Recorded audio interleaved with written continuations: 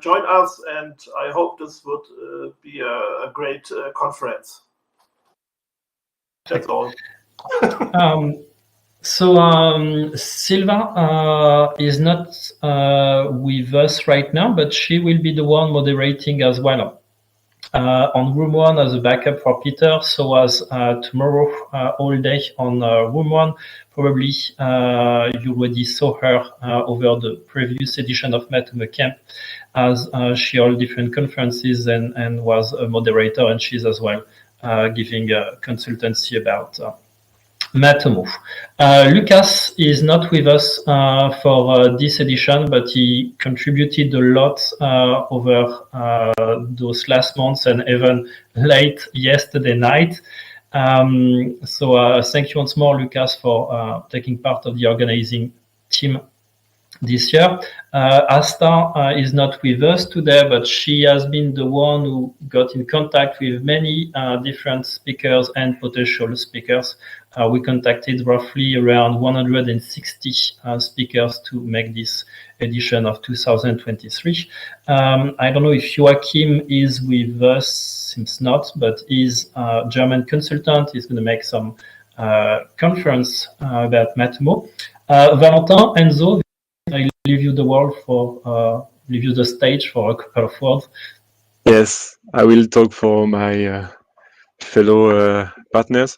We are Empreinte Digital, the company that support all these events, and of course, since 3 years, we are still happy to be here and enjoy the time for Matomocamp.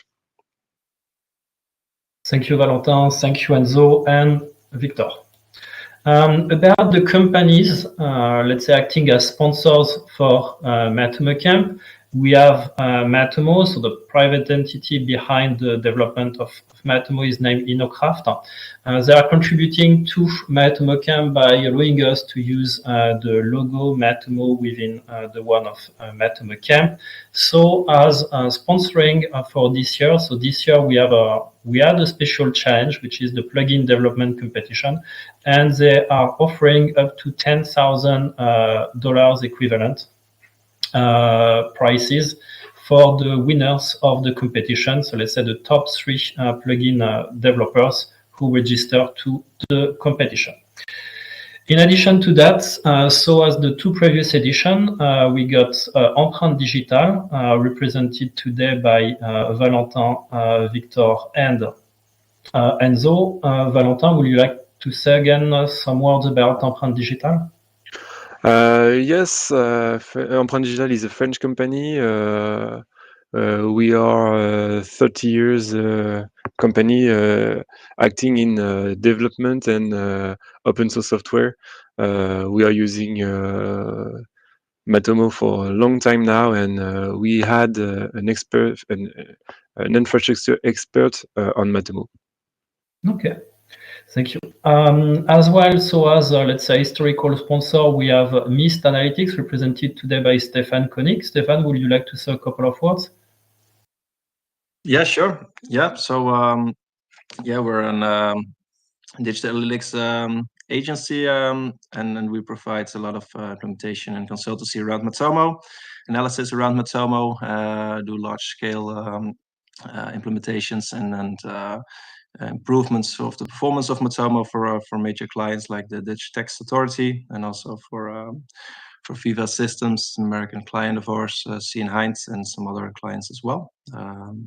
And the entire process from defining KPIs to configuring solutions like Matomo to analyzing the data and optimizing it via A/B testing. So it's basically what we do for around 6 years now. Thank you. Happy to be a sponsor this year as well.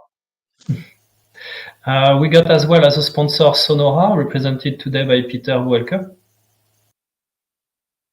Yes, thank you. Yeah, we are Sonora Consulting, and basically we are also doing Matomo implementations on a large scale for all kinds of customers worldwide.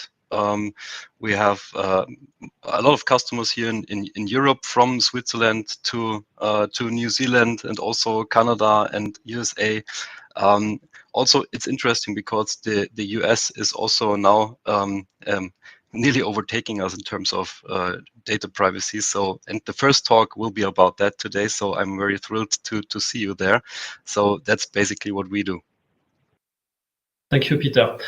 So as well, we would like to thank Stairs for as well investing. So that was mostly on the WordPress website. So those were all the sponsors that we got for this edition and previous edition, so as the different individuals for Matomocamp. So about the events. So the events will start, already started at 9 a.m. and will end up at 5 p.m. Central European time. That's going to be the same thing tomorrow. It's just that tomorrow we don't have any opening ceremony. So conferences, real conferences, the one that you have an interest in, will start at 9 rather than today we're starting at 10. Note as well that a plugin development competition has been organized over the last months. We did our best to communicate about it on social network, on the official website, through as well the Matomo newsletter. The competition ended up on October the 31st. And the winners will be announced by Jorge and Ronaldo tomorrow. If I remember well, that should be at 1 p.m. or 2 p.m. But the dedicated conferences will be held for this in order to announce the different winners. For these events, we have 3 rooms. Okay, we have one conference held in each room all the time. They are all held in parallel and they are all starting at the same time. What we tend to do is to have one main room, let's say called Room 1, which is, let's say, mostly about Matomo Analytics or a big topic.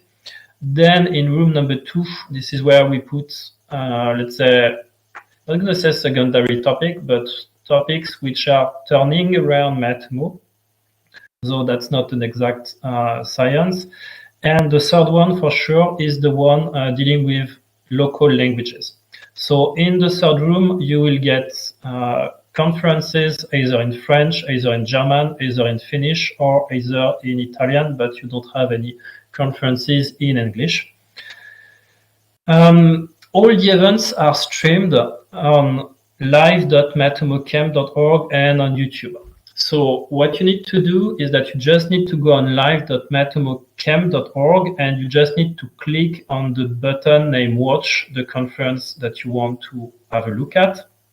If you think that, if you find that, let's say, the way that the page live.matomocamp.org is not that well displayed, you can click on the button named Schedule and you will get a proper schedule with the different conferences which are held in which room. And then you can come back on live.matomocamp.org in order to select the conference that you would like to attend. If you click on a link and you see that there's no conference there, it probably means that the conference has not yet started. So of course, if it says that the conference is supposed to start at 10, well, you should be at 10 within the room. If the conference is, of course, starting a little bit late, well, just come back 30 seconds later, refresh your page, and you should be able to see the live conference. During the live conference, you don't have the possibility to interact directly with the speaker. In order to interact with her or him, what you need to do is that you need to register to a service which is named chat.matomocamp.org in order to have the possibility to interact with her or him. I'm just going to make a brief demo of what I'm saying here. So I'm just going to share my screen. I guess I can take this one. Okay. So I don't know if Valentin, does it work? Can you see my screen currently? I can see your screen. Oh, okay, perfect. Thank you. So let's imagine that you would like to attend to the event. All you need is to access to live.matomocamp.org. Okay.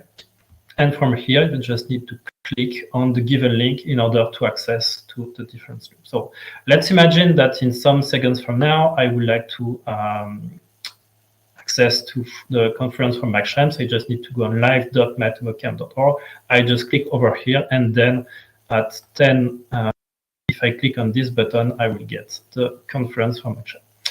On the other side, if I would like to interact with, let's say, Max Schrems and would like to ask him some question, I will click over here in chat.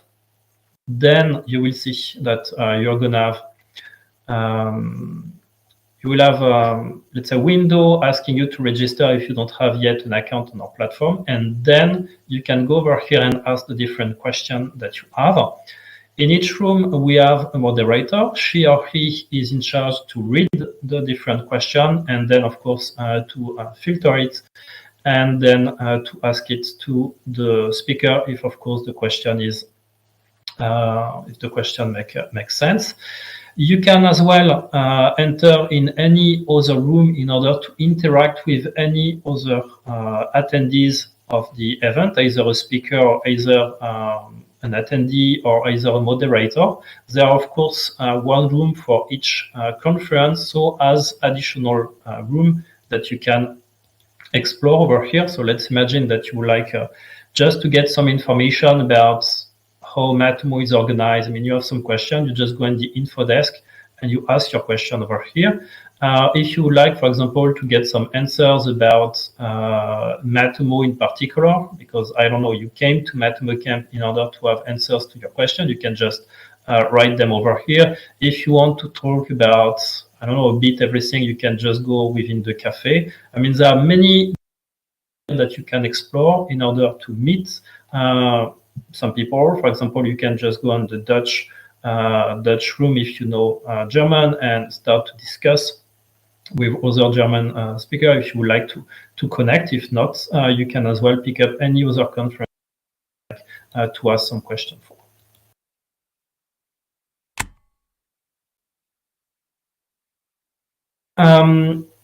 So Matomocamp, as you understood, is an event which is held by individuals and companies who are spending some time in organizing it. So, of course, it will be really interesting for us that we get as well your contribution. So how can you help? So you can use, as I just showed you, chat.matomocamp.org. I don't know why it's written twice here, in order to ask some question and support our speakers. So as well, the organizing team, keep in mind that our team spent a lot of time in organizing Matomocamp. So if you can just say some nice words in order to say, hey guys, you are doing an amazing work, or just report us some error if you are experiencing some issue with the streaming that we may have not seen. If you would like as well to say thank you to the speaker, that helped a lot because they spent a lot of time in making their conferences. You can support as well on the social network. So we have a LinkedIn group. So do not hesitate to share the different posts that we have, because it's then giving us more visibility. If we get more visibility, we get a bigger network. If we get a bigger network, we are less struggling in order to find some speaker for the next edition. We as well get more chances in order to run, let's say, local Matomocamp in different languages. Let's say baby Matomocamp. We have as well X Twitter account, Matomocamp. We have as well a YouTube account. We have as well a Mastodon account. So do not give your feedback to just support us over there. Just a simple like can make sometimes difference. If you have some time to dedicate to the organization of a Matomocamp, or if you just would like to do something for the community, feel free to write us at team@matomocamp.org. We will, of course, at the end of Matomocamp 2023, prepare the edition for 2024. So we are, of course, looking for human resources here. Keep in mind that just finding out the speaker, it takes like 3 to 4 intense months of work. So it's that's a lot. You can as well sponsor us for the next plugin development competition for Matomocamp 2024. So here, what are we looking for? I don't know, any let's say reward the different plugin developer and to give them let's say more incentives in order to participate to the competition. About the technologies that we are using for this event, so as the previous edition, once more, we would like to thank all the free software editors which are listed here and that we are using to hold this competition, such as Matomo Analytics, Big Blue Button, which is the platform that we are currently using right now in order to interact with the speakers, Element.io and Matrix.org, which is the technology used in order to help chat.matomocamp.org, Pretalks, which is the free software used in order to register the different conference speakers proposal, WordPress, which is the CMS which is used in order to hold our website on matomocamp.org, Nextcloud, which is the platform that we use in order to share among the organizing team, Nginx, which is the server behind the support of all the technologies that we have on our server, and KDN Live, I guess that's for the streaming part. So once more, I would like to say thank you for all those technologies provider. As I mentioned before, we added this year 2 proprietary technologies, mostly in order to expand, let's say, our audience, because as I said previously, we are struggling every year to recruit some new speakers, and we think that using LinkedIn and YouTube can help us make Matomocamp Matomo more known to a wider audience. So that's, let's say, kind of the only exception that we are using for proprietary technologies. What's next? So conferences start at 10 a.m. So the idea is always to give you a bit of time after the opening ceremony so that you can go and grab a cup of coffee. Take the time to register to chat.matomocamp.org. If you have any issue in the meantime, feel free to write us at team@matomocamp.org. We're going to your message and see how we can how we can help. Do not hesitate on chat.matomocamp.org to be nice to each other and to already start to help others if this is their first Matomocamp. All a great Matomocamp, and before wishing you a great Matomocamp, I wanted to quickly give you an overview about the time schedule that we have. Sorry to ask you that again, Valentin, but can you see my screen? Yes. Okay, perfect. This is the schedule of Matomocamp edition 2023. So as I said, we contacted over 160 speakers, and out 40 answered positively. Some people answered positively, but finally could not make it. Some of them answered positively, but for edition 2024. So I will say 25% of conversion rate is not bad at all. And I really would like to thank all the people that we got the chance to get in contact with to give a conference at Matomocamp, because they have all been nice and open. 10 a.m. That's not a joke. We are going to have for real a conference held by Max Schrems. We are really happy to have him.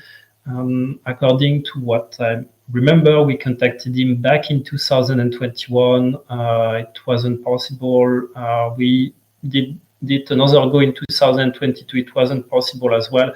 And he gave us a go for 2023. So we are just really happy, delighted to have him today. So do not hesitate in the chat to say thank you for giving the time to come on stage and to explain to the Matomocamp Matomo community about the EU-US data privacy framework, which have been set some months ago.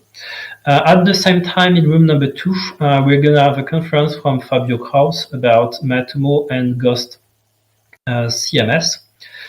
In room number 3, we're going to have a conference in French from Nicolas Cholet, and there's another speaker with him, but unfortunately I forgot the name. Sorry, Nicolas.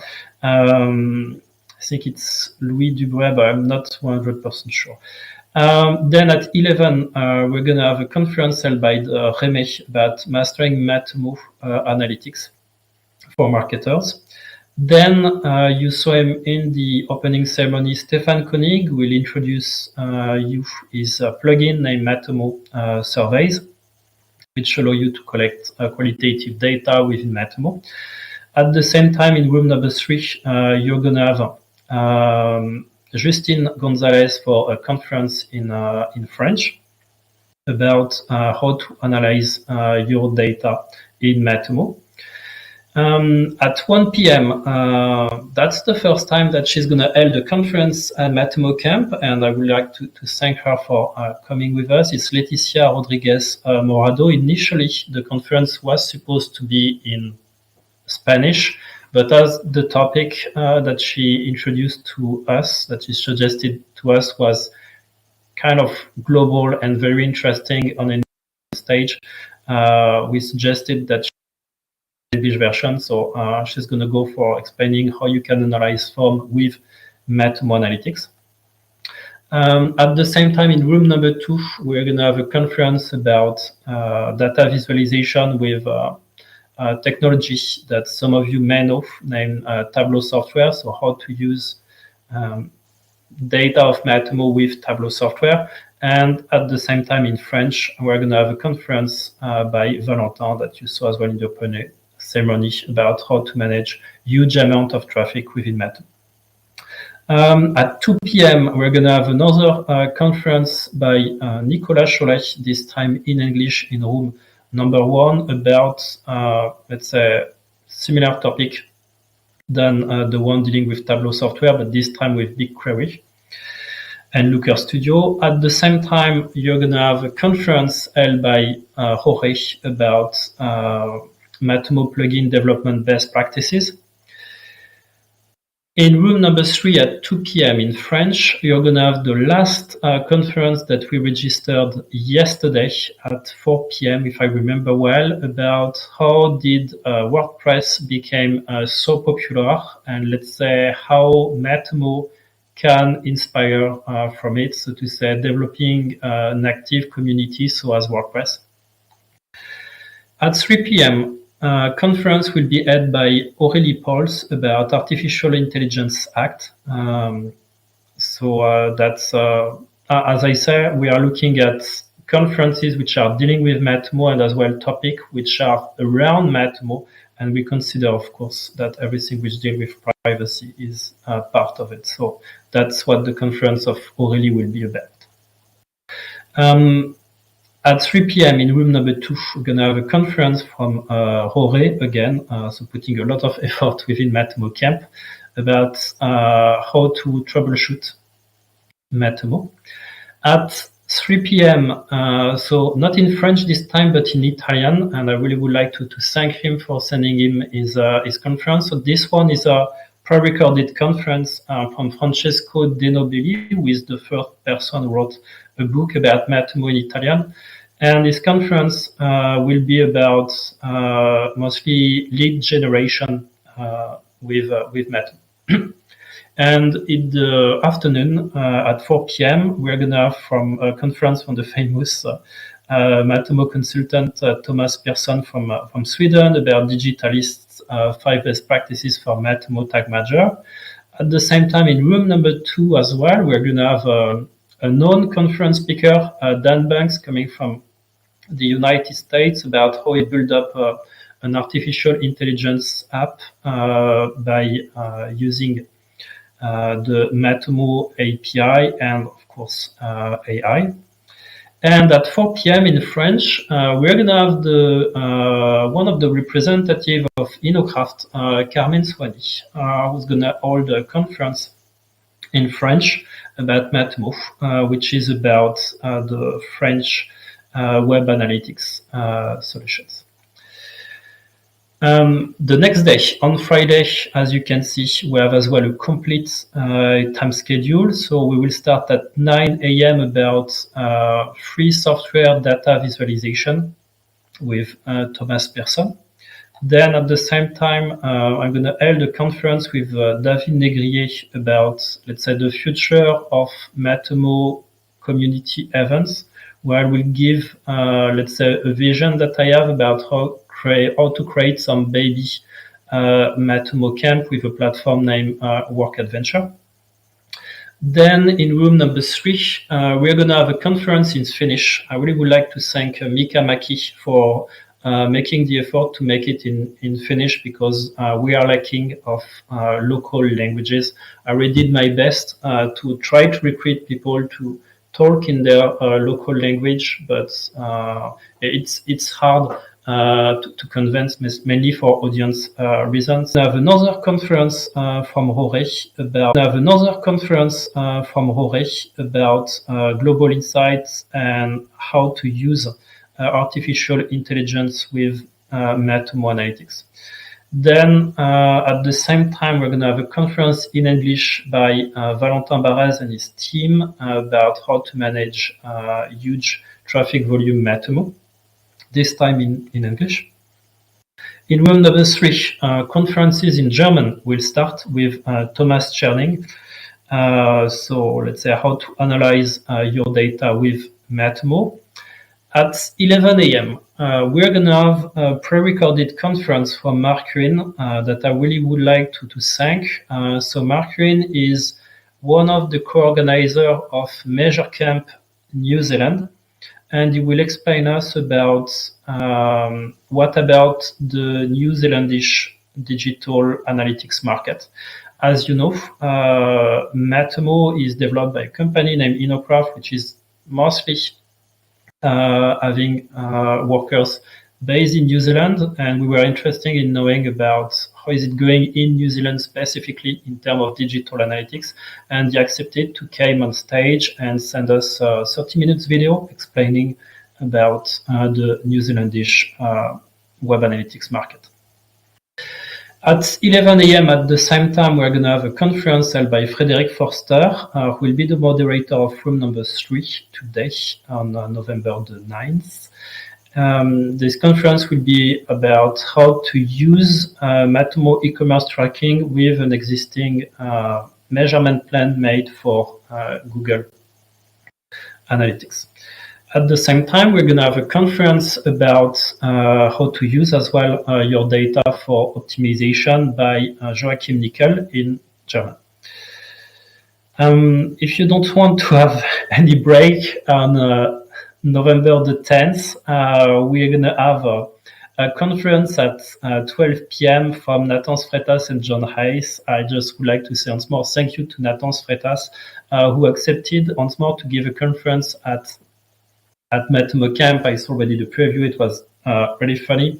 And they are based in the United States, and they accepted to wake up very early tomorrow in order to make this conference. So we hope that you will have the chance to have a look at it.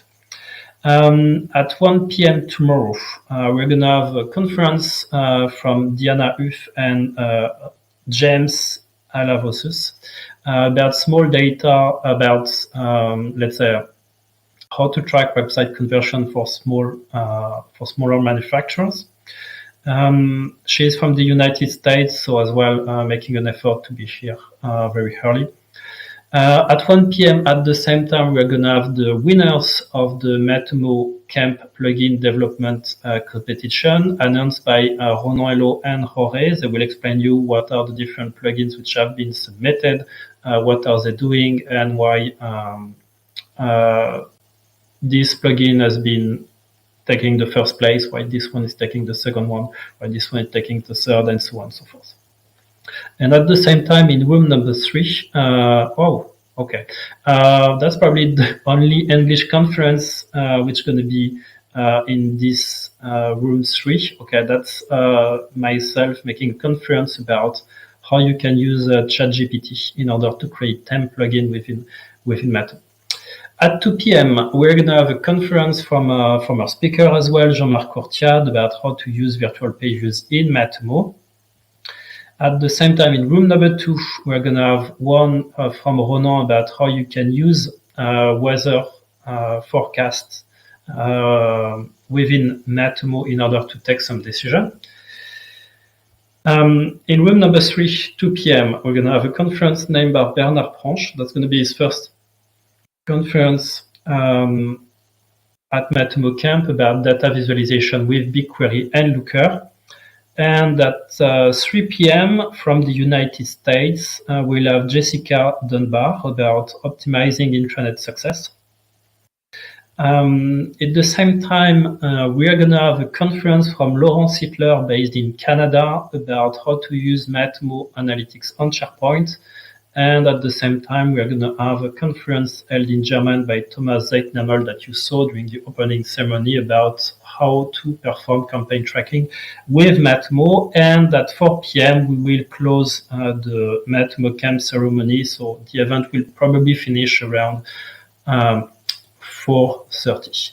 Wow. And that's all about everything that I wanted to say. If Peter, Ronan, Stéphane, Thomas, Valentin, Victor, you would like to say one last thing to our audience, please just switch on your camera and feel free to just share some words with our audience.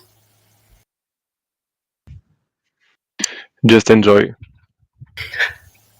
Yes, Okay. also for me, just enjoy and maybe advice. We also on YouTube.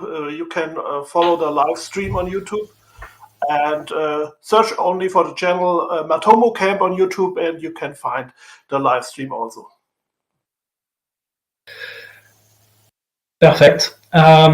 So we wish you all a great Matomocamp. So the event is starting in 15 minutes from now. The time for you to already register to chat.matomocamp, interact with others, take a glass of water, a cup of coffee, and hope you will enjoy the event. Thank you.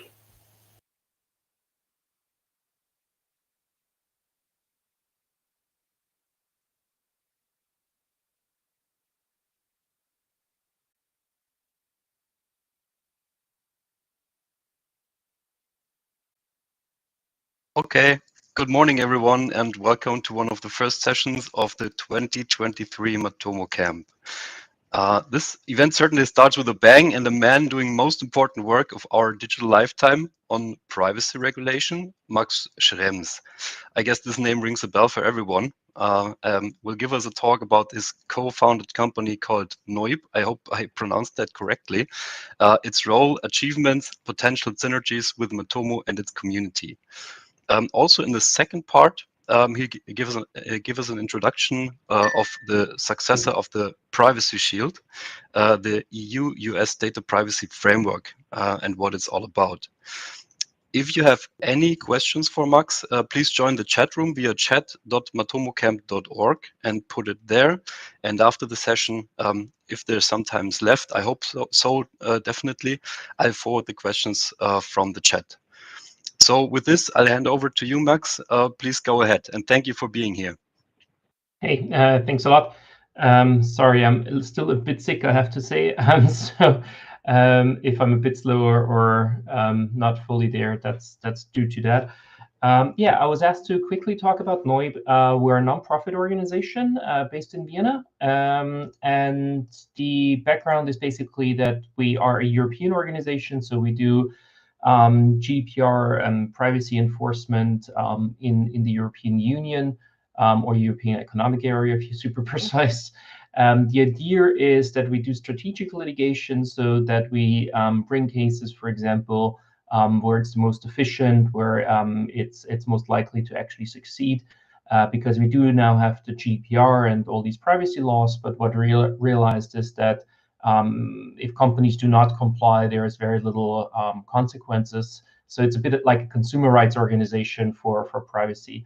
All of that is funded by about 5,500 supporting members. The team, just to give you an idea, we have a board of 3 people that are all volunteers, including me. Then we have a legal team of about 10 people. Tech is usually around 3. So we build our own software, or run a lot of the open source software for our own services. A bit of PR, and then there's like admin, in the sense that that includes everybody down to cleaning personnel. So that's overall kind of the situation. So we're overall about 20 people that work on all of that. In what we do, there's kind of 2 enforcement types. We do kind of standard setting cases, so cases where there's different legal views, or there is a big part of the industry taking a very aggressive approach on something, and so on. So there's these unclear legal situation, different decisions in different member states, novel issues that we need to get a decision on. So that's kind of cases where we usually invest a bit more time in, and typically the data transfer cases on whole countries like the US falls into that bucket. The other thing that we started doing is also kind of enforcement cases, so situations where typically, for example, cookie banners are a nuisance all over the place, where there is, I don't know, no reject button, and that is not overly complicated, but it's a very broad situation where there's tons of violations. So we have these enforcement cases where we have a clear legal situation and just a lack of compliance, and there we usually invest a little bit less time into cases, and that's roughly the two things we're doing right now. And just to get a bit of an idea of the background, so we are kind of known a bit more on the whole data transfer discussion, but that's probably 5% of our work. Overall, we run about 800 cases throughout the European Union, and you can also find all of them on our website. They're all published there. You can go click into each case that we're doing and even see like each step that happened and didn't happen in front of the authorities. So that's that. Yeah, funding wise, we're largely funded by individual members, so we're rather independent compared to other organizations, which is quite neat as well. Yeah, that's just a bit of background on Noib. I don't think that's probably what most people are overly interested in. So I would just dive right into the whole data transfer discussion, which is definitely an area that had a lot of practical consequences and implications for many people in the space. So to start out with this, I would probably do a bit of a recap of what is the background of this whole data transfer discussion. The discussion is ongoing for more than 10 years, so there is a bit of a history to tell. I sometimes said, like, I'm going to be retired once all of that is decided and actually done and dusted. And the reason for that is that there's a lot of political back and forth and a lot of ignoring the courts and decisions that we see here. Yeah, so the background is it all kind of started with the US surveillance that was uncovered by Snowden. That's 10 years ago by now. Once that came out, there were demonstrations and kind of different, protests in the political forums. The Merkel was very upset that her phone was tapped. The European Parliament was putting out resolutions, and all of that went on. But there was very little legal consequence at the time. And a journalist was actually calling me what all of that means from a legal perspective. And that's a bit where a lot of this started out. To understand what it legally means, I would just quickly explain what the US is actually doing. There is basically two types of surveillance that happen under the surveillance law in the US that we target. There's a couple of surveillance laws, but just on a very high level, the most important parts is that there is an upstream surveillance, which is basically the surveillance of the backbone of the internet. So they try to intercept data that flows across the American backbone or anywhere where they can actually get access to the backbone of the internet. That does not only have to be in the US.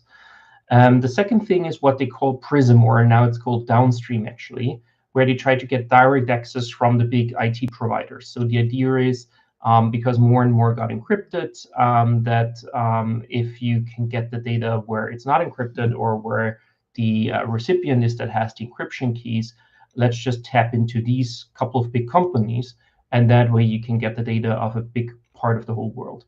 So what they're basically looking at, what they're basically doing is to say, instead of tapping billions of phones, why just not tap into Google and Apple and thereby have direct access to data of the phones of the world, which is fundamentally what the idea is of the PRISM, or now downstream surveillance.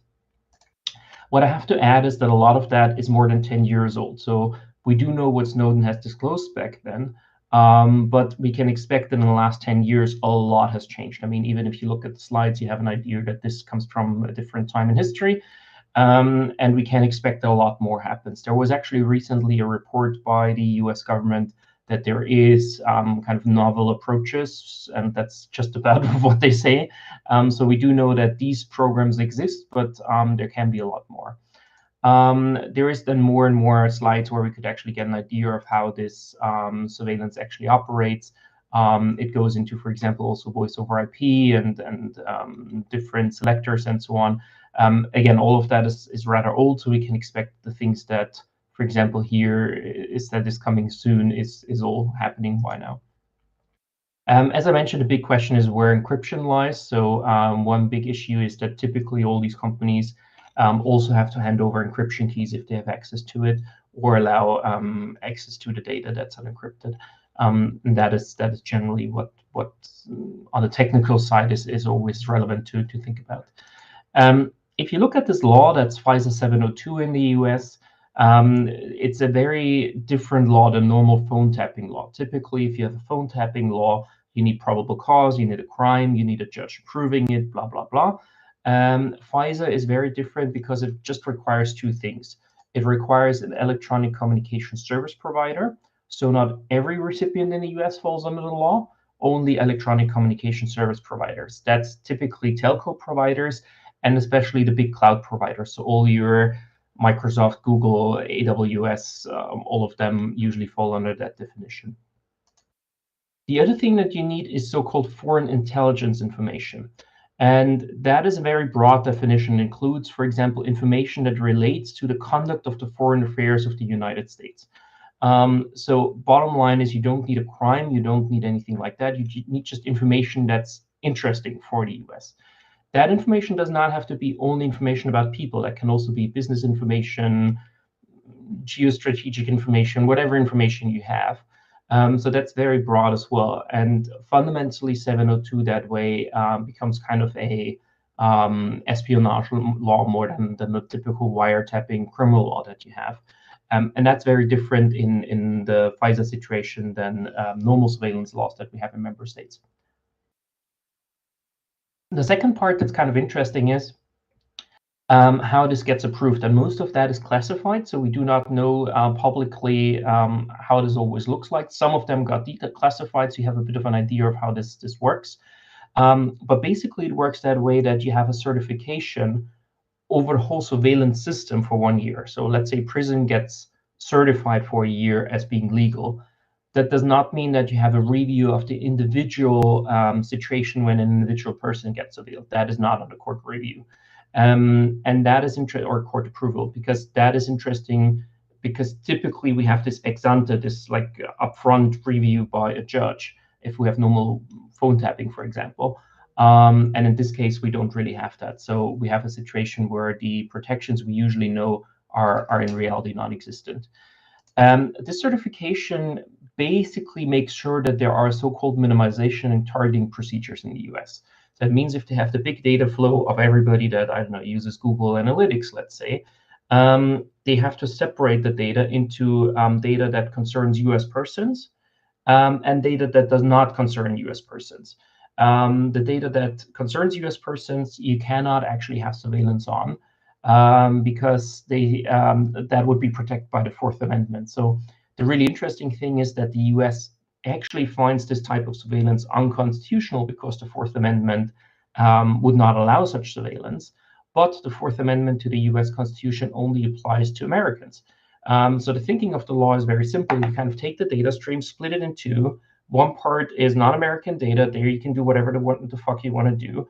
On the other side, you have the international, the American data, and there you're not allowed to touch it because that would be unconstitutional. So fundamentally, we actually agree on this being unconstitutional. We disagree if that unconstitutionality also applies to foreigners or to our partners as the EU and the US calls each other. So it's kind of like the partnership ends when it comes to protection. That's a bit the issue that we have here.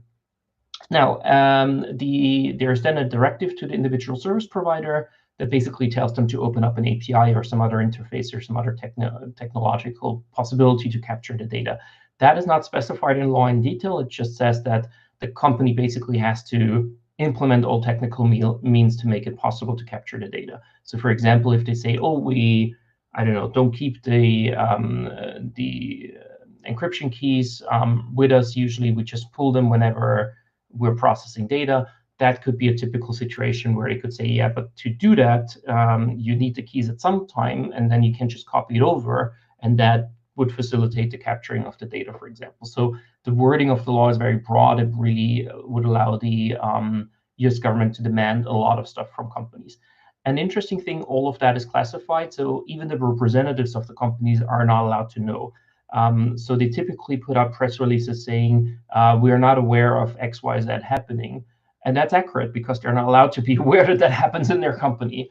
And that all makes it a bit tricky on how to deal with that and how to discuss all of that and have a good understanding of what's going on. So we have these cases on Facebook. If I'm that little Austrian smiley down there, I had a contract with Facebook Ireland. Facebook Ireland sent my data to the US, and the NSA would be able to capture it at least under upstream and then under PRISM directly from Facebook again. That's usually done under FISA, the law that I just explained. Then there is an additional option to capture data under Executive Order 12333 that I'm not going to get into. It basically allows capturing of data abroad, but without compelling a company to do it. So that's more voluntary cooperation, so to say. And PPD 28 is another law that or another executive order that limits some of that again. So you always have to look at these different legal frameworks in combination to actually get an idea of what's going on. And that makes all of that a bit more complicated. So that is the American side. If you look at the European side of this whole story, there's generally a rule to not to prohibit data exports ever since 1995. So ever since 1995, the European Union basically says you cannot send personal data abroad because we have all these protections in Europe. And if you would send the data abroad, the protection would probably cease because you send it to some third country that doesn't have any protections, and we don't have jurisdiction there. So that's kind of the reason why there is this export prohibition on personal data. Now, there are derogations for really necessary transfers. So if you have to send an email abroad or book something abroad, that's all allowed. But the big problem is that in reality, we basically outsource a lot of the data to other countries or a lot of the data processing. And there are also options. But basically, what we do here is that we expand European law to non-European countries. And the company that sends data abroad is in charge of making sure that all of that is complied with. So fundamentally, the EU says you have to keep your data in Europe unless you can guarantee that the protections also travel with the data abroad. Then we accept that the data can also be outsourced somewhere else. Now, that works well if you have a country like Switzerland that has a similar data protection law. Then you basically say that's part of a bigger data protection bubble that is similar, and you can have data transfers to a Swiss company. Not a big problem. Everybody's happy. Hooray. Much bigger problem you have with countries that do not have a law, like the US, that doesn't really have a General Data Protection Act. But a company there may contractually, like by signing different contracts and so on, say, okay, I accept, I'm just going to follow European law through a contract. That could also work, especially if you have like a vacuum in a country where there's just nothing. Then in a vacuum, you can have a contract because you have contractual freedom, all of that. The problem is that if you look at the EU and the US, as I mentioned before, you don't just have a vacuum, you have this surveillance law. So fundamentally, we're in a situation where the European Union demands privacy from companies and the US demands surveillance. And these two things fundamentally clash with each other. So on a very high level, what we have here is a clash of jurisdictions. We just have two different jurisdictions that want the opposite thing from people. And that is very hard to reconcile. And that is something that you can also not overcome with an additional piece of paper, because if one jurisdiction tells you give us the data and the other one tells you you can't, you're going to violate one of the two. And that's fundamentally the problem that we deal with here. This also applies to other laws that have like serious surveillance laws. Typically, for example, Russia and China, as mentioned. We don't have the problem all that much because there's not that much data transfers to these countries in reality, and especially not that much outsourcing. But you would have exactly the same problem if you have a transfer of data in these jurisdictions just as well. There is a big difference. The EU has never deemed China or Russia an adequate country, but it has deemed the US an adequate country, and that is where a lot of the issues lie in. So we had this Court of Justice case law. We wanted the Court of Justice twice. The Court of Justice is kind of the highest court of the European Union. So it has the ultimate say on all of that. In both of the cases, we basically had a proportionality test. So what you usually do as a lawyer is that you look at the surveillance interest of the state, and then you look at the privacy interest, and you balance them and say, okay, in this and that situation with these and that protections, it's fair enough that if there is someone suspected of, I don't know, terrorist conduct or something, that you can tap their phones, for example. That is normal in a democracy, but usually with relevant protections. There's a four-step test for this proportionality test, and usually the Court of Justice oftentimes comes out at the red end to say, okay, that's not proportionate, you went too far. Typical example was data retention in the European Union, where the member states tried to just keep all the phone records of everybody just in case to maybe spy on people later. That was usually seen as not proportionate. Now, there's also the possibility that privacy violation violates the essence of your fundamental right, and that means that a right is violated to such an extreme that you cannot really balance that anymore. That is very exceptional and hardly ever happens. And actually, there's only two judgments where the Court of Justice found a violation of the essence of a fundamental right, and that's both these privacy judgments on US surveillance. So in both cases, the Court of Justice found it so extreme, I don't even have to do a proportionality test anymore. This will never be legal anyways. So we have a situation where right now, if you transfer data abroad, you have to check your GDPR and make sure that the rights in another country like the US are essentially equivalent, so somewhat similar to the GDPR. But you also have to make sure that they're compliant with the Charter of Fundamental Rights, which is the kind of Bill of Rights of the European Union, especially Article 7, 8, and 47, which is the right to privacy, data protection, and to right to redress, so that you can also go to court if something does not work in that other country. Now, there are these data transfer deals with the US where the European Union and the US have agreed to have the Americans deemed as an adequate country, so a country that has almost equivalent protections as the European Union. I think anybody that has worked in the field has a bit of a feeling that that can hardly be true. But there is a lot of political pressure. So the US usually puts a lot of political pressure on the European Union to say, even though we don't have a data protection law, we come up with some paperwork and you'll just deem us adequate because that's important for our economy. And that is fundamentally where a lot of the issues lies, not in legal or in technical problems. It's mainly a political deal. Now, once we killed Safe Harbor, which was the first data transfer deal, the European Commission has presented a new data transfer deal, and was actually this wonderful logo here that they presented.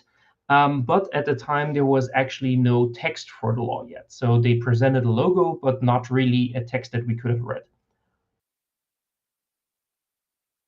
What was interesting is that some American NGO asked for the text of the new deal that was just put out in press releases.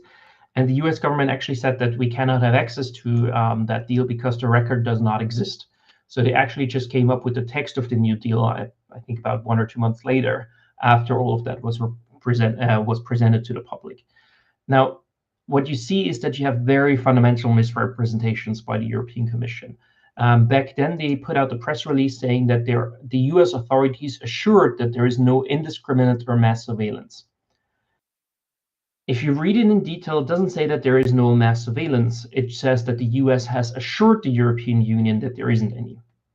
So it's kind of like China saying, we assure you that we're really, really wonderful human rights protectors. I think almost any country in the world assures you that they do that. But then you have to check the reality. And even if you just look at the annexes to the decision that came out 2 months later, you could see that even the European Commission acknowledged that there is what they call bulk collection for 6 different purposes, including combating transnational criminal threats.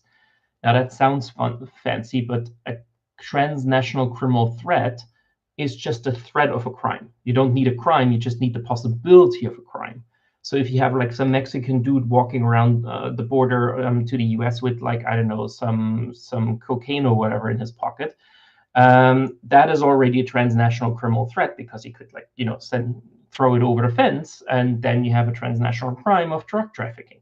So that's a very, very broad definition. And what was interesting, if you actually looked at the US law where that comes from, you find that bulk, this definition here, actually has a footnote. If you follow the footnote, it actually tells you that they only call it bulk collection if they keep the whole information in bulk. So if they keep the whole thing and then process it, while if they keep the whole thing just to find some needle in the haystack, then they don't call it bulk processing, because that is still targeted surveillance in their view. So even this limitation to only do mass surveillance in 6 cases was in reality more or less you can keep it all anyways if at some point in future you narrow it down to 1. And that is very, very far away from what the press release said. So that is an interesting situation where you see how there is a big gap between what the politicians put forward and what the reality is in the law. We had a similar situation with the possibility to have redress. So they said there is going to be a redress, and you can actually go to a ombudsperson. The ombudsperson at the time you could not directly address. You would have to go to your European Data Protection Authority.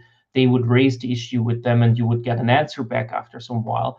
And the answer would always be that it has been investigated, that the US has either complied with the law or changed their behavior, but you are not allowed to know which one of the two is true, and that they neither confirm nor deny that there was any surveillance. So you would always get exactly the same rubber stamp answer, no matter if you would actually have surveillance on you or not.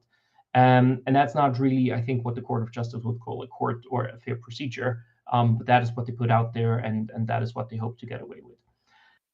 In practical consequences, that meant that we have a big issue for outsourcing down here for these situations where we just transfer data to the US for outsourcing purposes. Again, if you have necessary transfers, so you book a flight or you send an email or you book a hotel, that's all doable. These necessary transfers are always allowed by law. You can even do that if you go to North Korea. Now, if you have outsourcing to a Pfizer company, you have a serious problem. That includes if the servers are in Europe, because Pfizer, as a law, is not geographically limited. Generally, the US says that its laws or surveillance laws are limited as far as an American company has possession, custody, control of data. So if, for example, it's with another company in Europe and they cannot factually have access from the US because they don't have the codes and so on, that could actually be a solution that works. But in reality, that is a situation where most of the companies right now say, oh, we just have a server in Frankfurt, everything's fine. But in reality, there's still access from the US, and that would still fall under these surveillance laws. Now, you could also have a situation where you have a recipient in the US that is a normal company, so not a Pfizer electronic communication service provider. That would be a situation where you can actually transfer data legally to the US. And it makes it a bit complicated. It's not like the US is generally bad and terrible.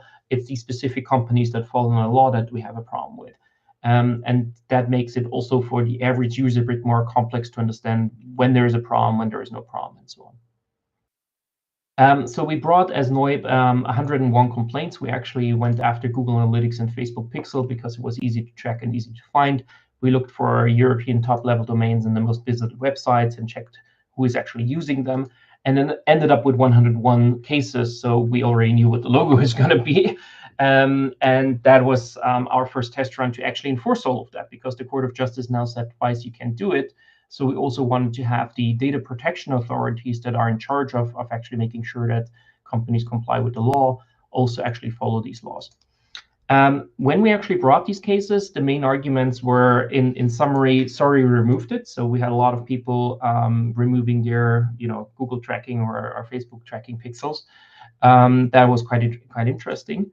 The other thing that they argued was so-called supplementary measures, so additional technical measures to make sure that the data is not going to the US or is not available to the US Secret Services. That pretty much went nowhere, and then there was a so-called risk-based approach. These arguments are still out there, and this is still what a lot of the big tech companies are relying on, especially Google does as well for most of its online tracking.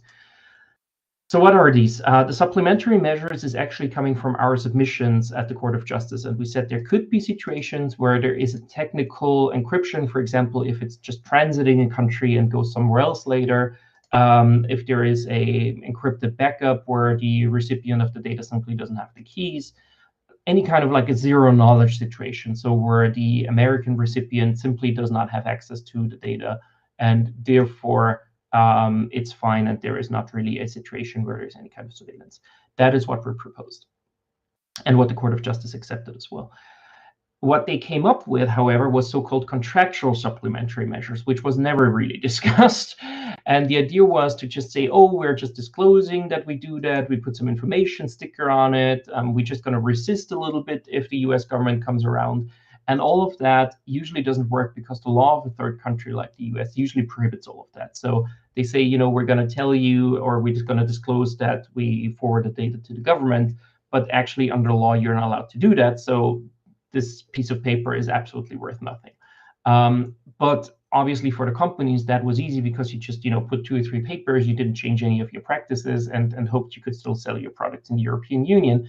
And that worked because most of the people in charge in the European customers just didn't want to deal with it and were like, oh, there is some paper by Microsoft. I guess everything's fine. Let's just move on and let's just not implement anything. That these things are not doable is also now by the European Board of Data Protection Authorities, the EDPB, already brought up, and that's agreed on. We even have on our website a video of me, I think hours and hours, reading out the so-called supplementary measures of Facebook. It's just pages and pages of bullshit. Like any reasonable person that knows how technology works would just laugh at it. But the average lawyer is like, oh, there's 30 pages of supplementary measures, so I'm sure it's fine. And that is a bit the trick that they try to play here, is to just bullshit people with crazy stuff.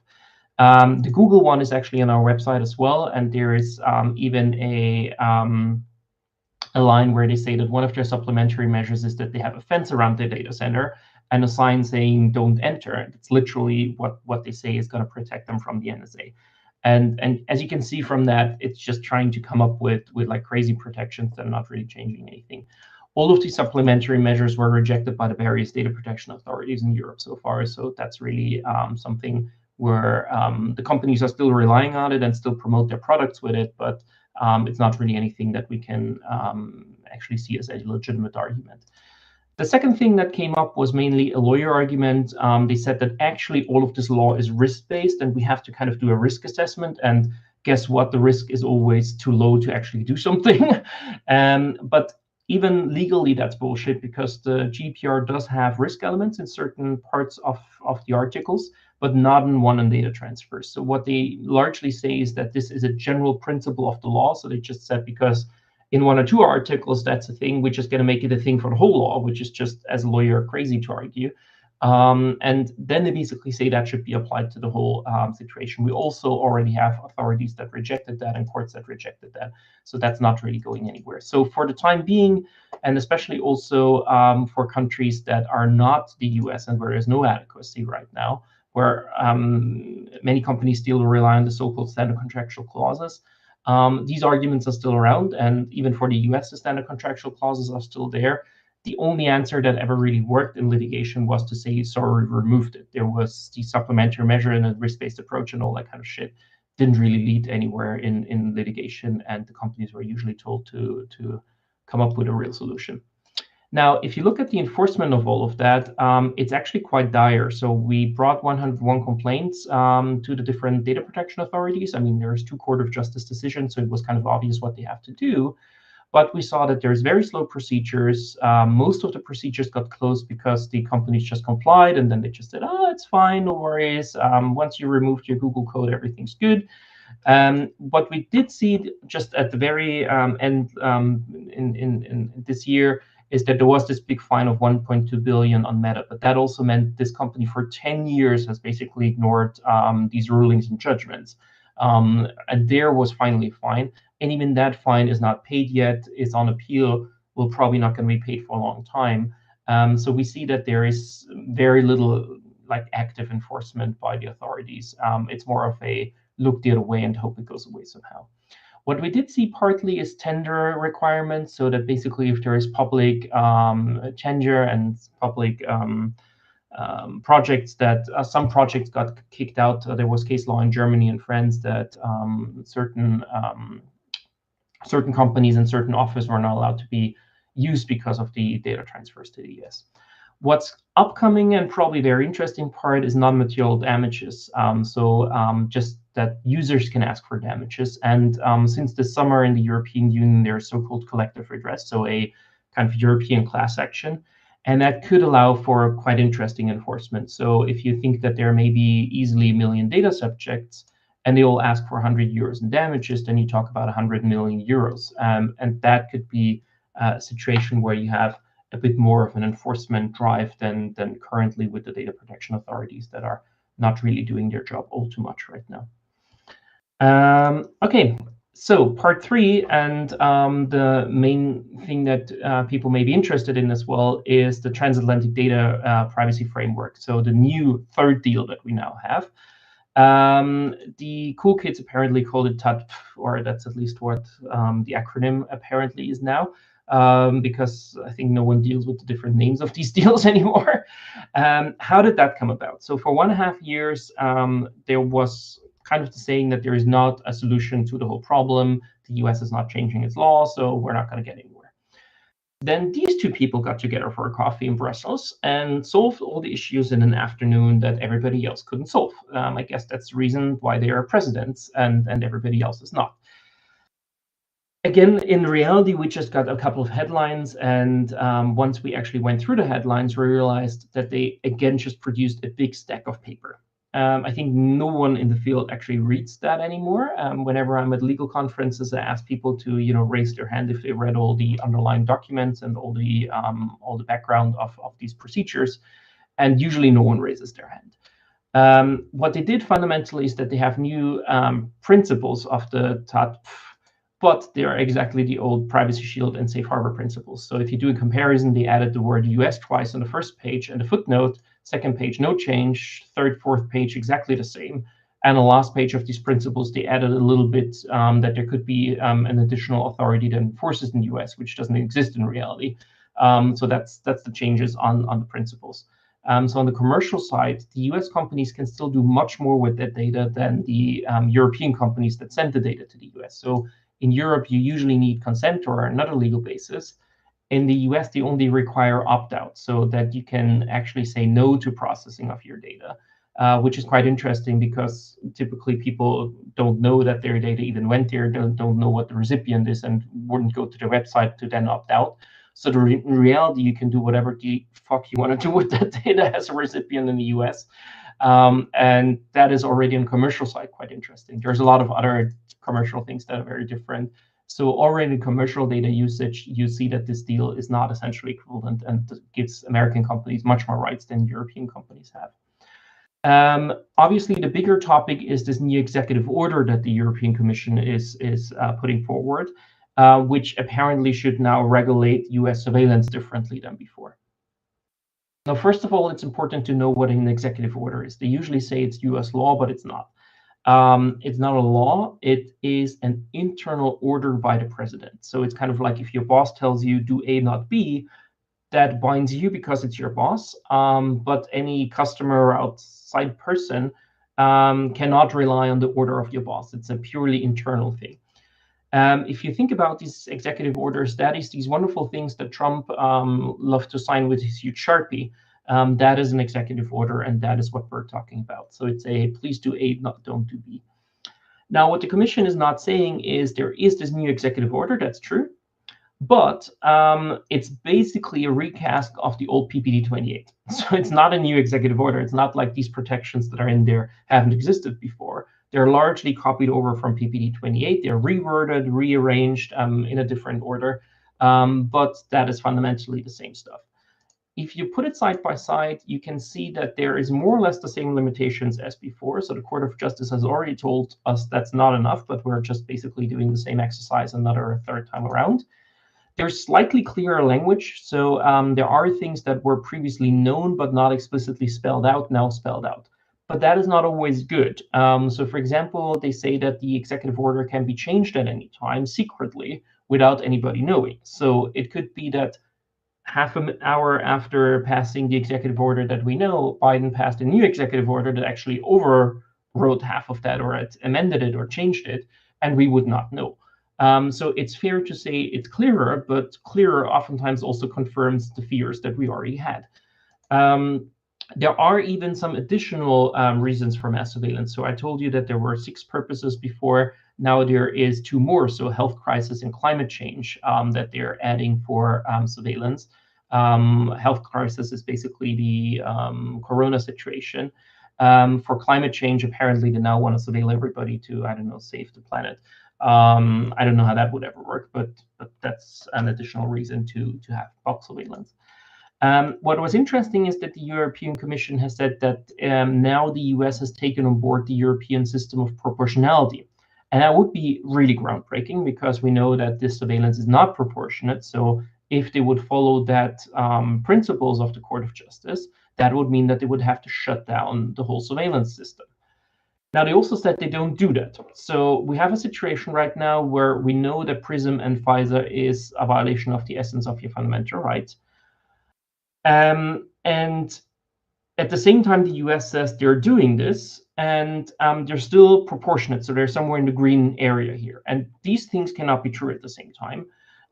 So the solution to all of that was that the US is now using the word proportionate, but with a different legal meaning. So basically what they did is to say, oh, there is European proportionality, and then there is American proportionality, which is just moved far out. And then we're in the green zone, and we can all say, oh, we're proportionate.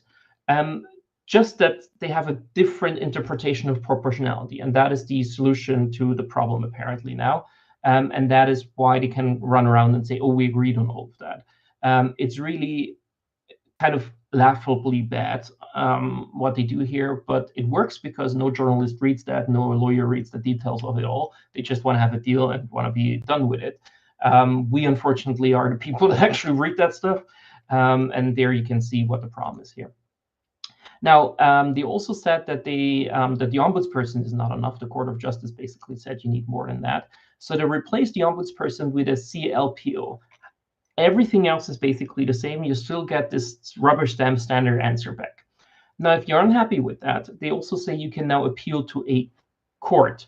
But it's not a real court. It's basically the same process a second time around with the same answer that is also going to be a rubber stamp. And you're also not going to be heard. Just that this time, 3 people deciding. And because it's more people deciding, they think it's a court. Now, the reality is it's not a court. It's a tribunal within the Justice Ministry. So it's an executive part of the executive branch. They say it's independent for the purposes of doing the specific job, but it's not what you understand as a court. Now, interestingly, they didn't want to call it a court at the beginning, but the European Commission insisted to call it a court. So now they slapped on this executive thing the name court on, just to make sure that we now know that this is a court. So we're not actually producing courts, we're producing other stuff that now gets the branding as courts to make sure that we can get around and pretend that there is now courts in the US. And that is the wonderful political solution that we have here. There is even like other issues that, for example, all of that only applies to data was transferred after this summer. So, for example, it's interesting to see that a lot of the data that is transferred to the US already, and old data, would theoretically have to be brought back to Europe and transferred again to even fall under these instruments. So there's a lot of these issues where we realize that no one has really thought through how this works, because you just need a dude where data was transferred before the summer, and all of that doesn't even apply, and you wouldn't have even these protections that the US or the European Union pretends exists. Now, short term, the solution is that this is going to go back to the Court of Justice. There's going to be further legal ping pong. It's probably going to be annulled again. Very annoying, a lot of energy and time wasted on not really getting anywhere. Now, you should end presentations on a positive note. That's a bit hard here. Usually we can explain how, to comply with the law, and we can usually explain how things work better. Here it's a bit the situation that it's a political problem and it's a political clash. So there's not really a solution that you can have as an NGO. But if you look at the long-term solution, one option would be to say, okay, we're building a global internet. It cannot be that our protections are based on citizenship.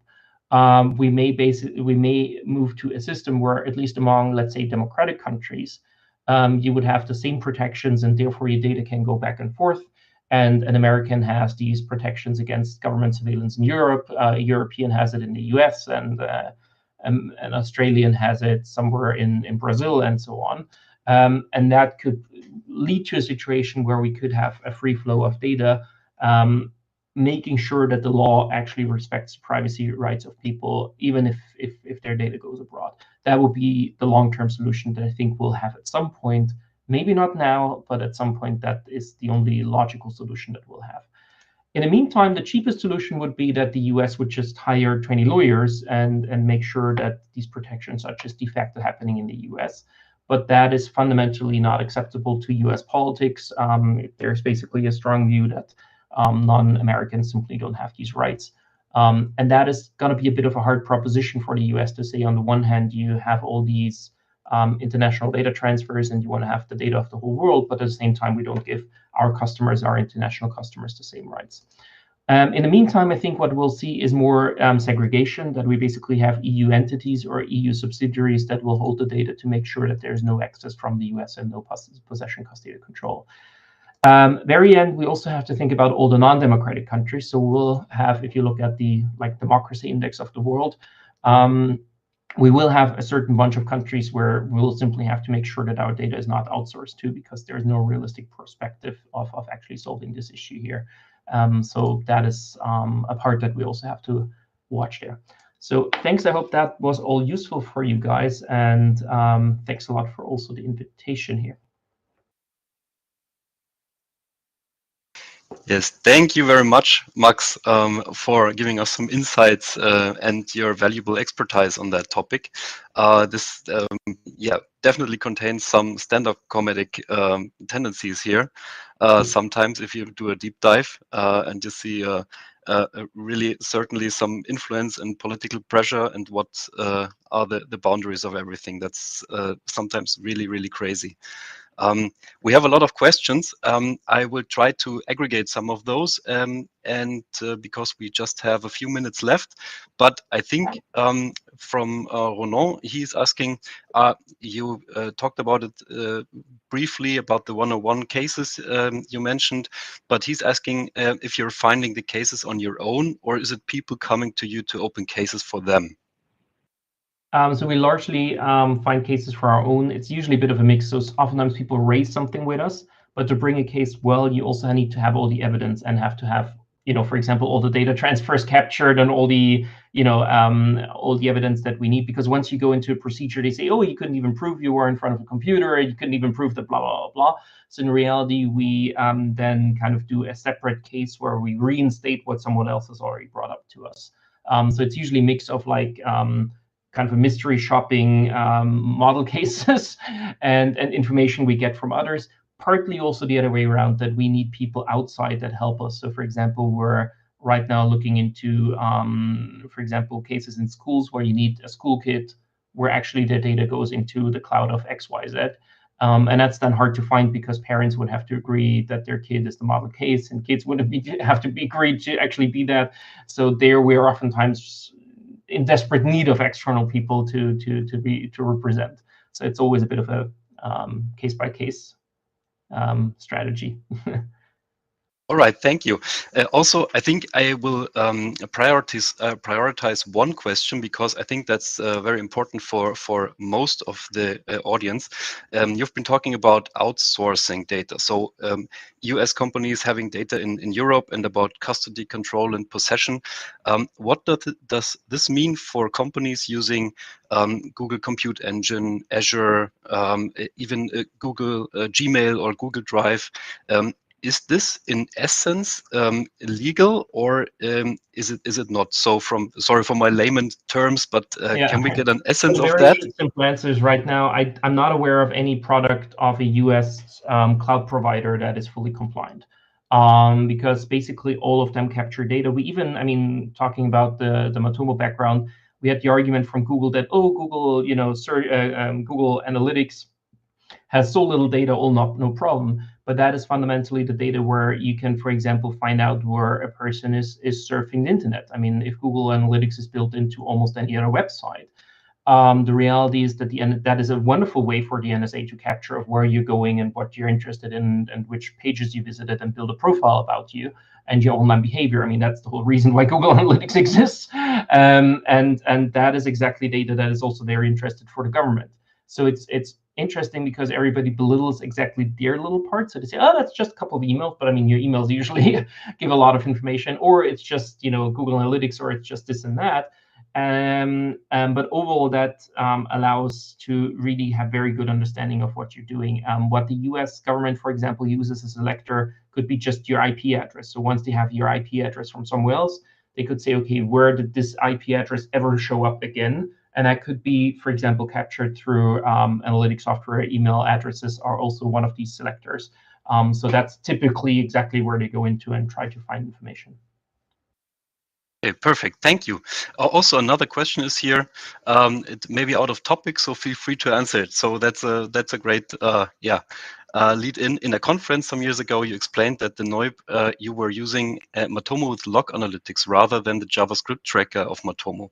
Can you tell us what is the difference you do in terms of privacy between the two? It's mainly legal. It's not, I think, much of a privacy difference necessarily. So from a legal perspective, the placing of cookies, especially on your device, requires this opt-in consent. And that is something where you need the cookie banner. We didn't want to have a cookie banner on our website just because it's annoying. And not placing cookies was for us the biggest decision, actually. That means we cannot track, for example, recurring visitors. That is something we're aware of.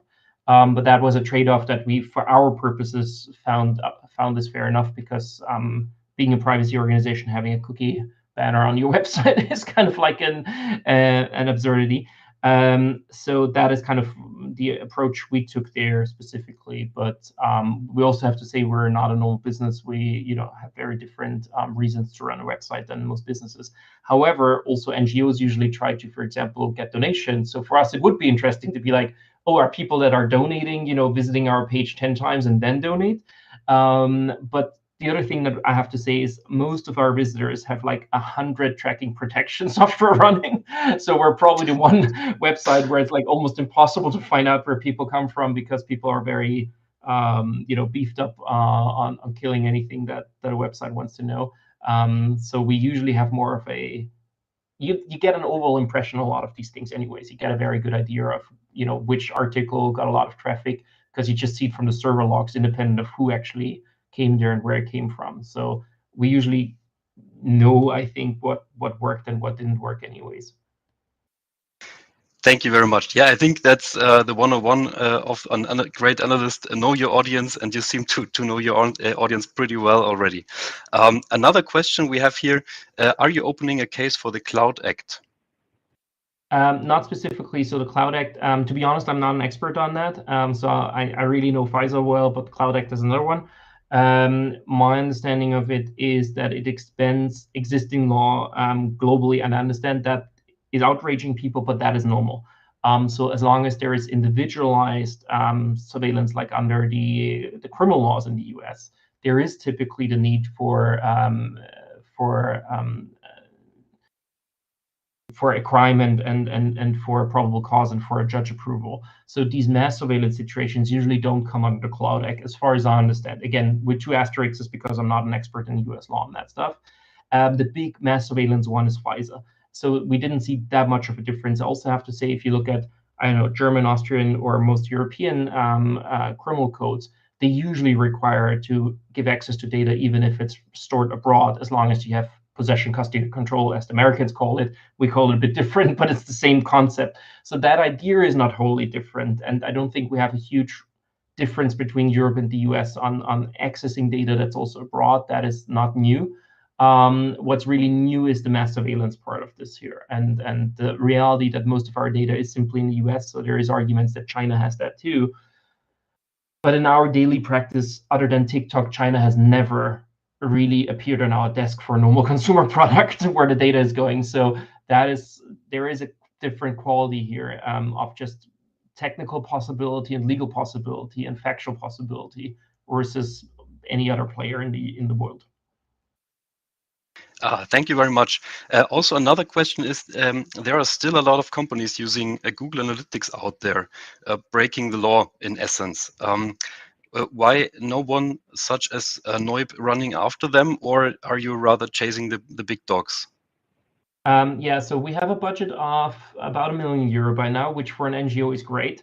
But if you have to deal with millions of violations with a team of 6 permanent staff lawyers for all of Europe, there is a certain limitation. And the big problem that we have is that the authorities are simply not doing their job. So the authorities have altogether about 300 million in budget in Europe. But we just don't see proper enforcement and strategic and intelligence enforcement there. With some authorities, we do see it. It's not that it's like everybody's bad, but there is a big work to be done here.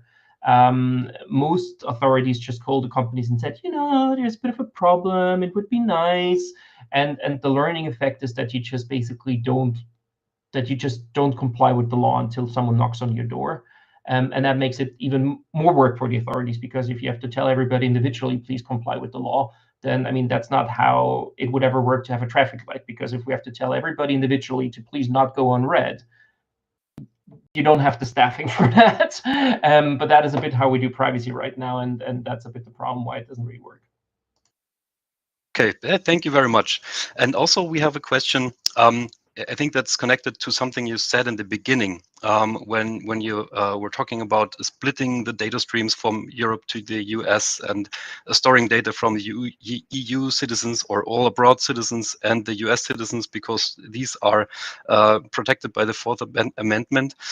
Would that, in the other way around, also mean that we in Europe would have to silo data from the US into another data bucket, or is this not really, applying because for in Europe? Europe after the Second World War we moved to human rights, so we don't have citizens' rights anymore, but human rights, and they apply to everybody. So the problem doesn't exist to that extent, because we have to protect everybody equally anyway. So that is also a historic reality. I mean, the US Constitution is one of the oldest ones we have in the world. That also means that it follows a lot of very ancient systems. They were very, novel at the time and great at the time, but they are also 20 years old plus.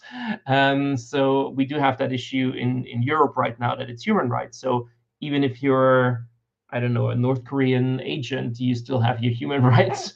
They may be very limited in these situations, but they, at the core, still exist. So yeah. Great. Thank you very much for answering that the questions, Max. I think we have to come to an end. Thank you very much for being here and letting us profit from your valuable expertise on all that topics. And I hope we will meet again, and we will certainly invite you for the next Matomocamp at the latest. And so everyone, have a great day. Thank you everyone for being here. And Max, have a great day. Bye there. Bye.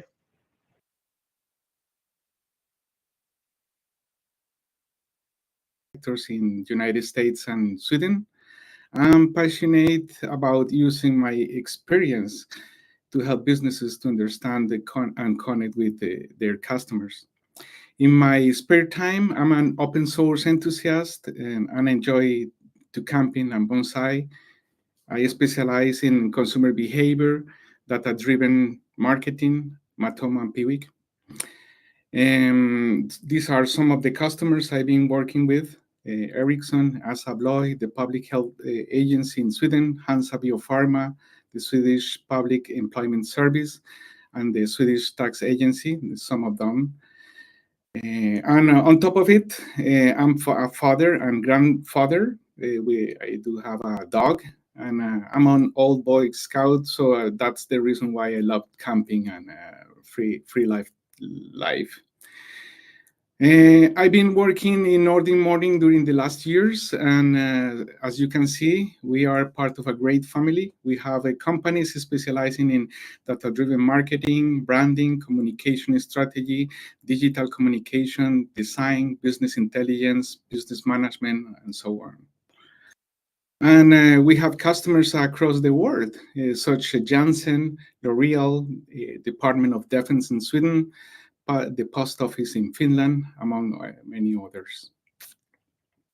So please let us know where are you attending from, what's your role, and it's important for me to know your level of experience with Matomo, so I can address my answers to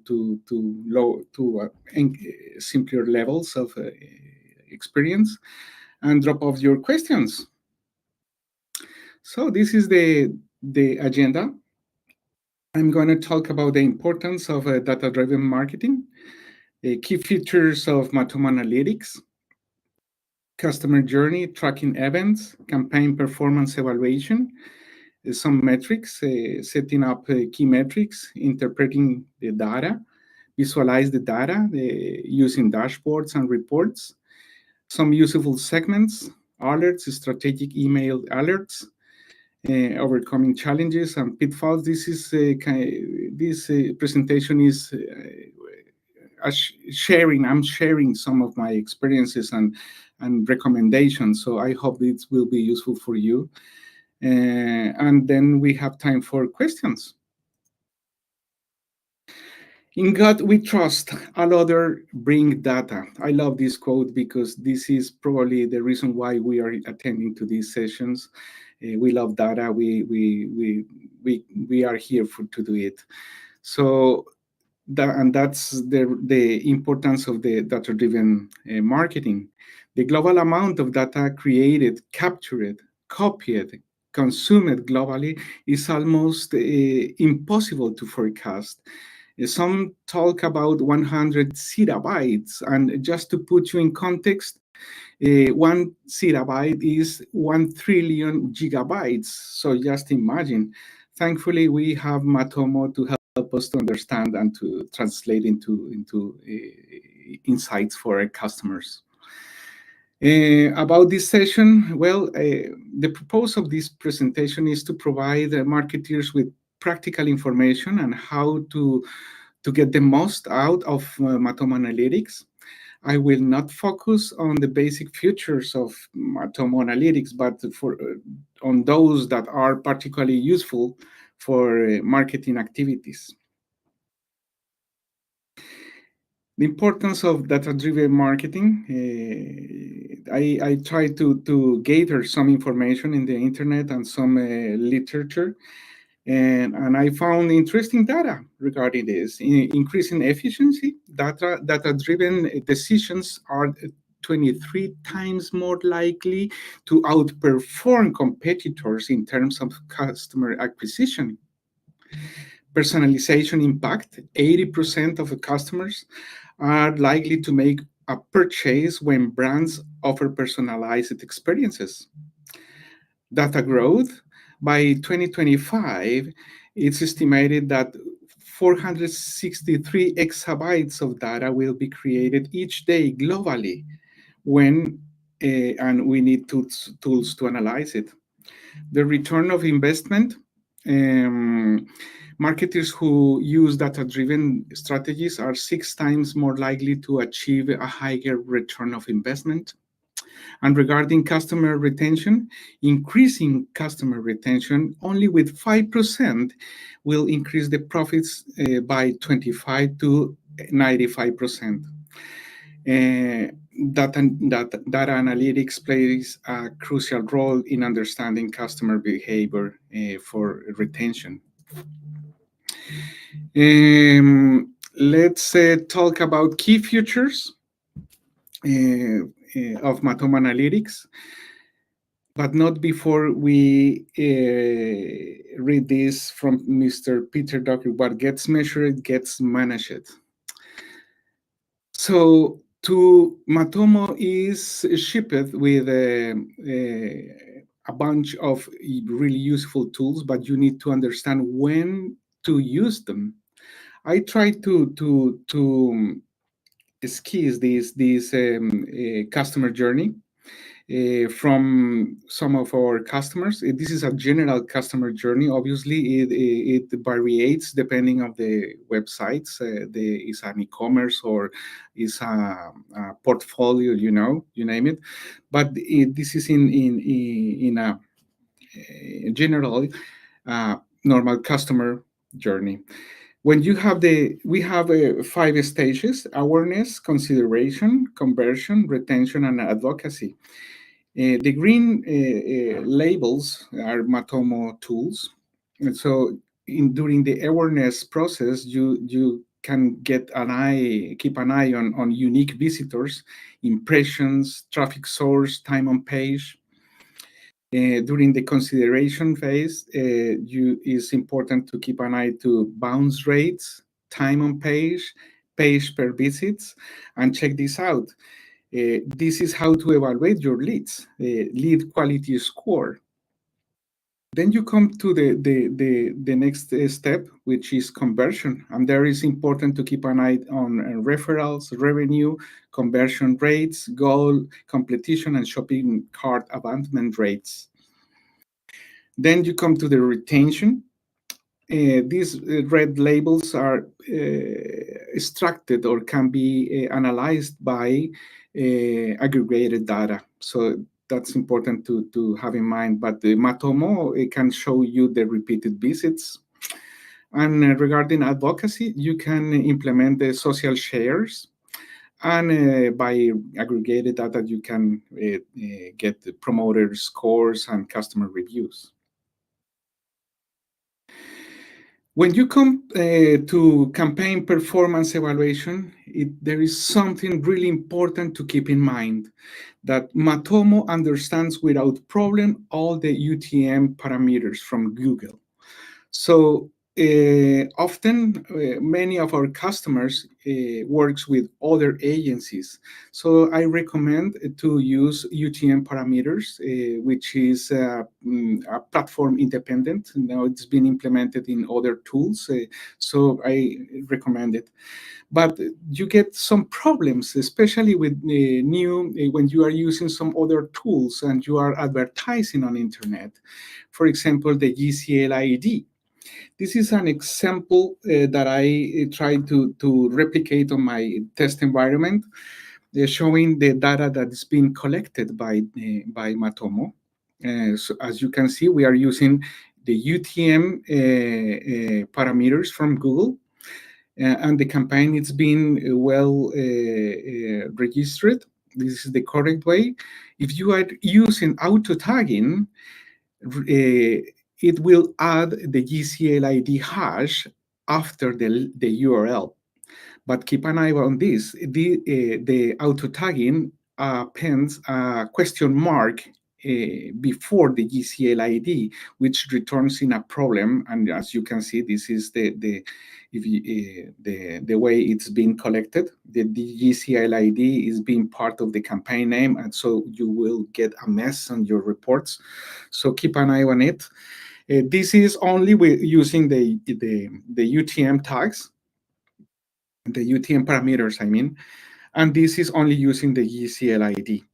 So remember this, and yeah. One other thing is keep in mind that the hierarchy to get good reports. This is a nice image. And in this way, Matomo will be able to group the reports according to the campaign and media sources. And just remember that every letters are case sensitive. So if you want to have good reports, remember the hierarchy. Here is an example of the URL builder, campaign builder, which is inside Matomo. You can build your URLs here. You can find them here during the dashboards and under the acquisition menu. Let's continue. Let's talk about metrics. However beautiful the strategy, you should occasionally look at the results, by Winston Churchill. Setting up key metrics, interpreting the data and visualize the data, dashboards and reports. To set up key metrics, just remember that Matomo is a 360 degrees solution. The green labels are mostly from Matomo. And these are the stages to setting up key metrics. You have to meet the customers, to align the metrics and business goals, identify the right metrics, and then develop a tracking plan to define the metrics clearly. Then set the targets on each metric, and then you can use implement measuring points and use goals from Matomo, events, and custom dimensions. So this implementation is key for the further reports. To analyze the data, you have obviously the reports, the funnels, the segments, and the acquisition reports. To visualize the data, you have dashboards and widgets baked in Matomo. And then if you need to share this with your team on stakeholders, you have reports that can be sent by email.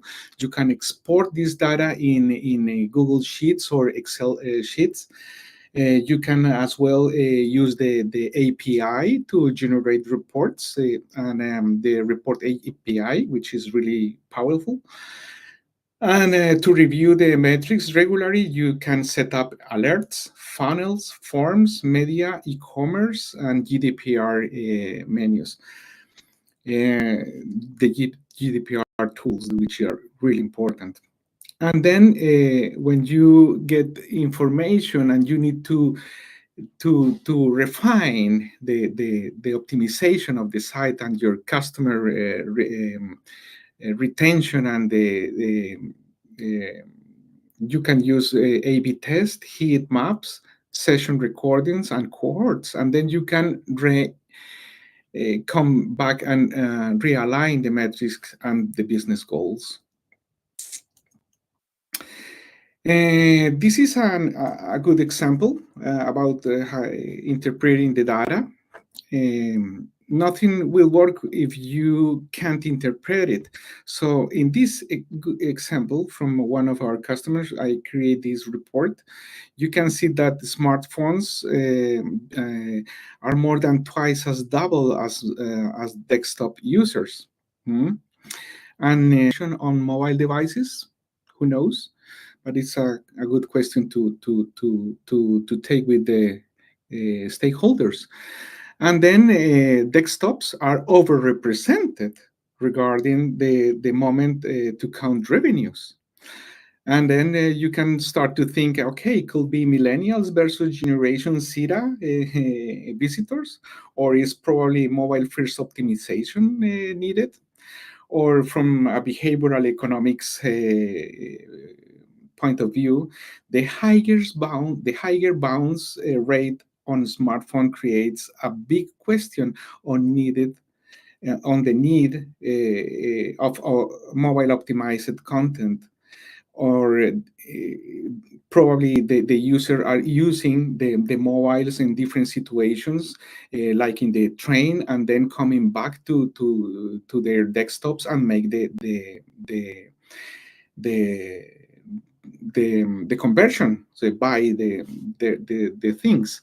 So or from it probably regarding customer psychology, you can see a lot of information regarding desktop users that tend to spend more time per visit. And it's because probably it's an indicator for more deliberate information processing or more comfortable browsing experience that's turning into purchases. This is a dashboard and reports. This is a really useful tool in Matomo. You can create your own dashboards. You can copy to other users. We see it here. Only is available for super users, but you can copy a dashboard or share the dashboard with other users inside Matomo. You can add your own segments, your custom reports, your custom dimensions, and integrate it with the marketing campaigns reporting and plugins and get reports. And something that I really like is that you can get this live preview before in advance before you decide to add this widget on your dashboards. Let's take a look to some useful segments. These are from my own baggage. The value of an idea lies in the using of it. So you can get a lot of good ideas, but and segments are a powerful tool to try to translate it into data. This is one of my favorite segments, customers. You can use visit e-commerce status, obviously for e-commerce sites. Visit e-commerce status at the end of the visit is ordered, and the same parameter here, but is abandoned carts. Some information you can gather from this segment is what content is the most helpful at driving your sales. Did your customer watch your products, videos, or purchasing, or are the customers reading your reviews? This is some of the data you can get. This is a good example from one of our customers in Italia. We use this the customers filter here, and we found that the Caseforti was the landing page for most of our customers, to 12%.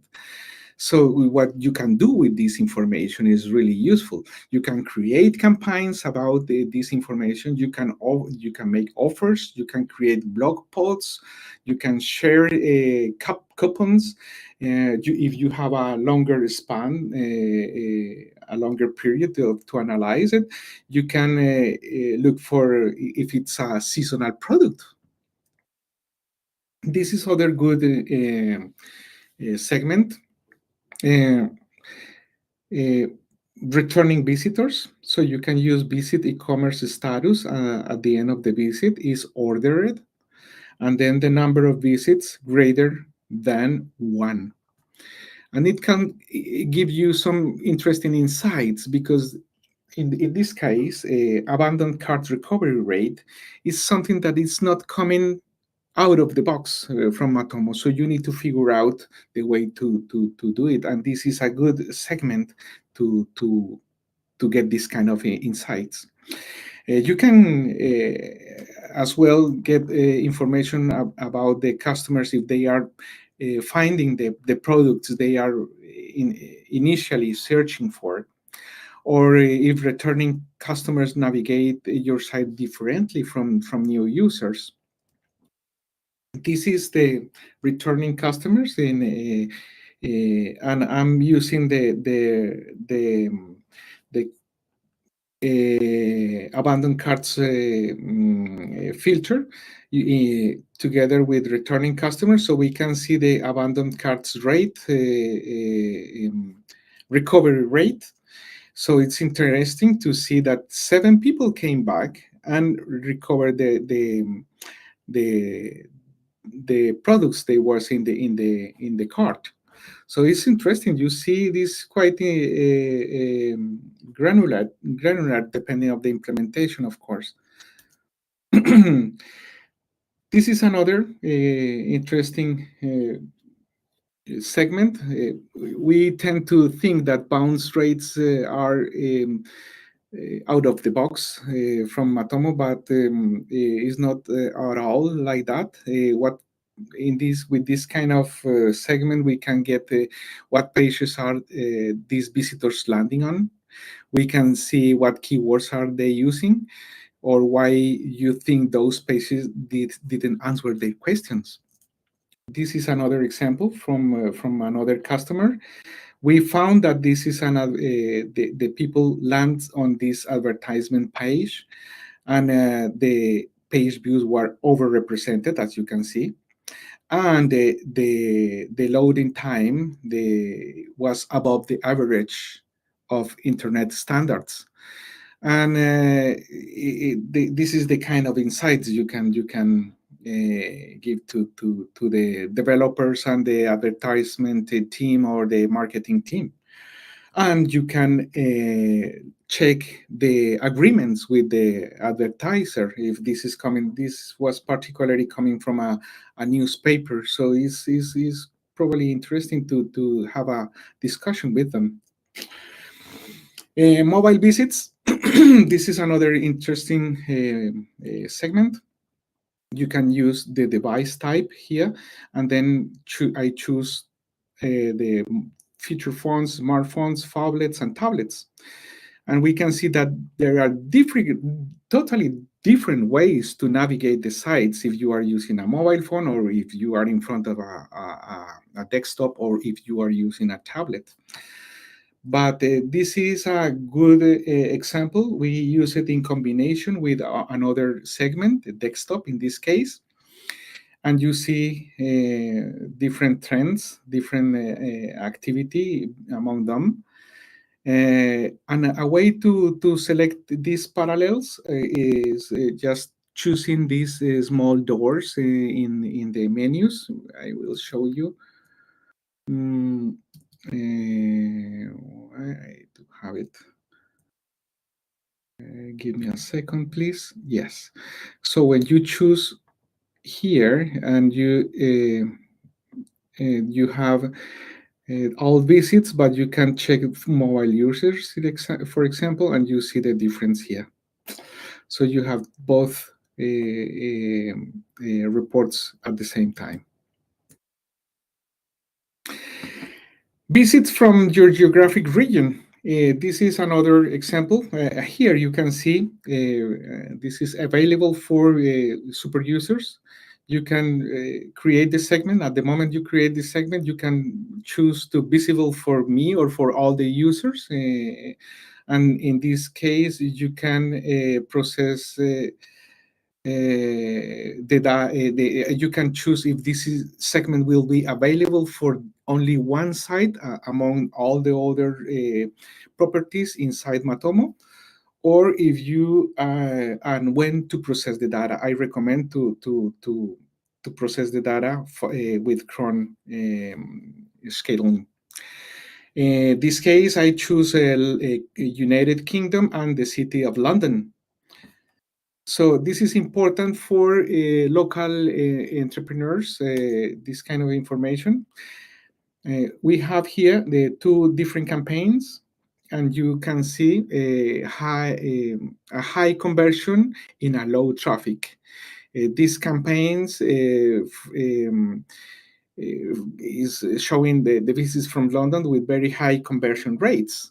And this could suggest that these campaigns are highly targeted and resonate well with a specific audience. And from a consumer psychology standpoint, this may indicate a strong brand alignment or compelling value proposition that is effectively influencing consumer decision-making process. So this is something really interesting. And then we have search visits. You just choose channel type is a search. It will give you what content is the most popular from search. Do people coming from search complete your marketing funnels in the same way that they are missing crucial information? And this is the segment in action. We found from this customer that many people came to the support pages and check the granularity of the information using this segment. We found that the product support and the name of the product and the subtypes of the product, and where are the most of the URLs, the paths visited by inside this product, troubleshooting, frequent answer questions, and so on. And you see good reports regarding this. So it will answer if how well built is your site or your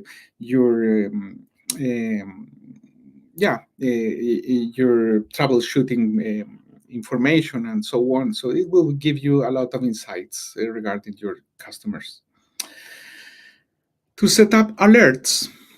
We don't grow when things are easy. We grow when we face challenges. And to face the challenges, you need to get alerts. I try to group these alerts in different in these points.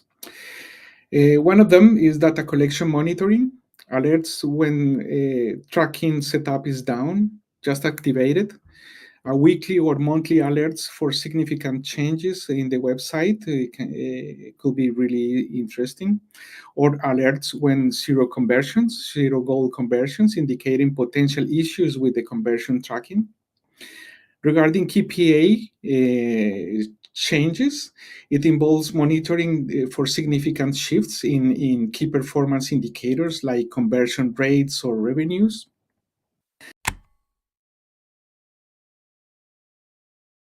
Agreement metrics. It typically includes not agreement, engagement metrics, such as session duration, pace per session, and bounce rates. And regarding e-commerce, you can get alerts for zero orders, product detail views, add to cart actions.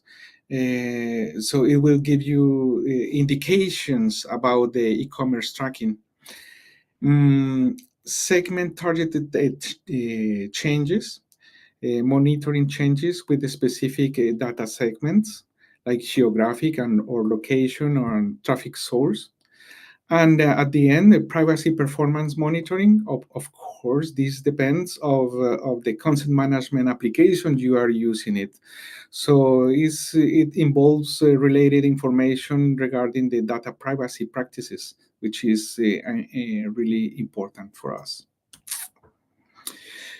So, overcoming the challenges. Success is not final failure, is not fatal.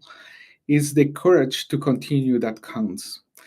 I'm gonna share some of my insights or some of my reflections when I face some problems with the during the implementation process, during the different moments with customers. So let me share them with you.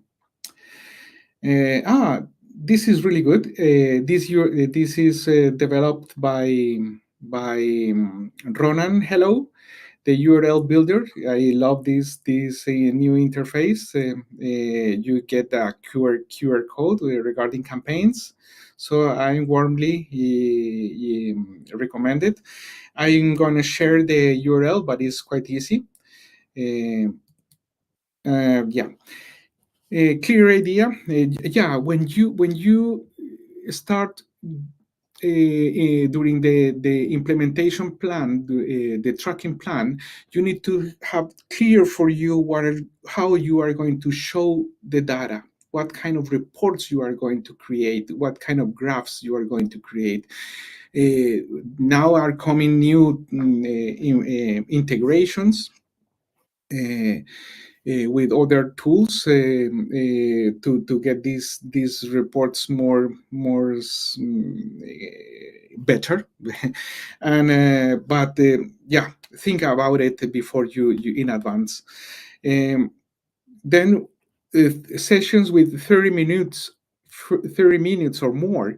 Why I'm thinking about it? Because we detected in some buying process, people leave the site, go to other sites and come back, or probably go and take a cup of coffee and then come back after 2 hours. And you see many sessions. It will give you some insights, but for some customers will be quite a noisy information on the reports. But yeah, this is a discussion you have to have. It's a strategic discussion. Because you can at the same time get the impulse and impulse buying and complex sales processes more granularly explained. Then the 80-20 or Pareto principle. I don't know if you are familiarized with the Pareto principle, but it says that from 100 people coming to your site, 20 will buy. But in fact, we detect that is not that relationship. It's 98 to 2%. So 2% of your customers are keeping your business alive. So keep that in mind. Another point important is that the eventification. It creates a lot of noise on reports. So you need to clean the data. What are those events that create quite a noise in the reports? For example, scrolling down, it creates a lot of different moments and a lot of noise. The pings to see if you still alive, looking at the site, of course, and video tracking in the background. For example, when some videos are behind the site, back on the parallax on effects, and the videos on that's been recorded by the media analytics plugin in Matomo. So avoid to include them in your reports. Regarding funnels, well, funnels are really, really useful, but I think you need a kind of maturity in the knowledge of your customers. Why? Because many people who comes to your site and try to buy something, these people probably goes to the other sites and compare the prices in other with the competency. They come back to your site, then they, we are like that. So funnels is quite useful, but wait until you implement a funnel, and first learn to know your customers before you implement the funnels. Yeah. Segments. Well, regarding segments, is really important. Matomo gathers the information as it's coming, without any order, just in order to from coming, So every time you create a new segment, it start a new archiving process. What that means, an archiving process is that Matomo starts to organize the information in daily reports, weekly reports, monthly reports, and so on. So just imagine when you create a new segment and you have a long history, a big database, so it can take a lot of time. And if it's a heavy visited site, is even more. So keep this, and I will give you some recommendations to avoid this. But one of them is to keep the segments down, not more than 100 is not recommended. Make sure that all the URLs and searches are stored in lowercase because it's case sensitive, so you can, it's important. Remove your URL parameters if you can, and remove any ending slashes, because you will get two different reports from these kind of segments, or you can filter out some important URLs because of this last slash. One more thing regarding segments is, and just to avoid the first point in this previous slide, test it before you save and apply. So you don't start this archiving process. So test it. If you see any data on it, just run it. Just go for it. Then this is another old issue, but it's well known, and I never be tired to repeat it. Every time you use contains, which is a really good keyword, using segments, it starts a query that it doesn't go through the indexes, but it goes through a full table scan. So it takes a lot of time. So every time you turn on, or you activate, or you want to filter or segment the reports with it, it will go through a whole the table, and the segment will slow down Matomo. So avoid contains and use starts with instead. This is really useful. In fact, add annotations on changes. This is something I think is really good, because it will help you explain why this drop downs and this as well. So these peaks and drop downs will be more explained, and we will help you. This was under the pandemics, and we saw when it was some kind of warnings. You see the activities, and in other cases the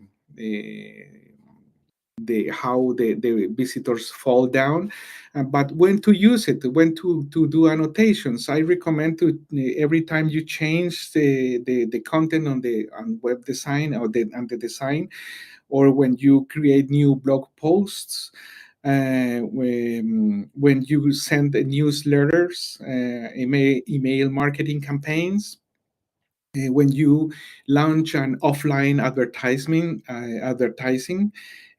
printed or radio or television, during important business milestones, such product launches, or key calendar events such as public holidays or some important events. So now, to decrease the loading time of the results, talking about the segments that could be really heavy to load, I recommend to step one, reduce the number of findings, of results to 10. Then step two, you can use the filters, and step three, the set up the period. So this is a quite good and useful trick. Then remember, you can download the app and have Matomo on the go. This is some useful links. The Matomo code base, Matomo blog, Matomocamp, issue queue, the change log, developers, some guides, and the demo site. So let me know if you have some questions. I will be more than happy to answer them.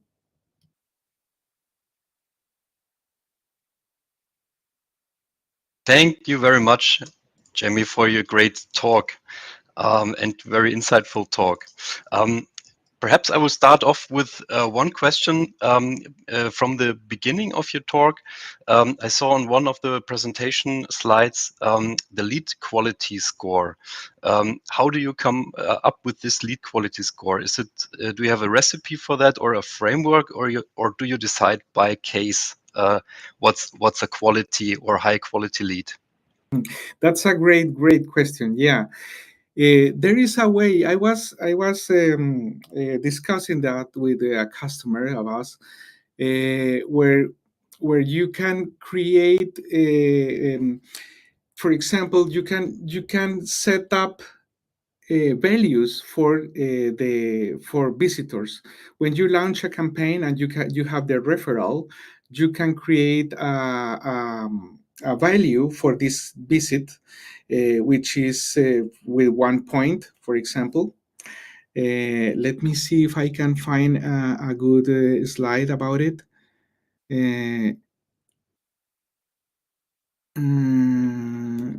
Give me a second.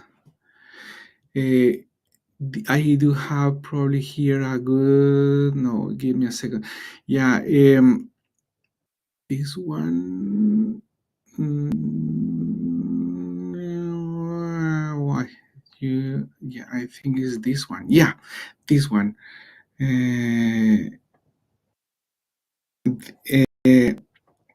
This is quite an example. When you have the measuring points, the page depth, 1 to 3 pages visited, you can assign a value of 1. 4 to 6 pages visited, you can assign a value of 2, and more. Event tracking, if we click it in contact us, download resources, fill it out a form, you can set up assigned values in your variables and tags. So in this way, you can get the reports up on top of it. and get more insights regarding the quality of your visitors. Oh, that's very interesting. Thank you for those insights. Also, I have a question. How do you deal with the decreasing quality in data? So you have been talking about the lifetime value of customers, the customer journeys, and in a time of always increasing the volume of ad blockers and that you oftentimes need consent for visitors. Are you also applying some kind of Pareto principle here? So that you say, for example, the users that gave you consent is representative somehow for the rest of the visitors that did not provide the consent for tracking? Well, I don't know if I understood the question correctly, but could you please develop the question? Sure. Hmm. Sure. The essence of the question just was for customer lifetime value and customer journeys and all that. It is necessary, of course, to recognize a user cross session. For example, if the user returns back a day later, something like that, and nowadays we have a lot of ad blockers in place, and we have to ask the user for consent if we want to recognize them cross session. Do you, for the cohort that you're allowed to track with lifetime value and everything else, do you somehow project that the results of that cohort that you analyze on the cohort that you do not track? Well, this is really interesting. Yeah, we have this kind of discussion, but we always come back to the GDPR legislation, and we keep we try to keep the our bag safe, if I can say so. Yeah, but we recommend the customers to try to be more compliant as possible. Some of the triggers have been triggered without anybody notice it, and we are always keeping an eye on this kind of setups, so we avoid to gather unconsent and yeah and what is the name, information that we are not able to collect. But no, we are not trying to get this kind of insights yet with the customers I've been working with. And a next question is, would you prioritize some dimensions or tracking plugins? You've been talking about A/B testing, heat map session recording, and all that, video tracking, media, form analytics, and all that. Would you prioritize some of those dimensions or plugins over others? So, for example, as you start a new project, to learn to know the audience, would you prioritize, for example, heat maps over A/B testing? What are your favorites when you start a new project? Yeah, that's really good. Yeah, every time we start a new project, I've been working with people migrating from Google to Matomo, and most of them wants to have some similar reports in Matomo. And in the first stage, always we try just to give the customer they want, the things they want. Then on top of it, we need to have discussions, because they are implementing Hotjar and other tools that we offer out of the box with Matomo. So we warmly recommend them these kind of tools. In some cases, for example, forms, I think, is a really useful tool, because most of the time people are trying to gather a lot of unnecessary information, and you just get drop-offs. So to optimize forms, this is one of my favorites ones, forms, just to see which fields are unnecessary to fill to be part of this process. Regarding heat maps, it's interesting to see the differences between the mobile visitors and the desktop visitors, because the customer journey varies incredibly. And as I'm saying, sometimes you use the mobile just to check the products, and then you come back home and buy the desktops. A/B test, I put them in some with some customers. It's quite a little bit tricky. You need to be really technical aware, how to implement a good A/B test, and on top of it, you need to understand statistics. I'm thinking about the degrees of acceptance, and the time you will get a good population to conclude, to take decisions. So in some low visited sites, we need to low down the number of visitors to gather the information we really need. But the question is if it's a good example of the entire population, you know. Oh, that's a good point, actually. That I also try to stress always do not collect everything, and then in the end you don't know what data you have and how to interpret, but just come up with a plan and then exactly track this data, and just try to keep an overview over everything. Perhaps in the end we are now running a bit out of time, so just in the end a quick and quite general question. Is there something that you usually do when starting a new project? For example, are there common goals you define in your project, or any custom dimensions that you start up with?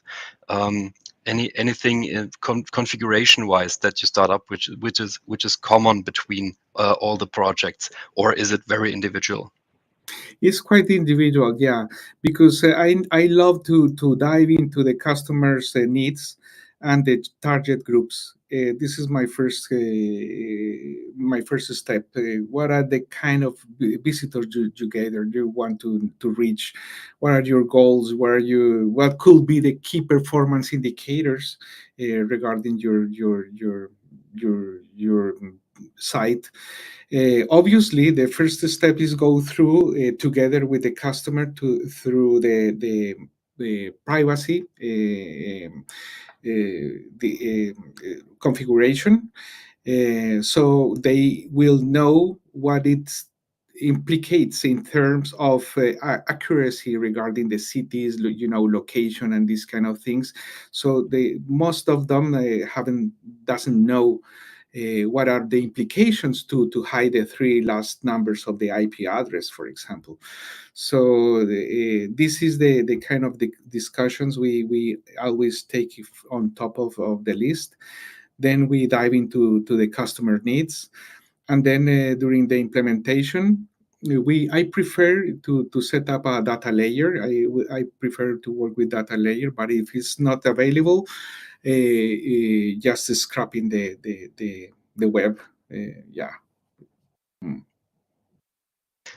Great, thank you. That was very insightful, Jamie. Thank you very much for being here today and sharing your experience with us. Thank you so much for inviting me, for having me. Sure. Have a great afternoon, everyone. Thank you very much. Thank you. Bye-bye.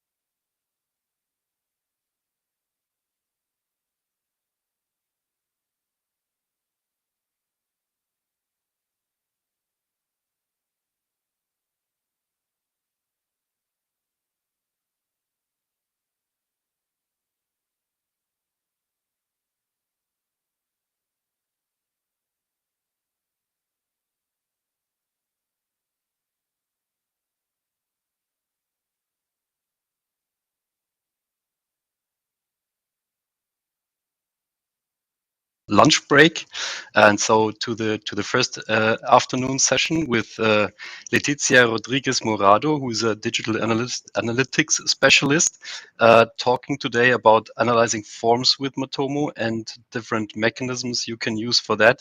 So will be a very interesting talk. Thank you, Letizia, for being here. Thank you, Peter. So let's go to start. Hello and welcome, everyone. This talk, as Peter just said, is about how to get insight with Matomo to increase form conversions and optimize the user experience.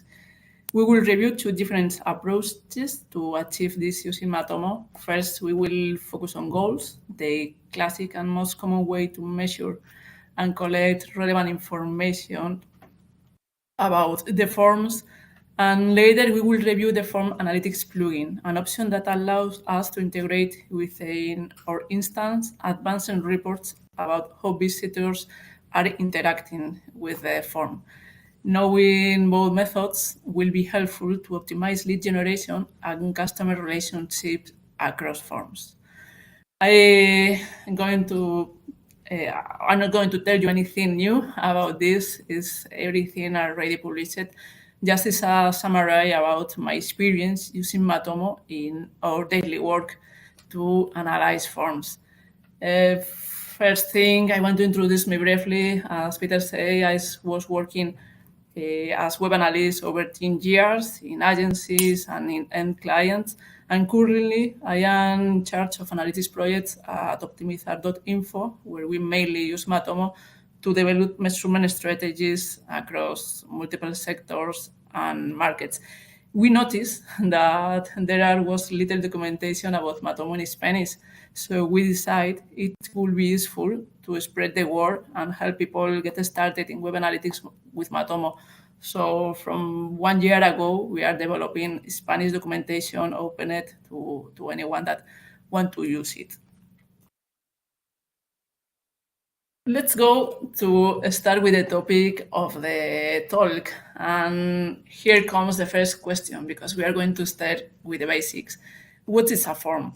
A web form collects information sent by user, and this information is processed by the organization in order to perform a service. In practice, a form are just answers willingly submitted by the users. So this means that form allow users to keep in touch with the organization, give their opinion, or hire a service. And this is a critical functionality in the relationship between users and the organization. As this is critical, and we can see every day that most webs have forms to interact with their users, not matter what the purpose of the website is, we can see that there are a lot of kinds of forms. Most of them share the same characteristics, given the forms consist of questions which must be clear, concise, and of course focused on the topic or the purpose of the request. But in the end, a form is defined by and structured depending of the necessary information that need to be collected. We can have different kind of forms. We can have a classic sign up form to acquire new customers, a newsletter sign up form to get new subscribers, or a website feedback form or generic contact form to have relation with clients or to collect user opinions, or for example, a login form to access to a platform. In all of them, it's important to provide a good user experience, make the transaction as easy as possible. So we need to understand how users are using them. And analyzing forms is the process of examining them to improve their design and effectiveness. It involves studying the structure, the surrounding context, the user journey through the form fields, and its overall impact on the website.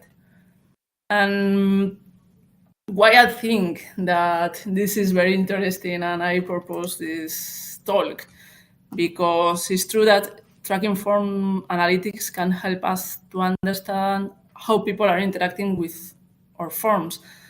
And a form can have a higher chance of being filled in and submitted depending on how we are structuring the questions and sorted them.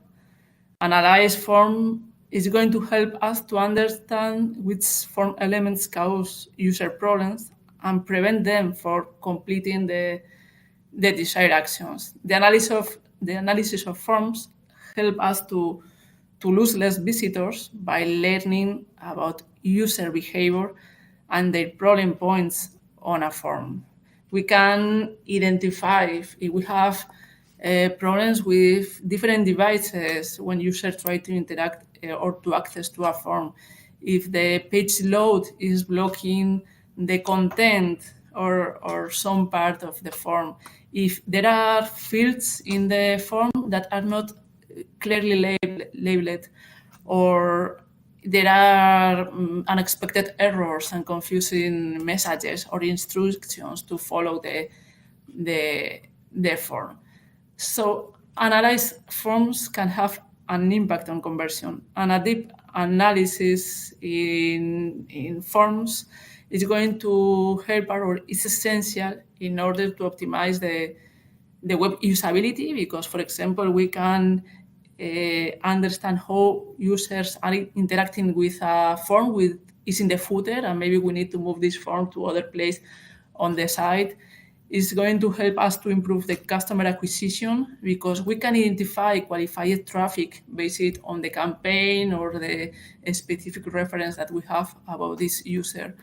And of course, is going to help us to optimize the relationship with our customers, because we can develop simple processes and simple transactions to talk with them directly. I like this because analyzing forms help us to get insights to increase form conversions. And how we can do this with Matomo? As I said before, there are several ways that we can use to understand the impact that a form has in our site. We are going to be today focused on goals and in deploying form analytics. In my experience, these both functionalities are very useful to get started to analyze this kind of functionalities that we are offering in our site. With the goals that I say is a common way to collect information about form conversions and their impact on the site. We can have an easy way to start because it's very simple to configure. And with the Form Analytics plugin, we are going to have all the detail about all the fields and the pain points that we can find in our form. With these both methods, it's possible to measure form conversions, but they have different features that we will have to consider when we using them.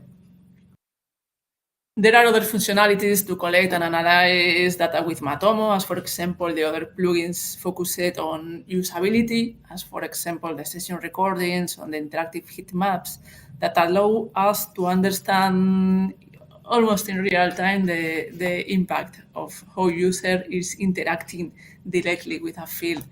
Or for example, we can use events and personalize a custom event to collect the error message that a user can find in a form. There are a lot of ways to analyze forms. Today, as I say, we are going to be focused in the first two methods. And let's go to start with the goals. It's a functionality that we have by default in all Matomo instance. It's a report included in all Matomo dashboards. Goals can report how often a form has been successfully submitted. The configuration is very simple. The setup is very fast, providing speed and agility to start data collection. All dimensions and metrics employed in all goal reports are well known. It's easy to get used to analyze this data. The goal reports are very, very comprehensive, using dimensions, these reports, and using dimensions that we know, and it's very easy to start to segment the goals based in any dimension that we had previously configured on the tool. For example, channel, devices, country, the page, or for example, any custom dimension that we created. As I say, goals is a basic Matomo configuration, so all known functionalities apply here: the custom alerts, the email reports, the segments, and as I say, the custom dimensions. It's a basic Matomo configuration. It's not difficult to use this functionality, and all the conversion metrics are going to be available not only in the course reports, are going to be available in all the reports of Matomo. So it's possible to check the form conversions in audience, behavior, or acquisition reports, among others. And all right, it's time to create a goal. When we want to create a goal, as I say before, it's a simple implementation. It's something that we can do directly. We can set up a goal from the administration or in Matomo. We need to go to administration, website, and goals. And how we do it? Well, we need to create a rule for that. And what do we need a rule for? We need to let Matomo find out when a form was successfully sent. It needs to detect it in some way. So we have to select a condition that triggers the action. There are several ways to do it, but the most common ones used to trigger a submit form are when Matomo detects a page change to a specific location, or when Matomo detects a specific event on the page, as for example, the for submit event. I believe with this, Matomo can identify most forms nowadays, so it covers most of the ways of the webs. Otherwise, it's also possible to implement a goal using JavaScript. We can get even more accurate measurements and fine-tune details of the specific websites. So here we have how we choose the rule for page change. It makes sense to use this configuration when the browser goes to a different location as part of the submit process. For example, if the page goes to a thank you or confirmation page after sending a survey or after sending a contact form. At this point, we can select how the page is detected, the URL. Regular expressions are very useful in case when the exact URL is not known beforehand, or when there is more than one destination page. Then with regular expression, we can do this. Of course, the condition matches when the user views that page, and Matomo then count the goal. The other way that we have to do is, on the other hand, we can use events. This way is possible to identify with an event data form is sent successfully. The event should be previously defined in the tag manager or coded in line, or in some platforms, we can find that these events are sent automatically, okay, in common platforms. In this case, the condition, of course, matches when the event is sent, and Matomo counts then a goal. When we have this setup done, the goal reports become accessible from the main Matomo dashboard on the goal reports tab. And then we can find the main metrics related with our goal. We have the conversion, that is the most important, is the number of successfully forms submitted. And also we have the conversion rate. The conversion rate is the percentage of the website visitors who submit a form correctly. A conversion rate is found by taking the total number of people who convert, for example, signing up to our mailing list, and dividing it by the overall number of people who visited the site. So conversion rate is the most important metric, because analyzing its evolution over time, it is possible to understand trends and find out if traffic to the form is reaching its full potential. For example, in this example, we can see the evolution of the conversion rate for signing up subscription form, and we can detect easily a conversion pattern. Also, there are metrics about revenue that could be configured with the amount or an estimation value of the conversion, but we don't use these metrics too much with the forms, but sometimes could be useful. Also, is it possible if sometimes we have a form with several steps as pages, we can configure a specific funnel with the previous pages to the conversion. But in general, the form that we are working only have one step and in one page, so we don't use to use the funnel in these cases. Only when we are trying to analyze forms in the checkout process of an e-commerce or something like that are longer process to send the form.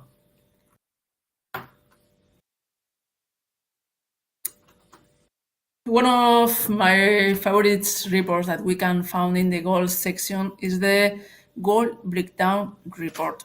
This is a set of reports that include some of the most useful from the report section. These reports summarize the goal and the main metrics related with the goal by various reporting criteria.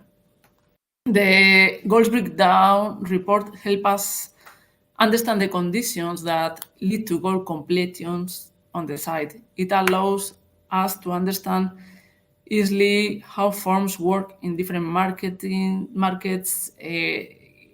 different marketing channels, in different devices, in browser, in pages, and breakdown goal reports are essential to get insight analyzing form goals. For example, here we can see an example with the conversion segmented by channel type or by device type. With this segmentation, we can identify in which channel is more qualified the traffic or in which devices we should to be focused to make any usability improvement because we can detect the performance. And there are two dimensions that I show to highlight in these breakdown reports. These two dimensions are the visit to conversion and the days to conversion. I absolutely like to use analyzing goal with both of them because these dimensions help us to understand how long it takes for people to complete the goal on site, send the form in visits and in days. And this call suggests users are coming through multiple channels, or this can or we can understand if we have a direct conversion with our sign up process or with the form that we have. For example, here we can see that for this newsletter form, the 60% of the visitors are sending it in the first visit. And we can see that the 60, 70, 80% of the visitors are sending the form in the first or second visit. So we almost have a direct conversion. But in the other case, we can see that in a registered form, that is to have a new sign up for a paid service, more than the 40% of visitors need more than 5 visits to convert.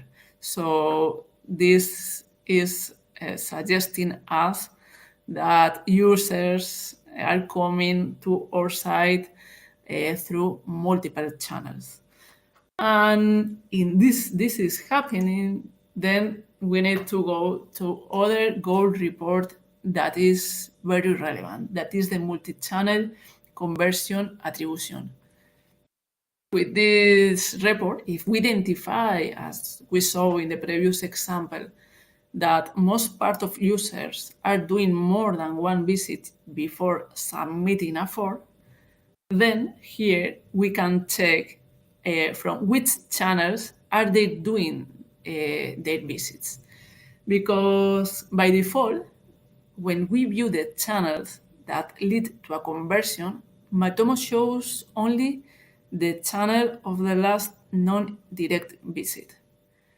However, as we just saw, in reality, several channels usually contribute to a conversion as a visitor, or user often visit a website several times before they actually convert.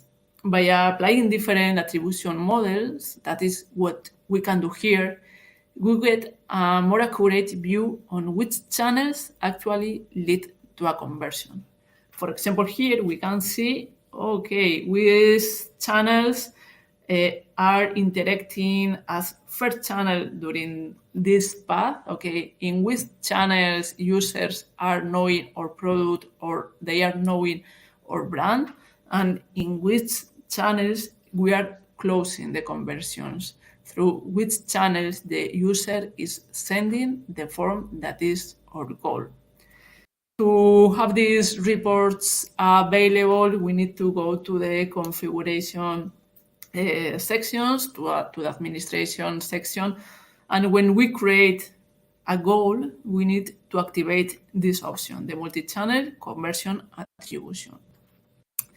These reports, as you see, are completely necessary to understand the complexity of our service, or the maturity time, or how many points we will have with the user until conversion. So we have seen how to work with goals in order to analyze forms with Matomo. It's not difficult. It's a default functionality that all of us know. Let's see how we can complement these insights with form analytics. Form Analytics is a plugin that is available in the marketplace of Matomo. You can use this if you have your own instance on-premise, or if you are using, for example, Matomo Cloud with a pre-configured instance. The plugin allows us to integrate within our Matomo instance reports to analyze forms.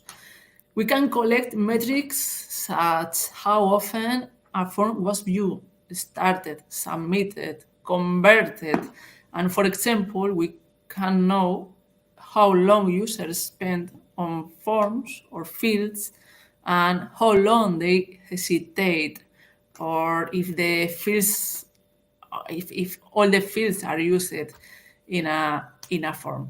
This means that it's possible to have the detailed funnel about users' activity on a form.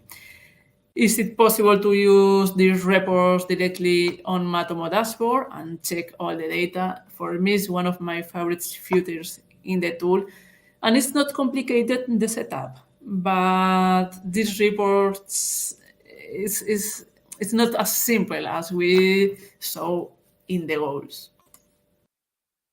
Form analytics reports can be set up as the goals from the administration section. In this case, we need to go to administration, websites, and forms. And here we can add and configure the forms we want to display in the reports. In order to successfully collect data from a form, we need to define a rule according to the form we intend to measure. It's required to know the corresponding name or ID of the web form. For example, in this case, here we have a basic example. Okay, we have in the code the name of the form in the HTML code that is form contacts. So then we configure the same name in the tool. Doing this, all reports are going to be available for this report to get for this form to get the detail on interactions on this form. When we are configuring a form, we need to know something very important.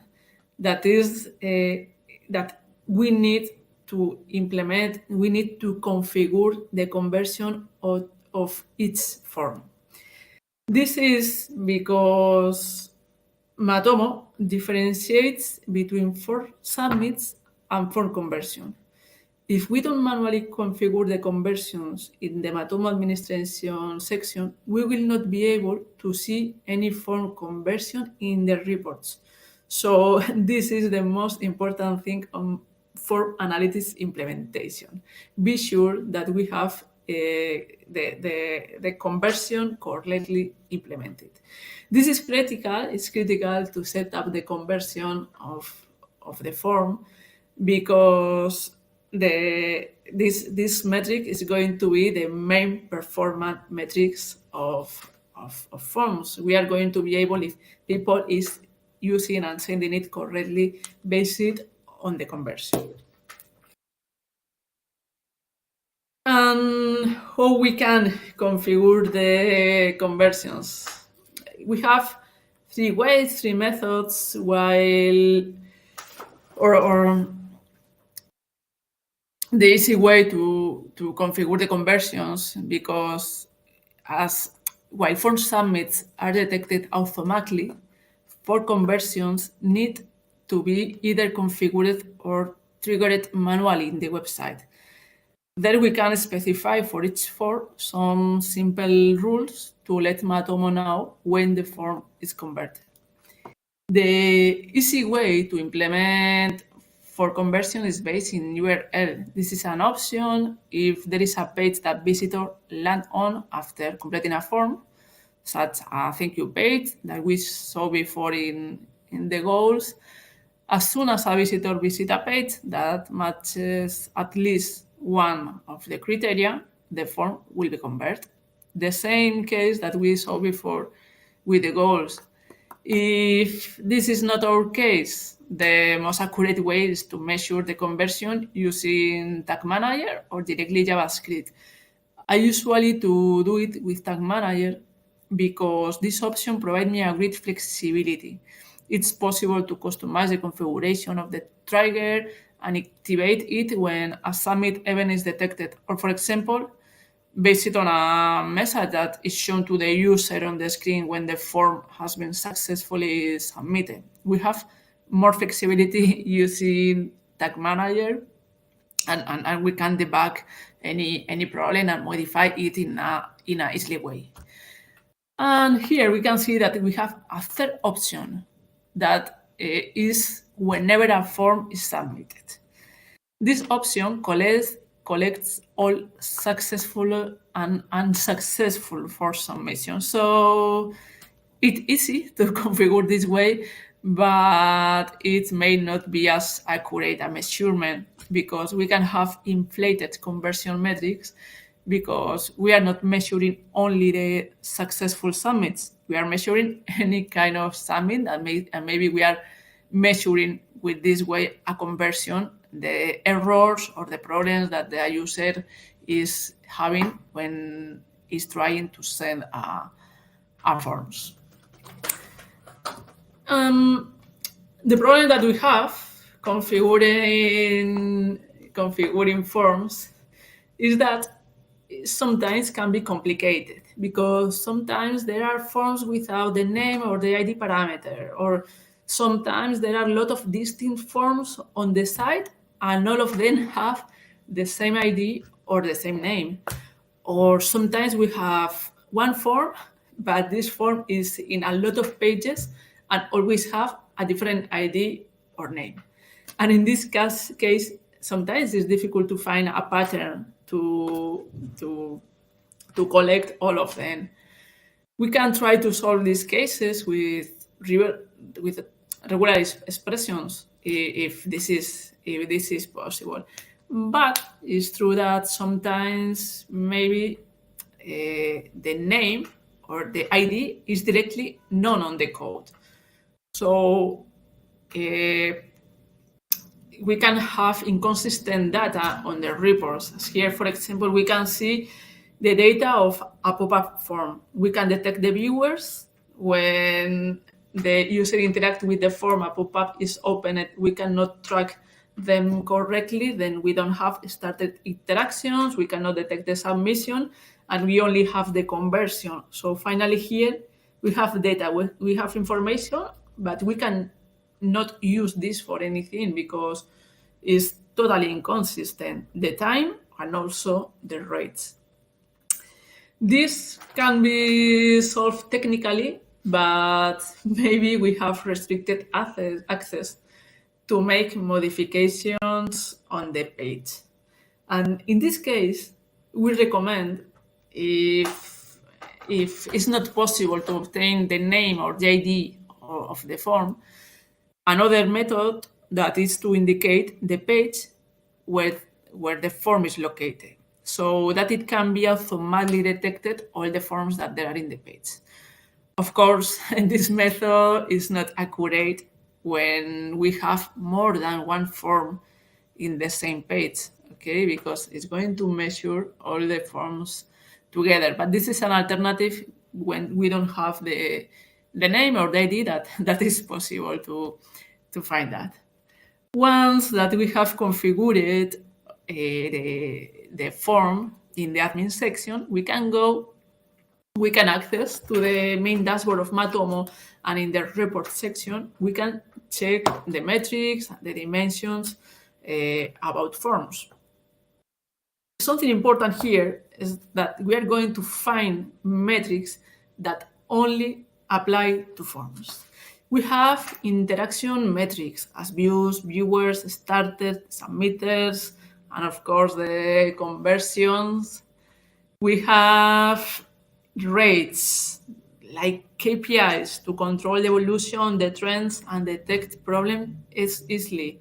The started rate that I really like, the conversion rate, the submitter rate, and we have the detail about how many times is the user on the form, how many times signs view the form, start interact with them, and finally convert. The two most important metrics are often the form started rate and of course, the conversion rate. The form started rate lets us know how people start filling out the form after seeing it. So it's very, very important to detect problems. We want that people send the form, but maybe people didn't find the form inside the site.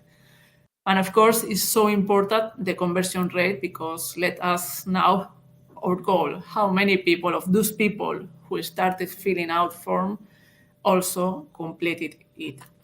With these metrics, we can understand how the form is working. I say before that we have metrics about time, and I would like to highlight the hesitation time, because this is an average time, or with these metrics we can have the average time that a visitor hesitates to start interacting with a form.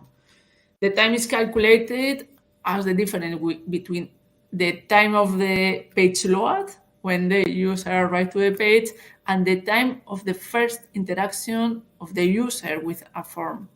So this is so useful, as I say before, to understand, okay, users know that I have a form in my page, because this is first step to have the interaction, and then give the user the possibility to send us the information that we are requesting them.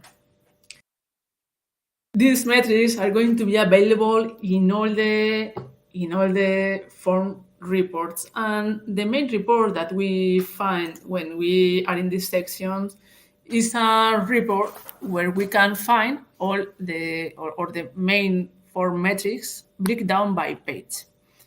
This page URL report show us all the important metrics for each page where this form is embedded.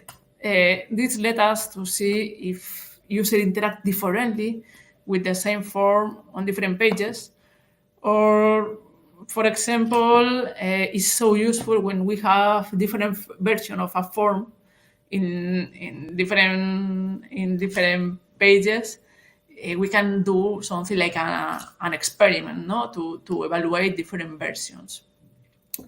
This is so helpfully to understand the performance according to the page. But it's true that if we have several forms in the same page, we don't show to use this report because we can have collect inconsistent data. It's very, or for instance, a simple subscription form in the footer can complicate things in the contact form page because we can have two forms in the same page with completely different goals. So it's important to know the difference between forms and identify them individually. We can have forms with different goals on the same page, or we can analyze and this to have different forms in the same page and collect all of them together is going to make us to take ground decisions. And for example, here we can see the pages and the main metrics, how many times a form was viewed, started, or complete. And here we can say the page. And this is useful, but we can have something like this.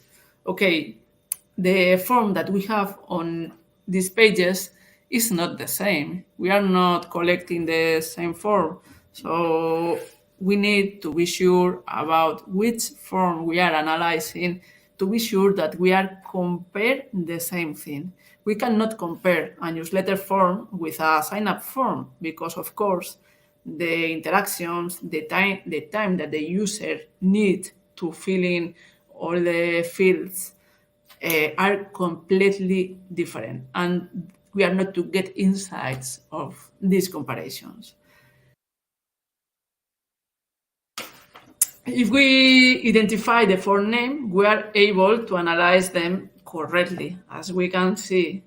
And as a tip, we recommend if you are going to use the page or the page report, clean all the parameters of the URLs. For example, the UTMs, the campaign parameters, because if not, we are going to have here a long list of the same URL.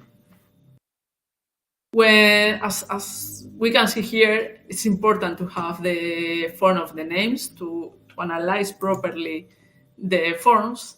And the thing is that we don't have available the form name dimension of Matomo reports. So a way to solve this is to use events or to use a custom dimension to save the form name. In this case, for example, we use this a lot. We create a event in Tag Manager collecting the form name. To this event we use to keep track the form name when we have multiple forms in the same page or in the same site.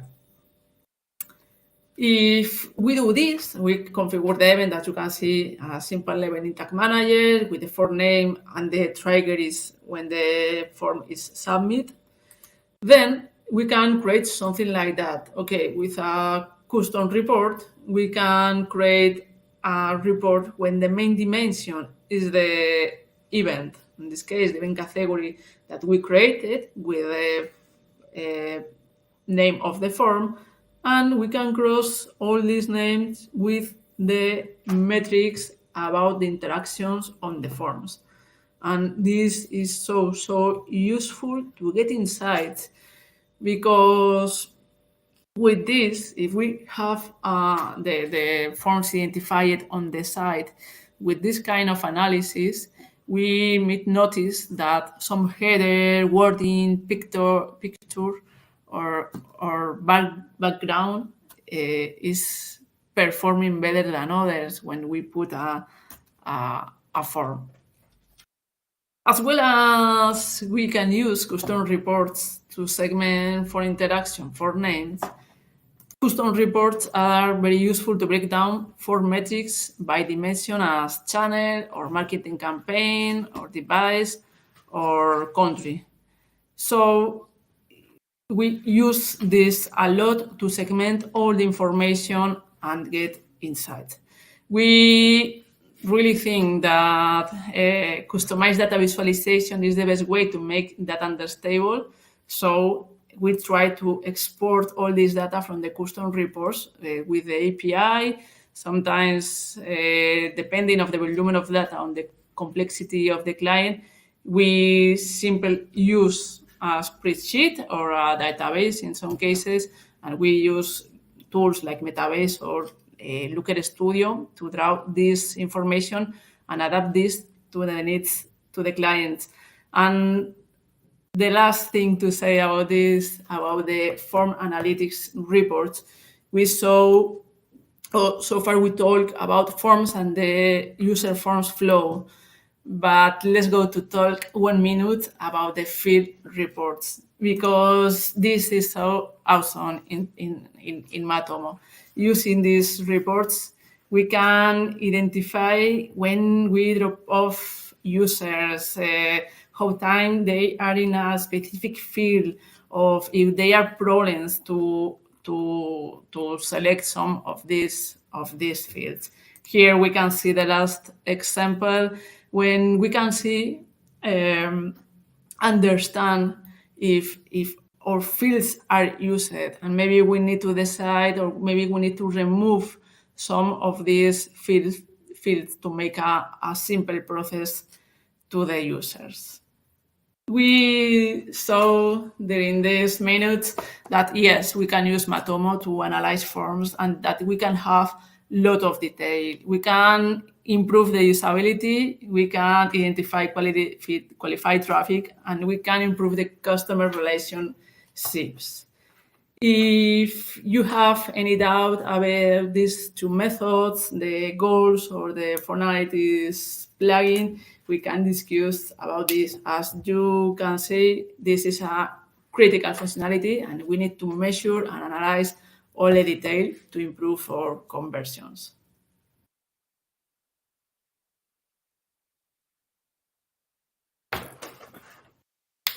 Yeah, I don't know if there are any kind of question. Great. Thank you for that great talk, Letizia. That was very insightful. And also, I can't stress enough how important that topic is, because exactly like for a car, the tire is the most important touch point for your traction. A form is oftentimes the final touch point for a client or customer before the conversion. So not optimizing that could lead in both cases to costly damage. So thank you very much. We have a few questions. Perhaps before that, a question from my side. You mentioned multi-site forms. How do you have some workaround? Because I know that the form component from Matomo is not really optimized for multi-site forms. How do you usually handle those multi-site forms? Yeah, that is a problem, as you say, because the reality is 95% of the sites has more than one different form, at least one contact, subscribe form, or maybe is the main goal of the site. In these cases, we try to configure this from tag manager, identifying or sending specific events, and of course, trying to identify all the forms by name and ID to do what we did in before. Create a custom event to collect all form names, and then create custom reports to analyze and cross information. Because in the tool in Matomo, it's not possible to use the form name dimension, so it's not possible to identify a specific form, and then we cannot use the reports. In the 90% of the cases, we export the data of the forms to analyze this in other tools to be able to cross with the form, the name, with other dimension, and to get more insights. Because I say only with the page we can have really inconsistent data. Great, thank you. So another question could be, you have been talking about different mechanisms and methods of tracking form data and form interaction. For example, the goals, the form analytics plugin, events, heat maps, session recordings.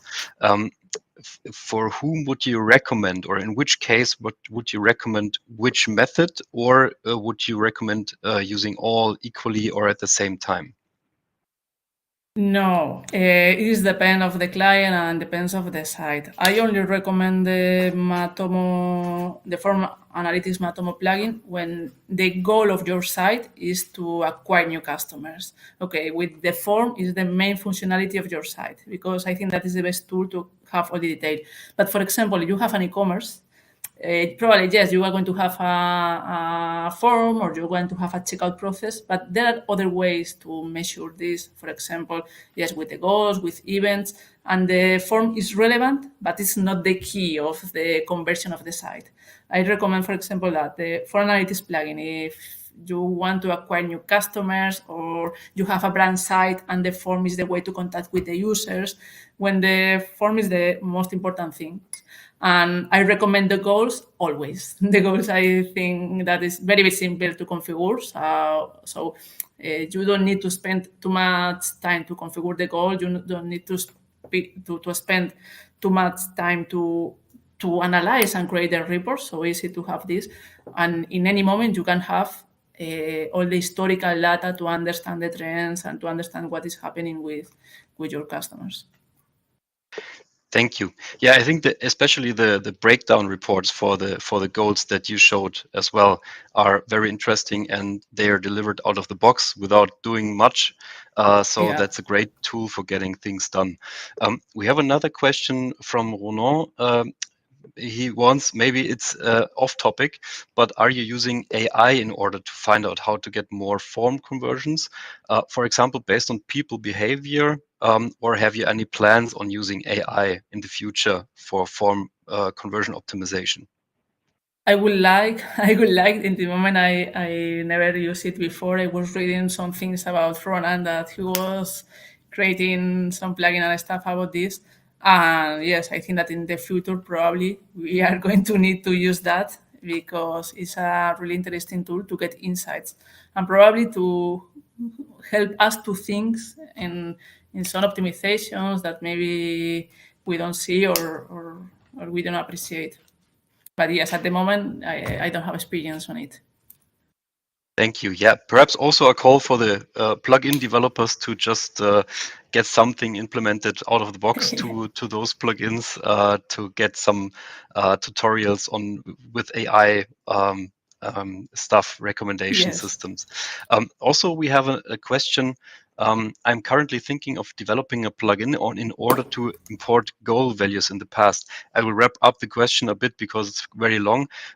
He basically asked if you hydrate later form conversion information retroactively back into the form conversion session. For example, a user converts and later on you learn the user bought some stuff or qualified even to be an even better audience, something like that. Do you hydrate retroactively some sessions in the past? Not directly, but it's true that I'm not sure if I understand right the question, but it's about what's happening when the user sends a form, if after it he's doing other kind of action. To do that, we used to use segments. And for example, we have all the metrics about the conversion of the form, and we use segments about the other action. If the user bought a product, if the user bought a product a week later, or some with cohorts. But in my case, I don't use this too much because always or at least with our customers, the form is the main functionality not related with an e-commerce. So they are trying to acquire new users or to get new subscribers or to get signups for an event. So the goal ends with sending the form. I'm not sure if I I answered to your question. Yeah, I think you scratched the question indeed, but also he asked if he hydrates a past visit with additional information that they learned later on in the session, how to deal with not creating a new visit, but hydrating the right session. Well, I can answer that one for you. You have to get the timestamp correct. Yeah. You have to not have the timestamp half an hour after the last action of a user, but you have to really hit the right timestamp of the last session that you want to hydrate the information to. We have also a last question because we are quite running out of time. I'm so sorry. As Matomo tracks both successful and unsuccessful form submissions, how can I make sure to filter out unsuccessful submissions? As we don't use thank you pages, I cannot use the conversions instead of submissions. I think you mentioned that in the talk, but perhaps you can give a quick wrap up of that. Yes, so quick. This is for what we have submit and conversion separated in the Matomo forms. With the submits, we measure all the submits and successfully and unsuccessfully. If we have a high resubmitted rate, means that we have problems with the form in this part, and with the conversions only we measure the successfully forms. It's a problem if we don't have a page to detect the confirmation of, we don't have a specific event. For that, we always try to implement the conversion from Tag Manager to be sure that the conversion, we only going to measure the successfully sent. And then after that, we can compare, okay, submits, conversions, and we can create any kind of rate to check if this is a problem or not. Thank you very much, Letizia. This was very, very valuable and insightful, all your talk. And thank you for answering questions. And yeah, nice for all the audience that have been listening to it. And I hope you learned a lot. Thank you very much, Letizia. Thank you, you, Ronan, and all the Matomo team, because you are making an amazing work with this conference. Thank you so much. Thank you very much. Goodbye. Bye.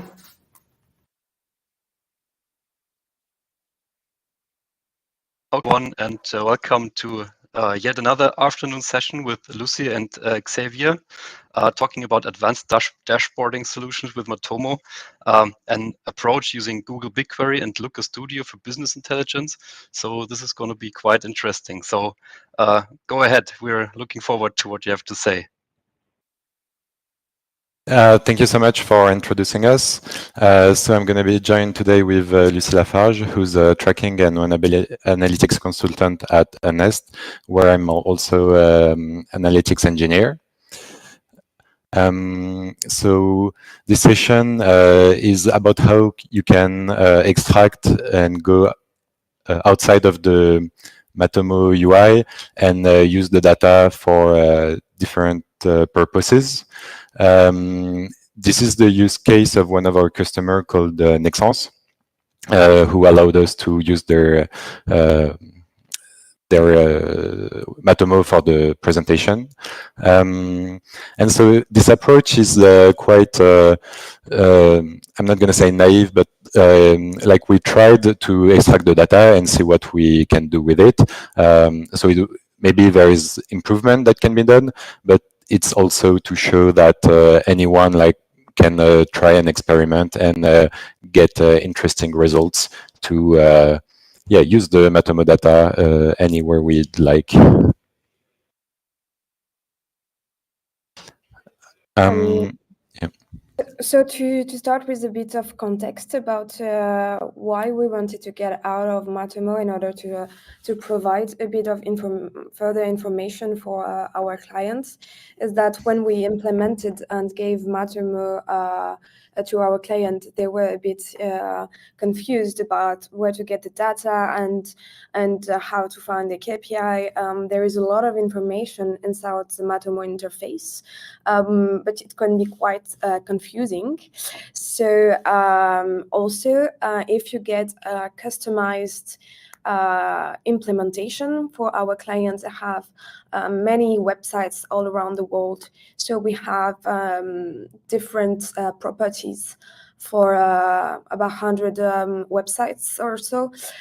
So we have 4 properties, we have custom dimensions, custom events, and so on. So it's complicated. You have to get many different custom reports in all the properties. So it makes it a bit complicated to really deep dive and get a monitoring and a consistency, like to get easily the information to reports. So we wanted to give them a simple Looker dashboard that they had before when they were using Universal Analytics. So we really need to get further and to go into Looker, because our clients are not data analysts at all. They don't have the skill in their team to go and spend hours deep diving into the data. So we really wanted to make something really simple that they can open and directly get the information that they want. So we're gonna show you a bit today, like how we have done this. Yeah, so we use the GCP, so the Google Cloud Platform ecosystem, because the customer was using Google Analytics before and already had some reporting in Looker Studio in there, so it made sense to stay here. Moreover, we're not going to go too deep into it, but like you can have use case where you want to compare the Google Analytics data with the Matomo data. And so because it's Google, like it's very easy to retrieve the Google Analytics or the Google Search Console data over there. So it made sense.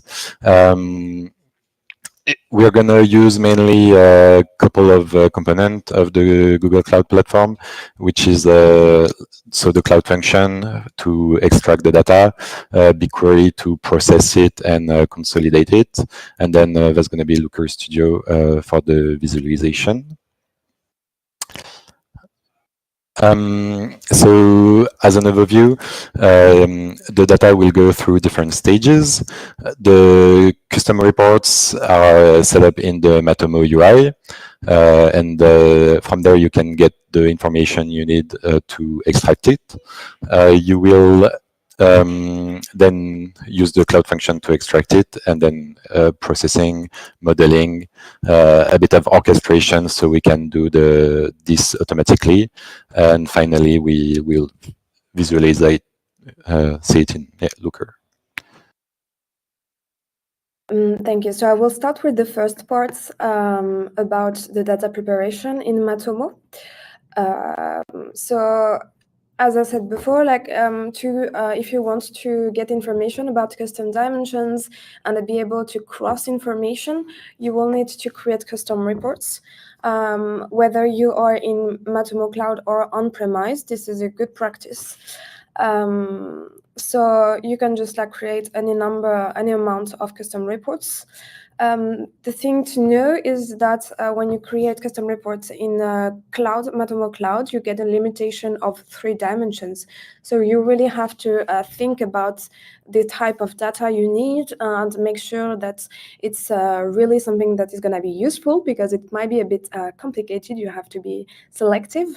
And you can also play with the filter and the conditions so that you can then aggregate a different type of reports. So you can go in very deep in the granularity of your custom reports and then re-aggregate it further during the modelization process. However, if you're on-premise, you don't have this limitation. You can just update the configuration file of Matomo and then increase the number of dimension you can add in a custom report. So once you have done your report, you can do the get an export link. This is also available for any native reports. Just click on the export button, and you will be able to select several parameters and then get your complete URL. So I just want to first focus on this API call URL that you get, so you can understand really how it works and how the API is retrieving data. The first part is very basic. It's about the host name of your property. You just get it in your URL. Then you can it's an API call, so it's inside the module. You can select the type of the format of data. So any kind, you can also actually use a CSV and then export in a Google Sheet and so on. In this case, we will use JSON file. You have your site ID, you can select, and you can get it from your Matomo interface. You have to select a period, day, week, month, your dates, and date range, and this is the most important one, the method. So the method is the type of information you can retrieve. Everything is detailed in the documentation on Matomo. It's actually quite well detailed. So here in this case, to get the custom report information, Xavier used the custom reports.get custom reports. You can also create custom reports with the API directly. So it's quite nice to play with this method. Next one, very important as well, is the ID custom reports. The names of your custom reports actually don't really matter too much. It's the IDs that you will need to retrieve afterwards. And the unique ID of your custom report. In the case of these methods, we got custom report IDs to add, but depending on the method you use to get data from your API, you will have different custom parameters to add, but everything again is detailed in the documentation on the websites. One also very important parameter is whether you want your data flat or expanded. So we chose to get it flat. You can see here, so when you will call the API, it will give data concatenated in one column. So afterwards, we will have our 3 dimensions separated with a dash. And then the information. If you choose expanded dimension, expanded way of exporting data, the information will be nested. The dimensions are nested one in another, just like it's displayed in Matomo. In the interface, you can choose flat or expanded. It's a bit of the same principle. So here it's more easier for us, so we choose flat. Then you just get your token. The token is available for super users in the security section in Matomo, and then you get the filter. Here we put no limit, -1, which is limitless when you're on-premise and with a bit of limit when you are on the Matomo cloud. And as you can get some lower values, like when there's like too many rows, they're aggregated in an other parameters, an other label, I mean.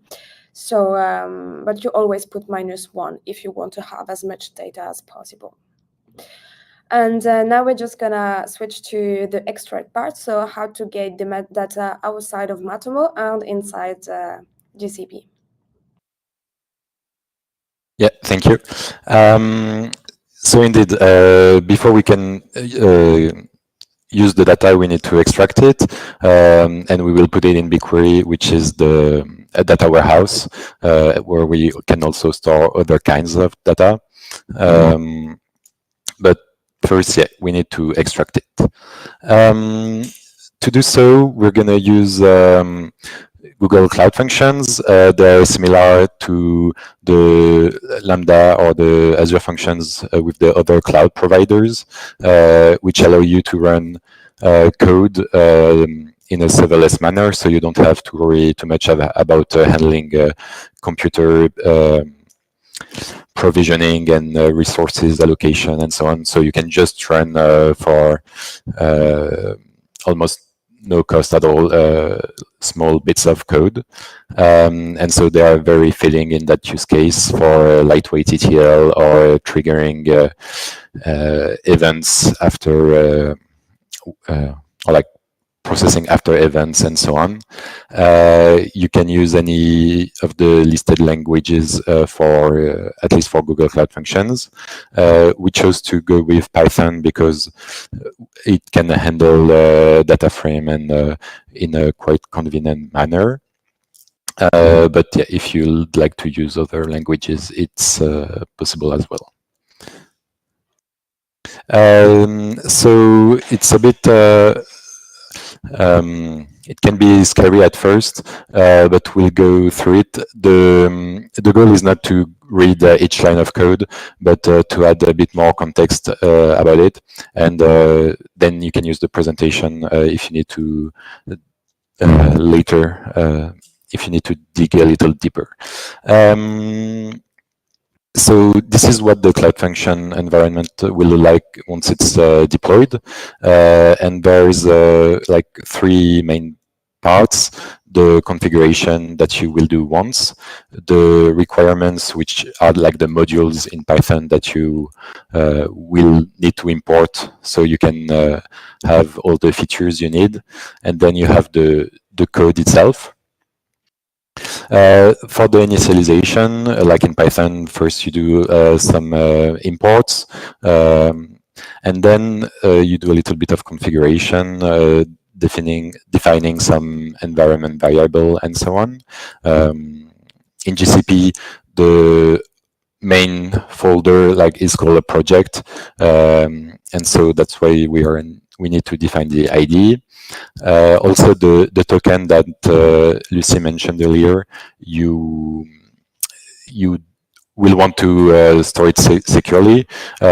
So here we stored it in through the secret manager, and we're using an environment variable to retrieve the token without spreading it or having it in the code. On the right side, we have a bit of date handling. So we set it up so by default, if we run the function without specifying anything, it will retrieve the data for yesterday. But we may also specify a start date and an end date, so it will retrieve the data for the whole range we want. So that's what is being done in the initialization part. Then we're going to call the Matomo API. So in the main function, we are calling the extract function, which is this one. If I can scroll, oops, sorry. So this is actually the URL that Lucy showed you earlier. It's just we formatted the parameter in a more easy to handle way, but then it will be formatted as the URL was shown earlier. So you can see that we are retrieving the token.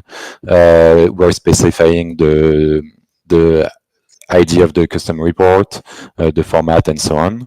But basically, it will run the URL and store the response in a file. So then we will process the response. Why? For a couple of reasons. So the response in JSON is looking like this.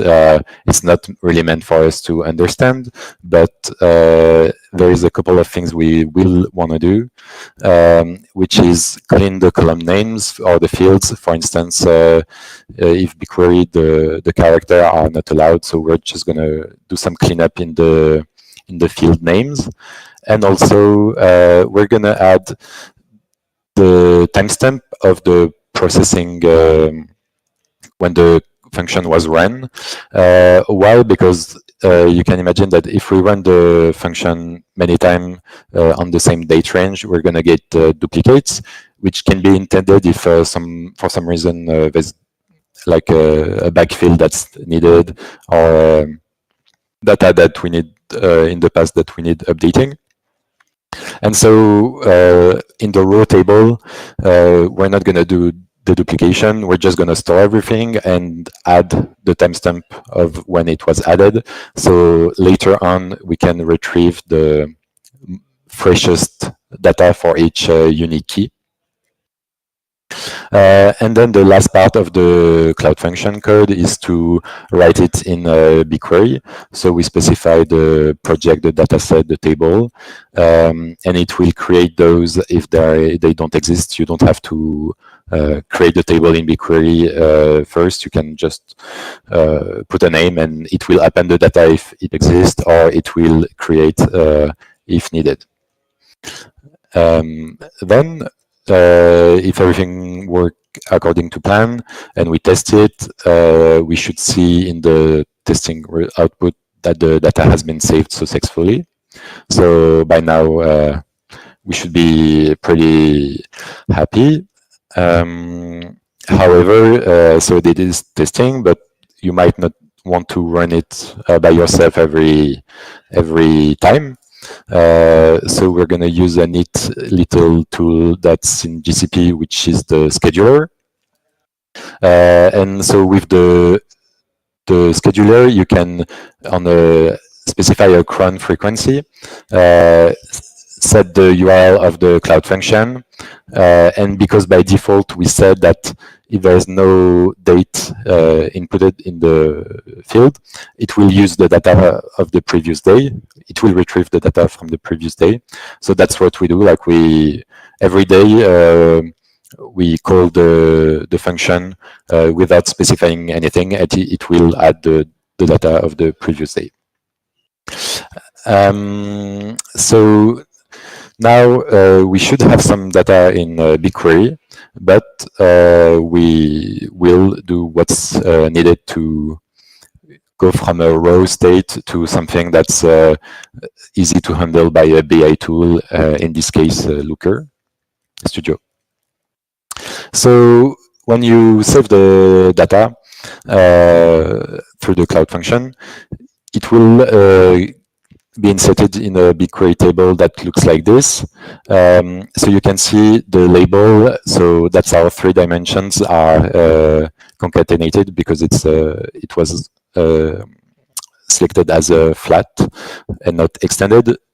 So that's why we'll need to do some processing over here. You can also see that we have the process date time on the right. So maybe for the same date and the same label, because the function has been run multiple times, they can be duplicate, but at least we can always know which is the most recent one. But so that's the raw table, but we will need to enhance it. And you can do a lot more. We're going to be doing quite a few simple things, but that's where you can add other sources of data and do aggregation, consolidation, and enhance this part as you wish. And that's why it's very nice to be able to use the data in a data warehouse, because you can do whatever you want. Maybe you've seen the session this morning from Nicolas and Louis, where one of our use cases was to consolidate with the Google Analytics data. So because Matomo can be exempted from consent, and Google Analytics on this customer was not. And so we were able to see the discrepancy between the 2 sources and also get event information from the CMP, and see the consent acceptation from different sources, campaigns, devices. So that's why it's really neat to be able to get the Matomo data and combine it with some other things.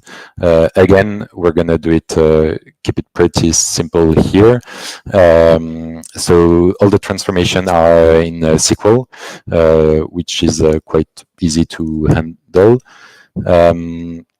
And as I said earlier, we're going to do just a couple of things, retrieving splitting the label so we can separate the content name and the URL. And then we're going to do the deduplication. So through the unique key, which can be composed of the date and the label, we always retrieve the more recent one. So as I said earlier, if we run the function multiple times on the same date, we won't get duplicated data. So that's the first part, to have each table a bit more clean. The second part is, as Lucy said earlier, you can have multiple websites that you want to consolidate. You want maybe to go further than just 3 dimensions, and so if you have a matching key and they're in a similar scope, you can just combine them here. So here through the date and URL, then we can retrieve the content path and have way more dimensions. Not way more, but a couple more dimensions, and get really good insights from them. So it's a simple join.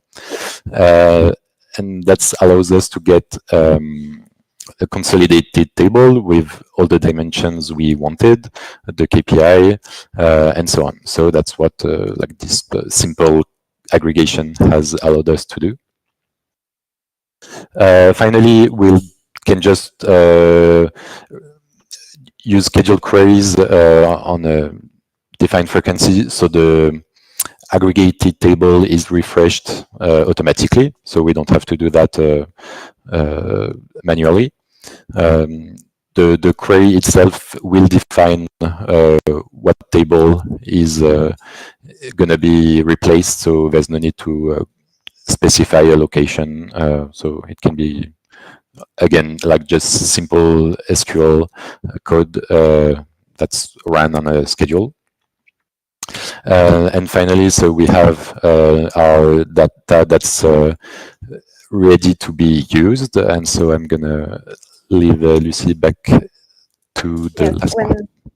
So when the data is already available in the source as a partitioned table in a BigQuery, if you just go in Looker Studio, you will be able to add new data sets.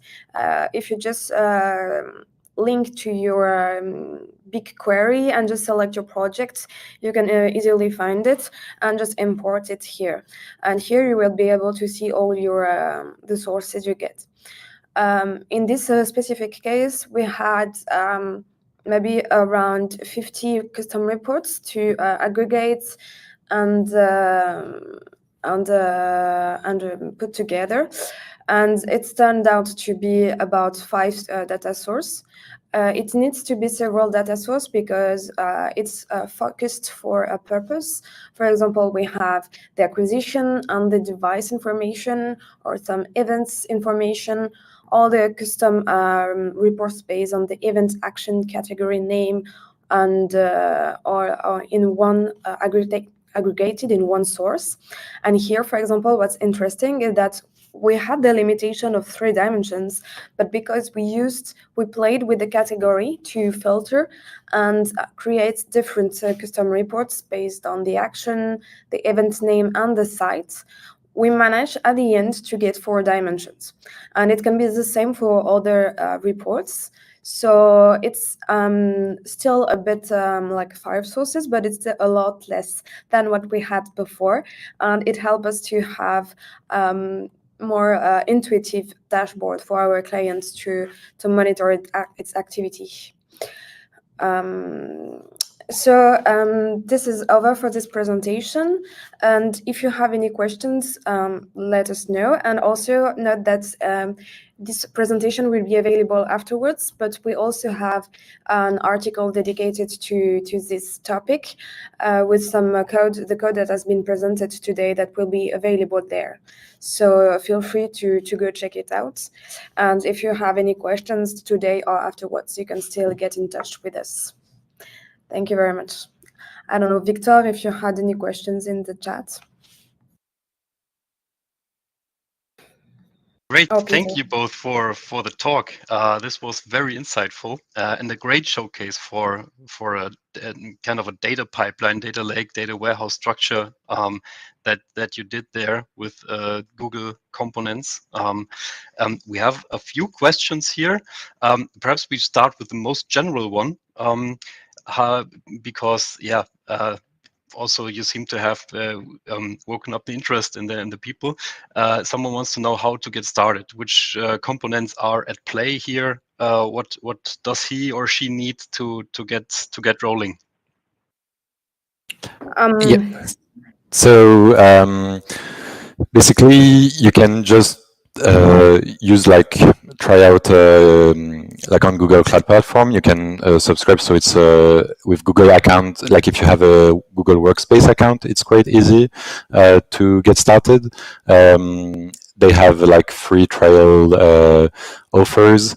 So the only maybe blocking part is quite quickly they will ask you if you can add a credit card. However, like for the cost side of things,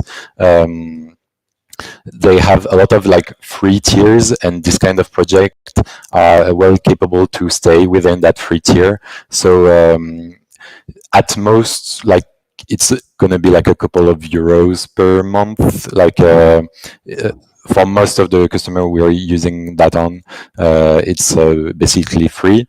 So there's no big need to be like scared of adding a credit card. It's just one of the first step. But once you have access to a GCP project, there's going to be like a couple of components. The Google Cloud function that you can create. So as Lucy said earlier, you can use so the code is available on the website. So you can just like copy paste the code, replace the so we specified where to replace with your URL, your token, and so on. So you can just implement that part for the code. If you add like a dataset table and everything, like when you run it, it will automatically create the table in BigQuery, so you don't have to do any setup over there. It just will be created. So you will need to navigate from the Cloud Function to the BigQuery part of the GCP, and you will see your table. And finally, you can go in Looker Studio, and when you first open a new dashboard in Looker Studio, which is also free, they will ask you to add a data source. You have like direct connectors to Google Ads or Google Analytics or BigQuery or other tools. And if you select BigQuery, you will see the table you created, and you can plug it directly. So then you will get the raw data. So maybe that's what you want, but you can also do the small steps of data prep, data cleaning, get a clean table, and then plug the dashboard on there. Great. Yeah, thank you. Perhaps also there's a question. It seems like someone already has visited the link that you posted in the last slide and asks if these articles also will be in some point in time available in English, not only in French. We can make it. Since we made this conference in English, I assume that we have some users, so we can translate it afterwards and do a little updates by the end of the week. So just come back in a few days, and it will be in English then.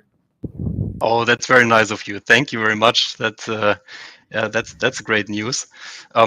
Also, we have some other questions concerning the data connectivity.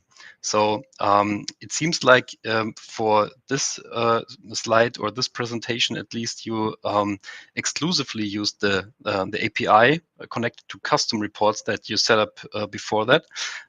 Do you have also cases where you connect directly to the database? And what do you see as pros and cons of the one or the other solution?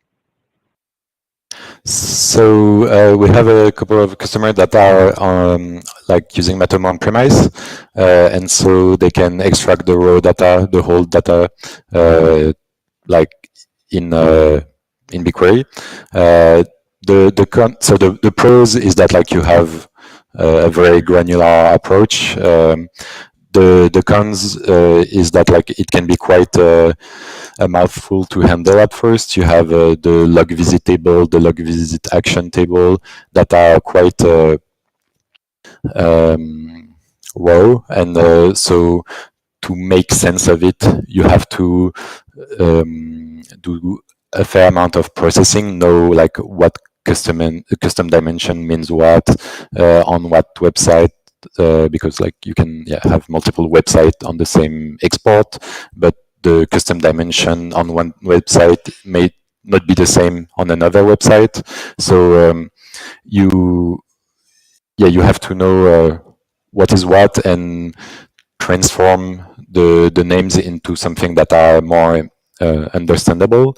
And so it's heavier in processing, but you can more easily go deeper. Whereas, as you saw in this situation with Matomo Cloud and the limitations, the limit of like 3 dimensions, for instance, you have to do like some multiple ones and make sure that they are aggregatable afterwards. So one is simpler but a bit more limited, and the other one is way more in depth but needs more work. Excuse me, I must leave right now because there is a fire alarm in my building. So I'm just gonna leave, but if you have any questions that cannot be answered by Xavier or whatever, just feel free to send an email, contact me on any case, and I would be happy to answer. I'm really sorry I have to leave early, but No worries. that's important, so I'm not sure it's the next slide that we're gonna. Thank you I so hope much. there is no real fire. Thank you, Lucy. Okay, bye. Goodbye. Oh, that's a new one. Okay, all right. Perhaps so. We at least there hope there is no fire, and that's just an error in the system. But perhaps Xavier, you have time for another 2 or 3 questions that. Yeah, of course. I'm not in the same building, so I'm not at risk at the moment. Okay, perfect. So for the consent status, so what you showed us just seems to use very heavily aggregated data. So that's probably not a big problem. Also using that and processing that without any consent. But are you also using more specific user data? So anonymized data on user level, something like that. On one slide, I think you showed connections to Facebook ads or HubSpot or other systems. How do you deal exactly with personal data and consent? Do you perhaps also store the consent to every session also in the Google engine and only process visitors where you know you have the consent for that? Or how do you deal with that in general? So I gave examples of different projects. This one specifically, so the Nexence use case, there's not really any like consolidation with other sources. So in that situation, it hasn't been really a topic. There's another customer where we only get the data when the consent is given, and this is one of the use case where we add some Google Ads data, because in Matomo we retrieve the campaign ID of which the user is from, and so, but it's only for users that have consented, like in this use case. And the third one, where it was the dashboard that compared the acceptation rate. So there was no personal user data, just Matomo exempted from consent with events about the cookie banner compared to the traffic on Google Analytics. So over there was no like personal data. So yeah, the only use case where we're consolidated with Google Ads, it's the one where Matomo is implemented, or like we get only the data from persons that have consented. I don't know if it completely like answered the question, but we haven't had to deal at the moment like with the personal data and also check if they have given consent or not. Okay, great. Yeah, thank you. That's very interesting. Also, as a, I think currently the last question. So you're referring in your slide deck and the presentation to the Google Cloud Engine services. So serverless functions, all the components like logging, BigQuery, and everything. So provider like for that, do you have experience with those other stacks, or why did you choose the Google Cloud Engine over those? So actually, we are in the process of with one of the customer to like do that exactly that, but on the Microsoft environment, because their stack is already that. So it is possible to replicate the information. Oh, you're back. Yeah, no fire. Good. Oh, great news. So Peter was asking like if we had any experience with doing the same project on other cloud providers, and then so yeah, actually we're about to do the same but on Microsoft using the Yes. Power BI and Azure Synaptics and so on. So it can be done. And the second part of the question was like why we chose it. So in this context is so NS is quite used to BigQuery because there's the Google Ads data, the Google Analytics data, the Google Search Console data that we use a lot on many of our customers. So it makes sense to be there, and so that's where we had the most experience.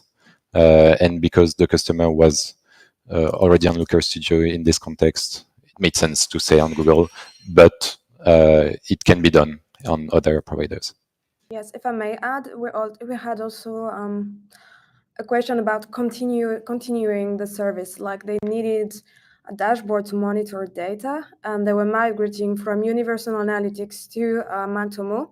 So they couldn't afford to wait a few months that the migration on Azure is done, and it's a large group, so there can be some process and sometimes it can be slow. So this was a bit the quick move to go through BigQuery and then eventually migrate to their internal environments. We just didn't have the time. But if you get the time to do things properly, it's great to start directly in the environment. A good one. Great, thank you. And also perhaps as a last question, do you have, if you approach a new customer or you start a new project with a customer, do you have some kind of tracking template also for Looker Studio, for example, or Power BI? Do you have something to get the kick started, or do you first start to do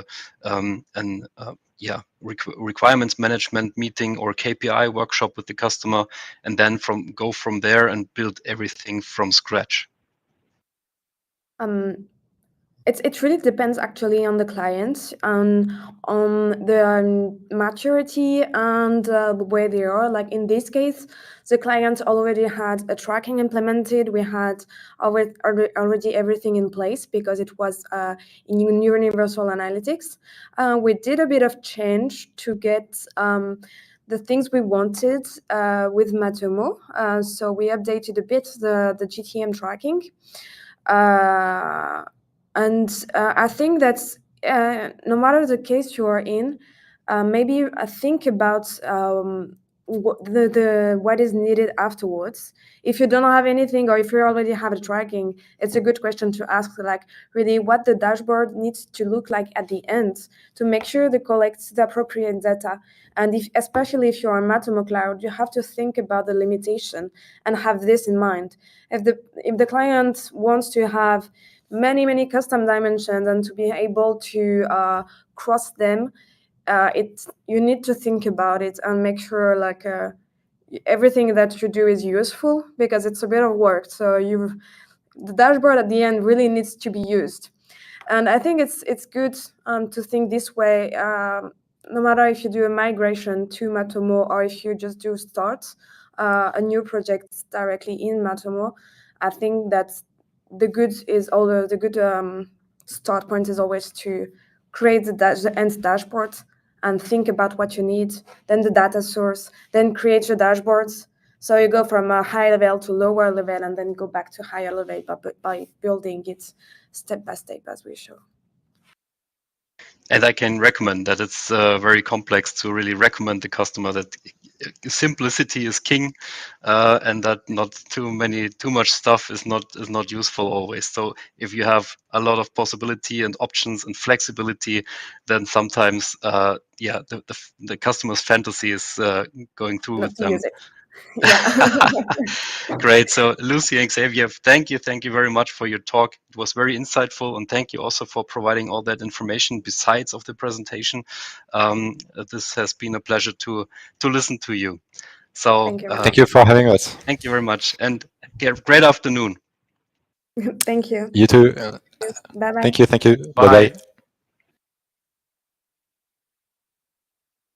Pioneered digital analytics and data protection regulation in Europe. And today, especially my pleasure, she will be talking about a hot topic, artificial intelligence, as the new player in town and here to stay. And it's urgently needed to be embedded into a framework of compliance and legislative enforcement. And that's something that we will learn something about today. So thank you very much, Aurélie, for being here today. And you can go ahead now. Super. Well, thank you so much, Peter, for the nice introduction, and lovely being here. Apparently, I have 45 minutes to walk you through this general idea of whether the upcoming AI Act in Europe is an evolution or actually a revolution. And I will try to make my point as clear as possible within these 45 minutes, maybe a bit less, sharing some knowledge around, well, what you need to think about and where we might be going in terms of obligations. So just briefly about me, this is kind of a recap of what I've been doing for the last, I think, 20 or 25 years. I was interested in the internet and certainly digital analytics, web analytics called at that time, because there was so much data. As I always tell the lawyers, I'm a recovering dataholic. I love data. But I also realized pretty fast that there might be issues and potentially harms for our societies as the use of big data and other tools was increasing with time. So I started listening to the lawyers, and since then I have worked on my own consultancy here in Spain, where I'm currently based. I'm Dutch, French speaking, so my heart is terribly European. And my background, I'm not a lawyer, my background lies in econometrics. So everything that has to do with statistics, which seems to be coming back with AI, so I'm really happy about that. But I also worry about probabilities, false positives, and false negatives. So as I mentioned before, my background was in statistics. It still is, and through the years and the decades, I've seen this being called big data, machine learning, and today we basically call this artificial intelligence. And together with that, well, legislation has also evolved. You might have heard about this piece of legislation out of the European Economic Area, but also applying still to the UK, called the GDPR. You might have been annoyed by these cookie requirements under e-privacy, which is a specific law that also calls on the GDPR for certain issues like consent.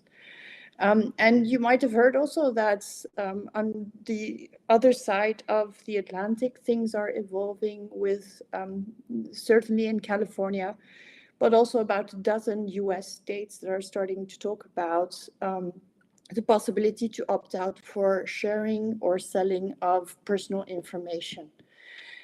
So the journey has been long, but something I certainly wanted to talk about that happened, well, in my corner of the world not very long ago, was an issue about young children, well, not so young, teenagers, let's say, using information of their classmates and then uploading a tool that created Gen AI and that created videos that were potentially not of their age and then sharing this.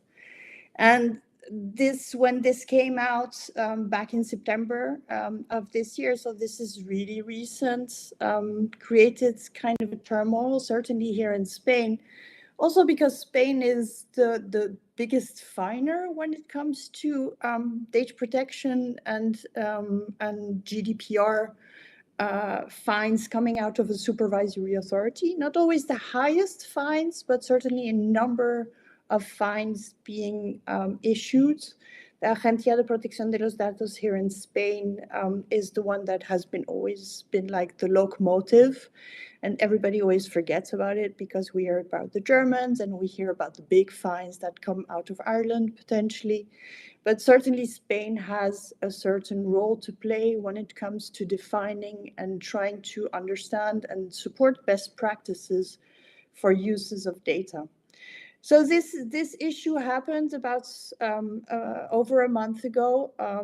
And more recently also, on a more personal level, because I draw from experience from my personal life as well.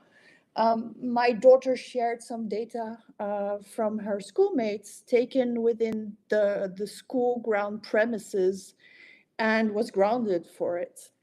And we had long discussions about this as well. But it's interesting to note that, for example, here in Spain, there are certain bans in certain what's called comunidades. So Madrid, for example, is one of these communities here in Spain where children are actually not allowed to bring phones to school.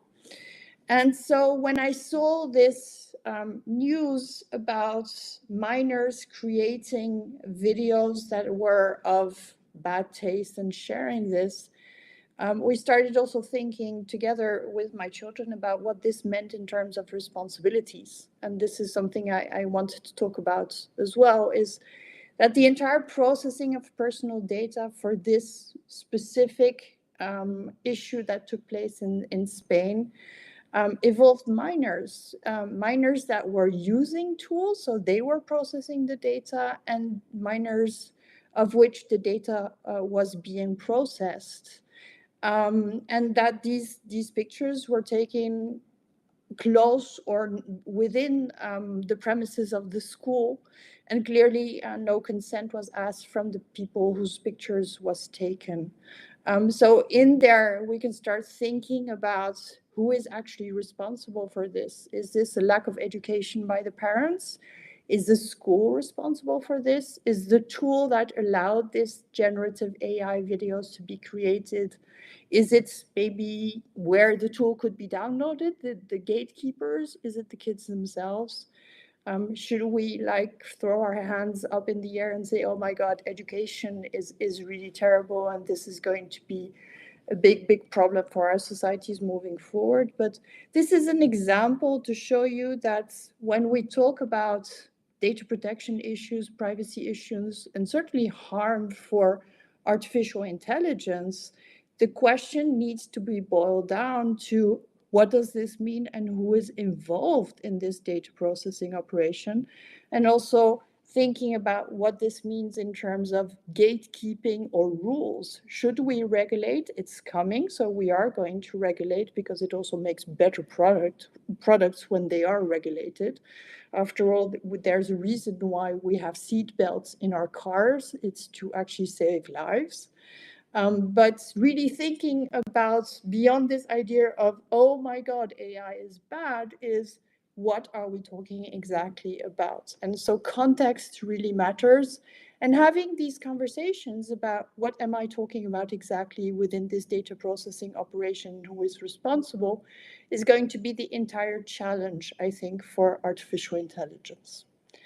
So we need to define these guardrails, these swim lanes, these seat belts, because in the end, good AI is certainly regulated AI.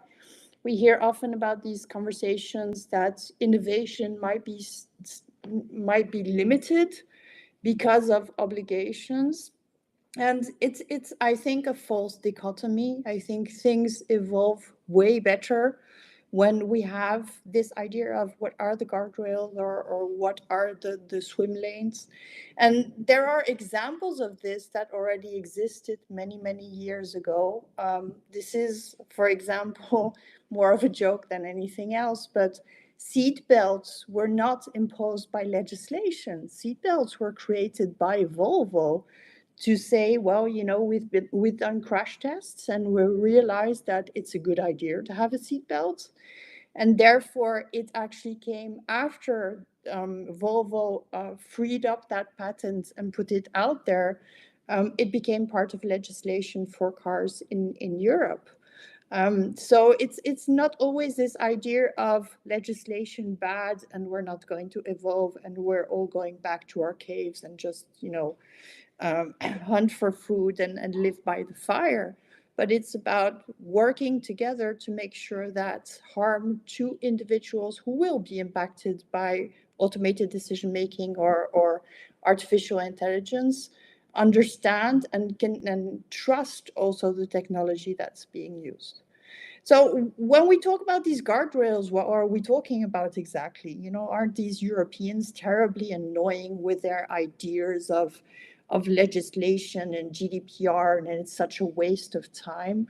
Well, I wanted to walk you through a bit where all this comes from, the foundations of what the AI Act is going to be about, so that you also understand that this didn't fall out of the sky, and neither did actually the GDPR.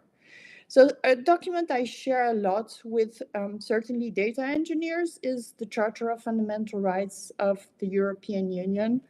And where basically when we talk about AI, we're certainly talking about Article 1, which is about dignity, this idea that you can choose your life. Serendipity is, for example, one of my favorite words in English, and that these choices should be respected and should be protected. And certainly when we talk more and more about automation for example, jobs, or whether your premium for insurance is going to go up because you smoke or because your children want to get into a certain university, but they were they were punished because they shared pictures many, many years ago. Well, this is basically what we're talking about, making sure that these decisions that we take in life are not going to drive the next 100 years of our lives or more, as also the length of our lives is continuing, and deleting data is not the easiest of endeavors that I've seen so far. So Charter of Fundamental Rights, 53 articles, easy to read, easy to share. Certainly when companies are starting to talk about ethics and values, the Charter is really a good basis. And together with that, there's another document that I don't really recommend that you read. It's called the Treaty of Functioning of the European Union. It's like how all this is going to be decided and works and who has which powers and things like that. But what I did want to point out is that these two documents together creates basically a very solid structure to make sure that the laws that we decide today, whether it's the GDPR, whether it's potentially an e-privacy regulation, are rather flexible, but will continue to be built. And I typically compare this, as I live in Spain, you might have noticed, I typically compare this to La Sagrada Familia in Barcelona, which is a cathedral that was designed by Gaudi and is eternally under construction. And I think as our values evolve through time, certain things were acceptable 20 years ago and are not as there to support our vision of our societies, and that the law itself, while we can consider it rather dusty, is actually also a living instrument that is eternally under construction. So based on this, I just wanted to highlight that Brussels has been horribly creative when it comes to new acts, which are actually regulations. It's just another name, another fancy name the Commission has decided to use.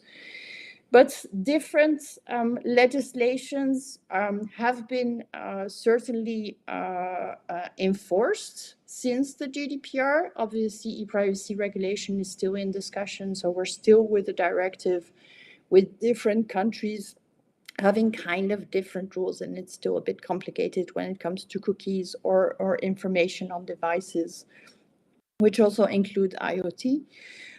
But there's other stuff that's actually coming, and one of these things is certainly the AI Act. So when it comes to the AI Act, where are we? We are what's called in trilogue mode. So this is being discussed between the Council, the Parliament, and the Commission in Europe. And we are currently under the Spanish presidency. A lot of references to Spain here. I'm really sorry about that. But I expect the ink to be dry on the AI Act by the end of the year, if not in the spring of 2024. It will take a bit of time before enforcement starts, but it means that basically we're building on top of the GDPR to start thinking about obligations, certainly around transparency and safety for the uses of AI or automated decision makings. Something else also that's the council actually started many years ago. You know, the GDPR, it got started to be enforced in 2018. Prior to that, we had the Data Protection Directive of 1995, which was slightly less enforced, but there haven't been that many changes between actually the directive and the regulation.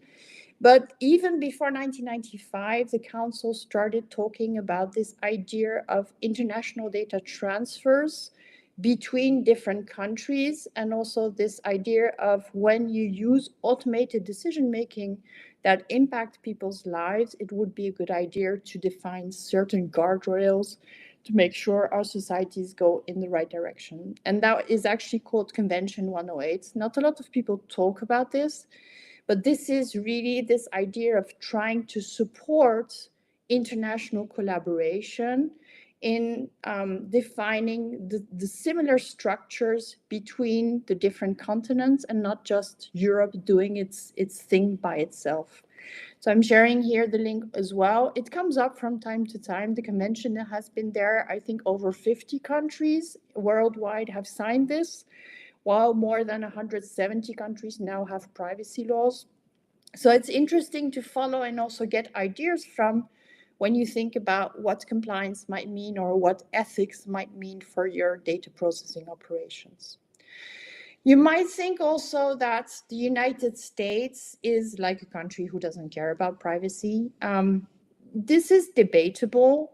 It's true that we're still waiting for a federal privacy law. But to be honest, since certainly 1973, the United States have been discussing this idea of fair information practice principles, also called the FIPS. And actually from there, a lot of the principles within the GDPR, but also, for example, the LGPD in Brazil, API in Japan, and other countries have been influenced by these US-based FIPS. So here again, I'm sharing information. It's about a video of about 7 minutes by the FTC, which is also interesting to see, to try to understand where, you know, the pillars of all these privacy foundation come from, and how we can move forward using AI and data to support decision making. How does this then link between the charter that I mentioned in the beginning and then the legislations that you actually know, GDPR and e-privacy? Well, it's like these Russian dolls that go inside one another's. Article 8 addresses the GDPR, while Article 7 addresses e-privacy. So there's like a very logical construct starting from the charter towards different types of legislation. And that will continue to evolve from a legislative perspective, but also from an enforcement perspective. And when the parties don't agree, well, everybody goes to court and we all wait to see what happens at the European Court of Justice or the Court for Human Rights in The Hague. It depends a bit on the situation. But if we compare from a global perspective, how basically the two main continents we typically talk about, obviously there's other things going on. India is starting to think about passing a privacy law once again.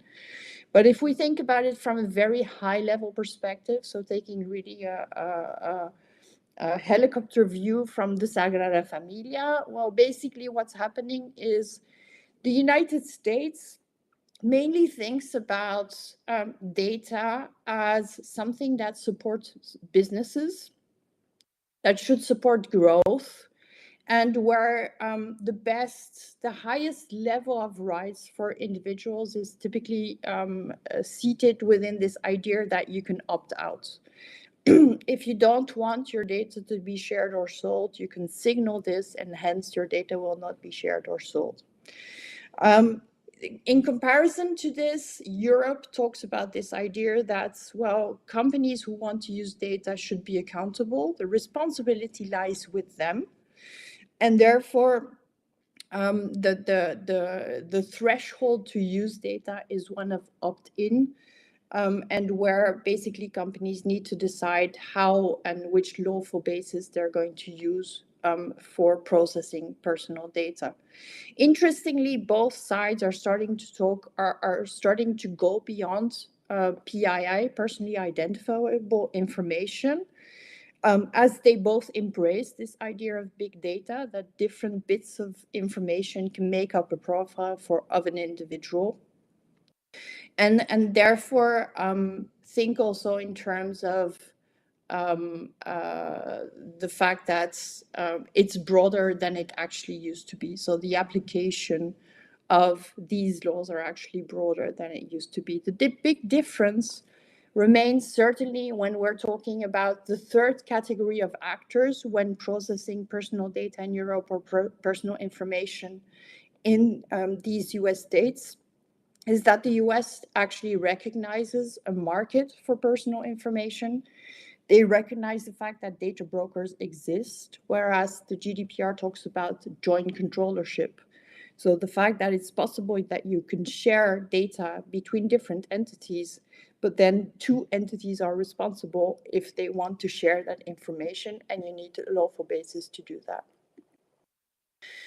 Building on top of the GDPR, there's not just this idea of privacy. There's increasingly also this idea of, well, it's a matter of competition, antitrust. You might have realized through the years that there's a lot of power for certain platforms, and different tools within the legislative toolbox are trying to address this as well. So, for example, the Digital Markets Act is addressing the obligations of gatekeepers, how transparent they should be with the data that they're actually using.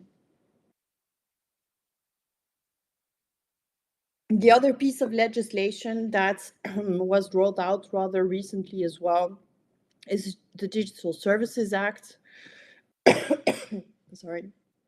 The Digital Services Act, which actually talks about this idea of fake news and the fact that content that is potentially not verified is being shared through very large online platforms.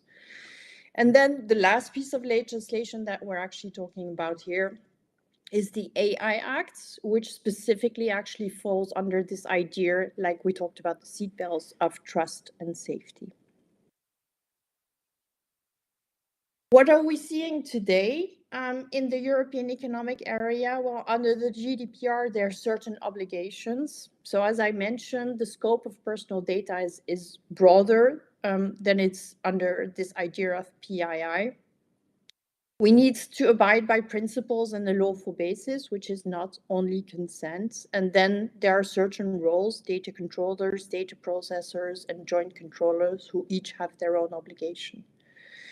E-privacy is kind of a subset of the GDPR, so it's important to understand that the two are actually different. And e-privacy is typically the one we talk about when we talk about cookies, but we're increasingly also going to talk about this idea of server-to-server connections, so the fact that cookies are disappearing slowly but surely. What's important to note, and this is often forgotten, is that e-privacy has actually a wider material scope. It talks of any information on a device, but it's actually narrower in terms of situation. So it's really about terminal equipment and seeing if something is being read yes or no on that device. The big difference also with the GDPR is that it just has one lawful basis, which is consent. And this is also why we're seeing all these consent banners. Note also that consent banners have been built, I think, by the industry to basically make sure that they continue their business. I'm not sure each business that has a digital property actually needs a consent banner, but that is very contextualized. It really depends on each business and how they use digital tools and analytics. A slight word on the DSA. I'm not sure if this is loading correctly, but I just wanted to mention that the Digital Services Act also has its like penchant, certainly in the United States, called Section 230. Where basically in the United States, it's considered that platforms are not responsible for the content being uploaded. We'll have to see how this evolves moving forward. Some data for those who, like me, are dataholics. There's an interesting website from the Commission about all these takedown requests by these different large online platforms. The spike here is Google Shopping, by the way, that happened like a couple of weeks ago. But what we're seeing certainly today is that the market is requiring, and I think individuals as well, but certainly legislators, requiring more transparency when it comes to uses of data. And I think that is going to be the challenge moving forward. On the DMA, we're seeing the same thing. Anybody that's been working on iOS 17 privacy nutrition labels might have worked on this as well. So starting to define what kind of data is being picked up by the SDKs and the kits. I'm sharing here also the link so that you can find out more. It doesn't, however, mean when certain actors within the industry are pushing for certain solutions. I'm specifically talking about Apple's app tracking transparency, that this actually aligns with legislation. We shouldn't forget that each actor within the data ecosystem hedges for their own risk and their own obligations. How they then tell a story to the market is something else. But it's always important to take a look at the different angles of data processing operations to make sure we understand who is responsible for what and what the consequences are today and in the future, which is not always easy. Yeah? So it's a continuous movement and challenge of collaboration between different departments within companies. The link between the GDPR and the AI Act actually already exists. It's enshrined within Article 22 of the GDPR around automated decision-making, including profiling. And so this idea that there is a right for European residents to say, I want to object to this decision-making that is done by machines. And we haven't seen a lot of movement on this, but this is certainly increasing as there's more and more talk about AI. Personally, I consider AI to be a subset or a generalization more of automated decision-making. Potentially, there are certain new aspects to it But it often goes back to this idea of what are you doing with the data? What are you predicting? What are potentially the false positives and the false negatives within these predictions? And what could potentially be the harm to individuals if you impose these predictions? Why am I telling you this about Article 22? Well, enforcement has actually already begun. So there were already a couple of court cases where companies had to explain to data subjects why, for example, a credit had been refused. And in this very specific case related to, I think, a bank in Berlin, if I remember correctly, somebody complains when a credit was refused, and the bank had to explain how they got to that conclusion. Unfortunately, they were not sitting on that information, so didn't give that right to the individual of explainability, and hence they were fined 300,000 euros. Are these fines actually the real risk? Well, I would argue not.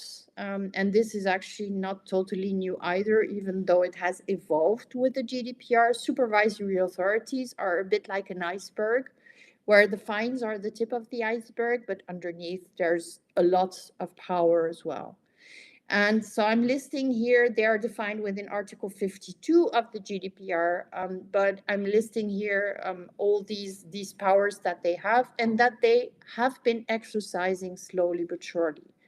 I think generally speaking, we have this idea that, well, you know, there was enforcement of the GDPR, but it's kind of dying down. Today, and I think this is very extremely recent, the European Data Protection Board, pushed by the Norwegian Supervisory Authority, is asking for a ban for behavioral advertising for the use of Facebook and Instagram. So the consequences of that, which opened up an entire new Pandora's box, is that now users of Facebook and Instagram within the European Economic Area are faced with a choice, either to pay around 13 euros a month for the use of Facebook without ads, or to continue as they have been using Facebook and Instagram until now. It's an interesting conundrum, I think, on different levels, because suddenly we're also starting to talk about paying with your data and whether privacy, which is a fundamental right in Europe, is for sale, yes or no. I think the conversations are still going on, but we're seeing more and more of this idea of, well, if you want us to respect privacy, you'll have to pay for it. Whether this is lawful or not, we'll have to see how this basically pans out.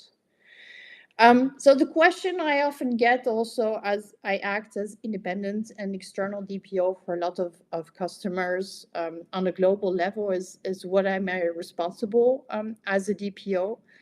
I look at, well, basically what is promised to data subjects. So we are responsible in front of data subjects.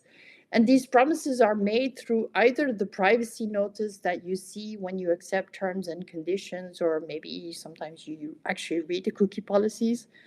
But also, as this ecosystem is rather intricate, the fact that, well, between the data controller in front of the data subject, there's also data processors behind. And so these data processors need to make sure that they actually support, well, the promises made to the data subjects by the data controllers. So what we've been seeing certainly over the last 5 years is the fact that there's more granularity when it comes to the uses of data than before. There's more choices and options for users, which also makes it slightly more complicated to actually understand what you're agreeing to or not. But this is certainly something that will continue to evolve, this idea of granularity and also transparency and education in front of consumers and data subjects to understand how their data is being used. How is this translated into AI? Well, in a nutshell, it becomes slightly more complicated because, well, basically you've got new actors that are coming to the table with models that you can just grab off the shelf and then input inside your own decision making. And so, while before it was already complicated to understand who was a data controller and who was a data processor, and there's still sometimes confusion about this, when it comes to AI, this actually becomes slightly more complicated in terms of responsibilities. And so this is, I think, the challenge that will certainly be in front of us, to define, okay, what are these obligations? What are the roles played by the different entities involved in the use of AI? And who does what between the initial collection of the data, the creation of the models, but also imposing the decision of not receiving a credit or giving a credit by a bank to a user. So here the Norwegian Consumer Association wrote an interesting document about this, to start thinking about what this actually means and how we need to start thinking about the different actors. What we're hearing, obviously, from AI actors is, well, could you please regulate us? As a European, I'm like, you are regulated, so could you just do your job? And we are seeing this. OpenAI has certainly, and ChatGPT has more functionalities than it had 6 months ago, and has less functionalities that it will have in 6 months. So we'll see how this basically evolves. But when we get our feet back on the ground, we need to not forget, when it comes to even AI, that if it's processing personal data, it falls under the GDPR. So there are obligations either for prescriptive data or probabilistic data.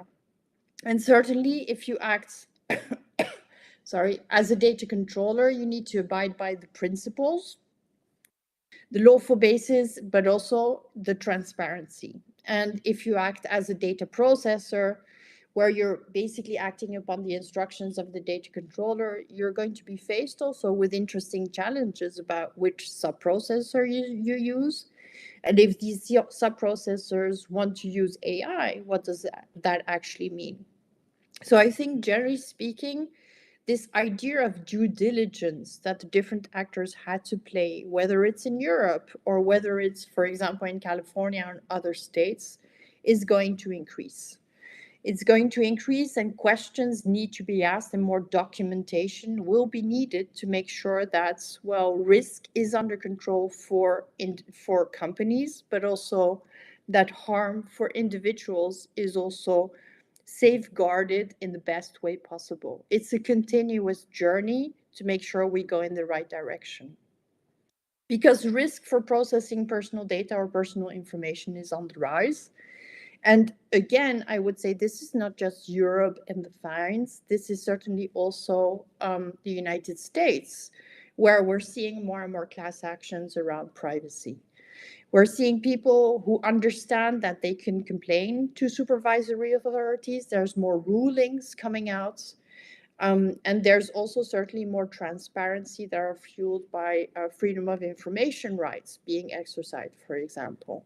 So I think, generally speaking, more transparency also means potentially more risk, certainly for companies who want to jump on the AI bandwagon. What kind of harms are we talking about? This is an example. The example I shared earlier in this presentation was certainly about psychological harms for the young girls that were inside these videos that were created through Gen AI tools. And I think we'll see more and more of discussions about potential harms, but it's important to be specific, not just financial harms, but to try to define what kind of safeguards we can put in place to basically make sure that these harms are mitigated as much as possible, just as risk under the GDPR has been mitigated as much as possible.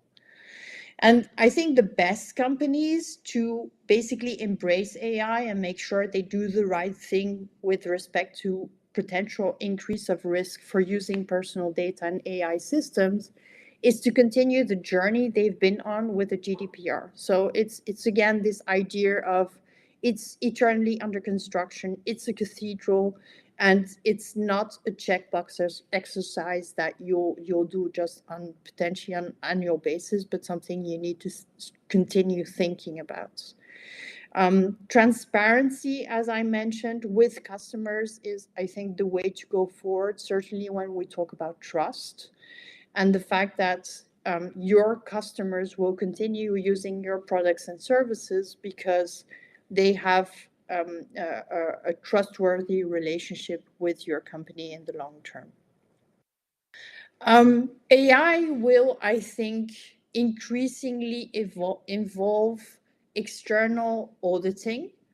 I'm sharing examples also here of certain systems. And so I'm kind of seeing like the accountants and the auditors thinking about how they can support compliance obligations for companies using AI. While there are different roles within the analytics ecosystem, I think one of auditing and making sure that you are as compliant as possible is something that will certainly rise within the next couple of years. Who these actors will be, I'm not totally sure. Firms like PwC have audited systems like Facebook. It didn't turn out that well. So we'll have to see how we kind of evolve within this idea of recurring revisiting of data processing operations. The challenges, as I said, are, I think, dynamic. I think the way we do it today is still imperfect because there's still a lot of questions to try to understand how to best tackle this. One of the major issues I've certainly encountered over the last 5 to 7 years is one of deleting data. I think it's getting better. I think people are getting used to it now. But I think the next challenge that is today coming up is this idea of transparency, and potentially also these notions of harm. Fairness is one that is really preferred in the United States. Personally, as a European, I think there's more harms than just this idea of fairness, but we'll have to see how this translates into potentially supporting these auditing obligations through, for example, data protection impact assessments that are already part of the GDPR. There's going to be more people coming to the table also with AI. Why? Well, because there's also issues around copyright when it comes to uses of certain types of information for these different tools. And we'll also start talking more and more, I think, and certain actors within the analytics, digital analytics realm are already talking about this, is this idea of sustainability. So this is kind of going towards ethical uses of data and making sure that not only from a privacy perspective, we are going in the right direction, but potentially also to make sure that we support our obligations as actors on a planet that needs some help to make sure we can continue living here. So as I mentioned, intellectual property challenges are being added to this idea of AI. Here are some examples of this. Discussions about what this means in terms of money. So I mentioned this idea of a marketplace for personal information in the United States. Here, we're also, when it comes to AI, talking about, well, what does it mean when certain art objects are being used and reused by Gen AI tools? How are these money flows actually going to work? So what are we seeing in conclusion? Well, we're going to use more data. There's no discussion about it. There's going to be more regulation. That's also rather clear. And the risk is increasing. So we'll have to see. What does this mean for companies? More granularity of controls, understanding which actors are part of the ecosystem, but also more transparency around these data processing operations. Making sure that we explain who is responsible for what between the actors. And I can only hope, as I hear about the AI acts in Europe and executive orders in the United States, that there's going to be more global coordination. I'm also very well aware that due to concentrations of power, there's obviously also going to be more and more lobbying. So I think we have to use our critical judgment, try to understand what our companies need to move forward, but also try to make sure that we document as much as possible what we're actually doing. I always recommend a movie at the end, and I've been recommending Mike Nicholson's Gattaca for a long time, because this was really the worry I had with respect to where our societies are going. So if you haven't seen the movie, I really recommend that you watch it. And if you've enjoyed it, well, the next one is also one by Mike Nichols, and it's about this idea of transparency, and whether this is potentially also a new threat that might arise, is this idea of, well, maybe we're going to share too much information, which we already are, but aren't we also going to be sharing, not being able to live our lives according to our own rules, and that this idea of anonymity is not going to be possible anymore. So second recommendation, except for Gattaca, Anon is a good movie to watch. I know Thanksgiving is coming up soon, certainly for my US colleagues. So I would warmly recommend this to also start thinking about, okay, how far do we want to go in terms of transparency? I think this is what I wanted to share. Thank you so much.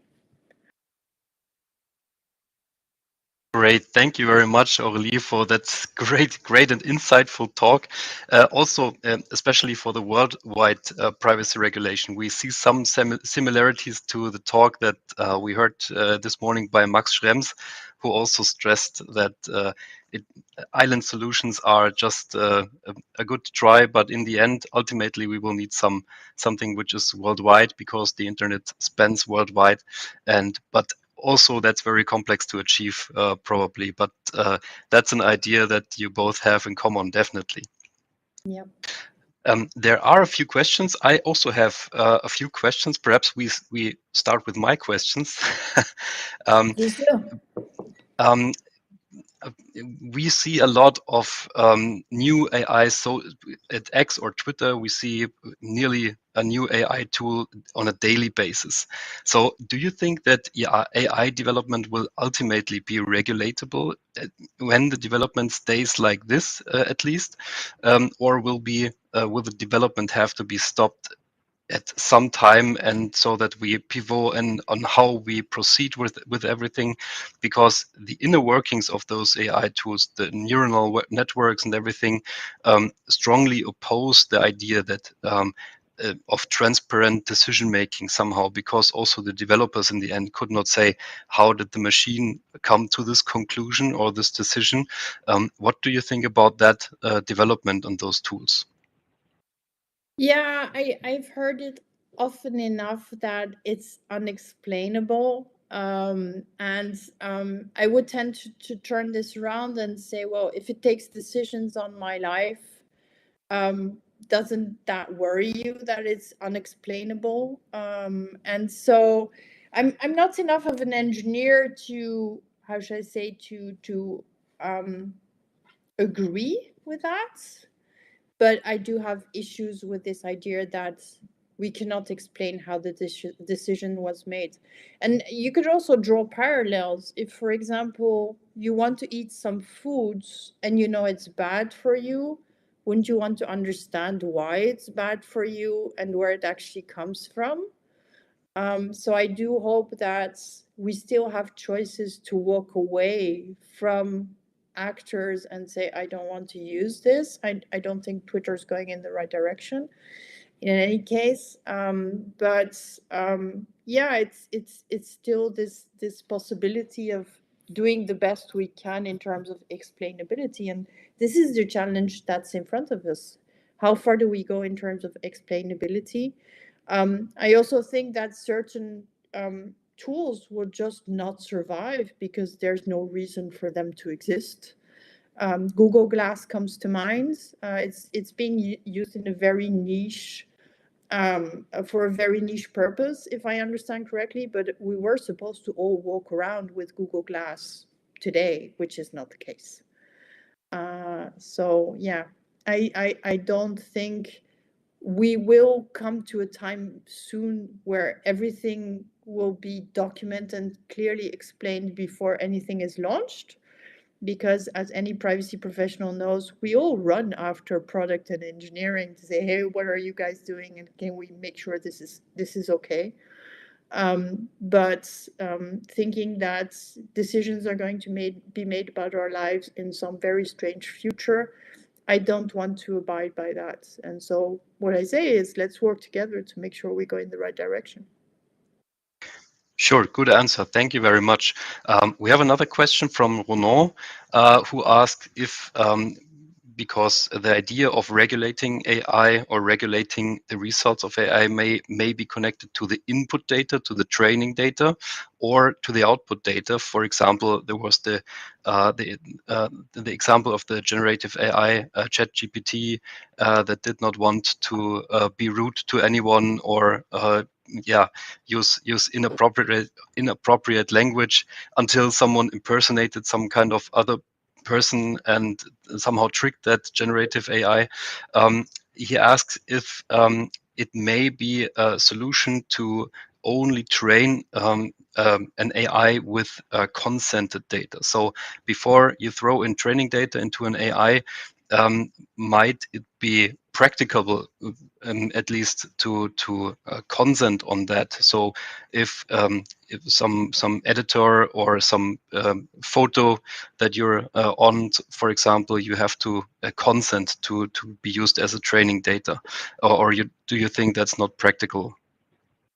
I think this idea that anything is up for grabs through scraping because it's public information under US law is problematic, because this is very opt-out logic from the US, and it doesn't work under this idea of opt-in for the GDPR. I also believe that systems are capable of keeping traces of lawful basis and purpose and things like that, but they don't today. So that's the reality. So best next thing is, let's talk about harm. Let's talk about the negative consequences of this and how we mitigate for this. While we start all to kind of mentalize about we need to follow these data flows and have a lawful basis and purpose and things that. As I always say, whether you predict I like strawberry yogurt or banana milkshake has no consequence on my life whatsoever. If you predict whether I'm suicidal, that's another story.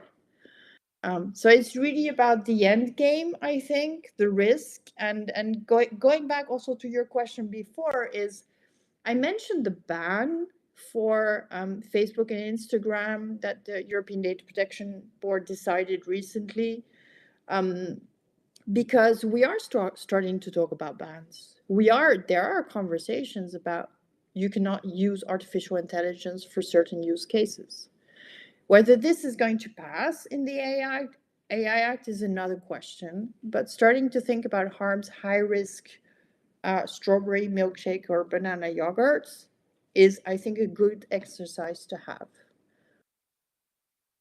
Sure, thank you very much. Yes, we have a last question. I think we are running out of time as well, so I will try to tell quickly. Have you already, to get the full circle back to the web analytics or digital analytics topic, have you already seen some cases where the use of artificial intelligence with web analytics wasn't appropriate or even used? Well, I think there are certain, how should I say, certain functionalities, features within certain tools that have a big market share that are rather problematic and are sold under a very strange name that doesn't align with what it's supposed to do. And so I would say this is manipulative from the part of that actor. So yes, I have. And we'll have to see how current enforcement is going to tackle this. Apparently they're part of the DMA obligations. So it's going to be interesting to follow. Absolutely. So, and perhaps just one question left, because we also want to get the full circle back to Matomo even. Ronan is asking probably a silly question. He tells by himself, I don't know, I didn't read it yet, but if data are anonymized within Matomo, can we play with AI within this data, within this anonymized data, with, for example, the GPT integration or something like that? What is your opinion on that? So I would say Roman proved to me it's anonymous. That's the first conversation we need to have. I have a nice document of 10 steps where we could like go through a checkbox exercise to try to confirm the data is indeed anonymous. And then the next question is, what are you going to use it for? What's the potential harm of the creation of these models? I would also say that you'd have to look at your contracts and if you can actually use this. But yeah, the first bit for Ronan would be talk to me about anonymous and what you mean by anonymous. And let's see if we agree. Okay, perfect. Thank you very much, Aurélie. So, Ronan, I hope you listened well. And this was very insightful and also great to know that also the law and legislative is a living organ, which is not always perfect, but always striving to, to be adjusted to the current environment. So that was very insightful. Thank you very much, Aurélie, for being with us. Thank you, Peter. Have a nice day, and thank you for setting this up and for the invitation. My pleasure. Thank you very much. Bye, Aurélie. Bye. And this is a bit of a knowledge sharing. I work as a consultant mainly with Matomo, or I do that full time for a company called Digitalist. And these are our 5 best practices for the Matomo Tag Manager, which I hope you're using to collect your data in Matomo. So first, a little bit about me. I'm, as I mentioned, I'm a Matomo consultant. So I basically been working full time with Matomo at Digitalist, and I'm also a product owner. At Digitalist, we provide a high-end SaaS service for Matomo, and we also just released a new software called Rebel Metrics that is actually a dashboard solution that we connect to Matomo. That's a second session I will hold tomorrow, so please don't miss that one. So I'm kind of a product owner for both of those services at Digitalist, but mainly and for a very long time I've been working with tag management. Started off with tag management in the Google world and the Google Tag Manager, and then since 2018 mostly full time doing Matomo. So I also contribute a little bit to the Matomo Tag Manager in Matomo. So I actually built a few changes, and I've actually built a few plugins that we are using at Digitalist. We'll see if I release some of them later on to the community, but it's still in early stages. So I do some development as well. A little bit about Digitalist and Matomo. As I said, we've been providing Matomo services actually since 2013, P-Week at the time, when we hosted P-Week. And since 2018, we have been providing a high-end SaaS service for Matomo. And that means that we basically run Matomo in a real cloud. So we're using an EU-owned infrastructure. We're not using Amazon, Google, or Microsoft. So that means that you can rely on the infrastructure we are using from a GDPR perspective. We also only allow EU citizens to access our data centers. This is also a requirement in GDPR. Our hosting is ISO certified, and it's a real cloud. It's no old school VPS solution. So this is really, really good for security. Of course, this is a second topic almost to discuss, but it's really high end. We also offer support and consultants, and we are contributors to Matomo, as I said. And last but not least, we have this full-blown dashboard solution that I will demo tomorrow, integrate with Matomo. We work with a lot of clients, mainly the public sector in Sweden. These are some of the main players in the public sector in Sweden, but we also work with organizations outside of Sweden in the Nordics, but also global players like the Human Rights Watch and the Sons Without Borders and so on. So let's get started with the real content of this presentation. So the first one I'm going to talk about that we always do when we set up a new website in Matomo or when we start to do some new tracking. So I'm calling this section data cleaning, and I will talk about what I mean by that. So there are some problems, common problems, usually when I get into a Matomo site that we did not set up and we start to look into the data collected. We always almost find some issues with the data collected, usually related to that the page view data is a bit corrupted. There might also be personal data collected, and this might affect, particularly the bad page view data, might actually affect your goals and your funnels and stuff like that. So the basic example is that if I have a page and your CMS allows that page to be called with different type of URLs, this will actually lead to 3 different rows in your page view report. So that means that when you're looking at the page view number for my page on the top row, that will not include the other 2 rows. So if that problem is common, you might have a really hard time to get correct reporting, actually. Another issue might be that you're allowing URL parameters into Matomo. This might be something you want to do in some cases, but in most cases, this might do the same thing for you as the previous example. You get duplicate rows, and it will be really hard to actually get proper reporting for those pages where you have a lot of URLs. The third example is more related to personal data. Sometimes people build applications where they actually send usernames in URLs or URL parameters. And this would, of course, violate GDPR, since you're probably not meaning to store information about the user's name into Matomo. So in this case, I'm usually referring to that Matomo is just a stupid tool. It will take any data you send to it. So you're actually, as a developer or a web analyst, quite responsible for what kind of data you send into Matomo. So the solution we always apply to all the sites that we set up in Matomo is that in the page view tag in the tag manager, we always use custom variables. And in this case, we're using it for the URL.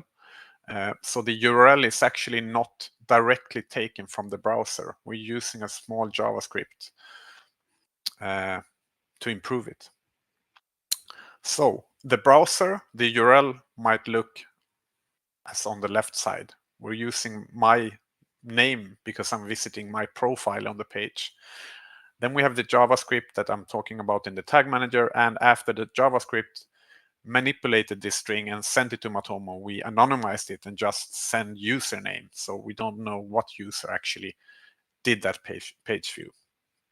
Which can also be great because normally you're not interested in reports about how many times Thomas actually visited his profile.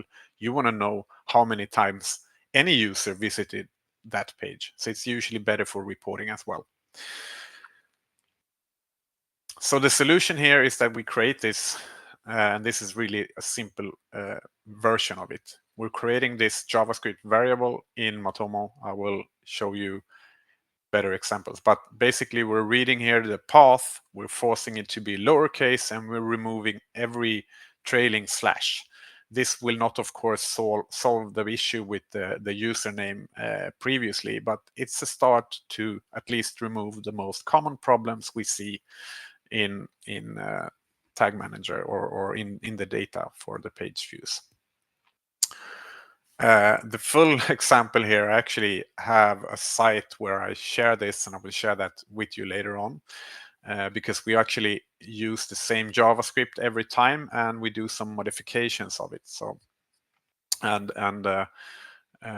the modification is that we're basically removing all URL parameters, but we're allowing you to define some URL variables that will be let through to Matomo. So in this case, usually your site has searching, and you probably have want Matomo to read those URL parameters. So that means that if your URL contains question mark s equals and then the search string, this will not be blocked, etc., etc. So you basically in the JavaScript just define this. And then, of course, if you're using Google Ads, you want those to be let through. By default, we're always letting through query parameters from campaigns, both for Matomo and the Google version. So I can show you the actual, let's see if I do this, you should probably see the actual repository of that I'm using. So I can just zoom down. You will get the URL to this repository later on. But basically we are forcing lowercase, we're handling those query parameters, and we're doing some checks to make sure that everything is working correctly. So yeah, I encourage you to look it up and of course test it on your site, because you should never just copy paste JavaScripts. But it's a great tool, and it will enhance the data you collect. All right, so that was the first chapter. Please type questions in the chat if you have them. Let's see. Okay, so I already have a question. Not directly linked to Matomocamp, but we already studied possibility of renaming existing value to Matomo. Thanks, Matomo. Backfill. Okay. Not sure if I fully follow you there, Rono, but of course you can. Yeah, you're probably mentioning that if we end up having problems, that we notice that we had problems, you can definitely modify the raw data and reprocess Matomo. But in this case, it's so much better to to fix things beforehand, I would say. Okay, so the second topic here is that I really encourage users to think about custom dimensions early. So first of all, why? Well, because dimension can really help you to do segmentation of your data that is really custom to your application. And of course, that will lead to better insights and better better reporting in the end, or insights is probably what you're looking for. So first of all, what are dimensions? Well, the simple definition is that dimensions are descriptions of your numbers. So for instance, if you're looking at the page view report, the URL describes the metric, and you can also have a title, a page title that will describe the metric. So those are dimensions. So and custom dimensions are these kind of labels that you add your own by yourself, and you probably understand better what I mean when we're looking at the next page. So there are two types of dimensions in Matomo that you can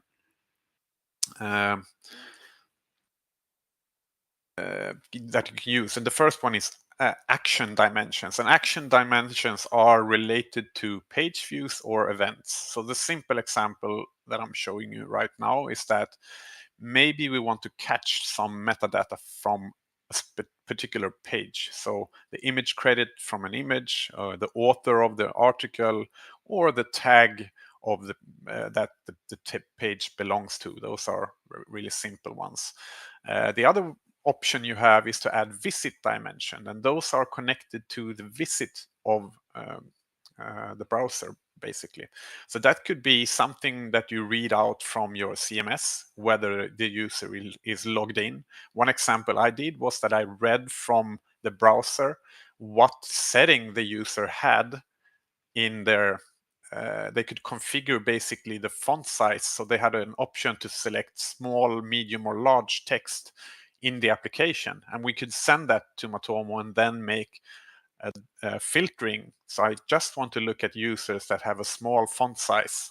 And then you can do that segmentation based on the dimension we sent in. The other one could be that you have different groups for your users.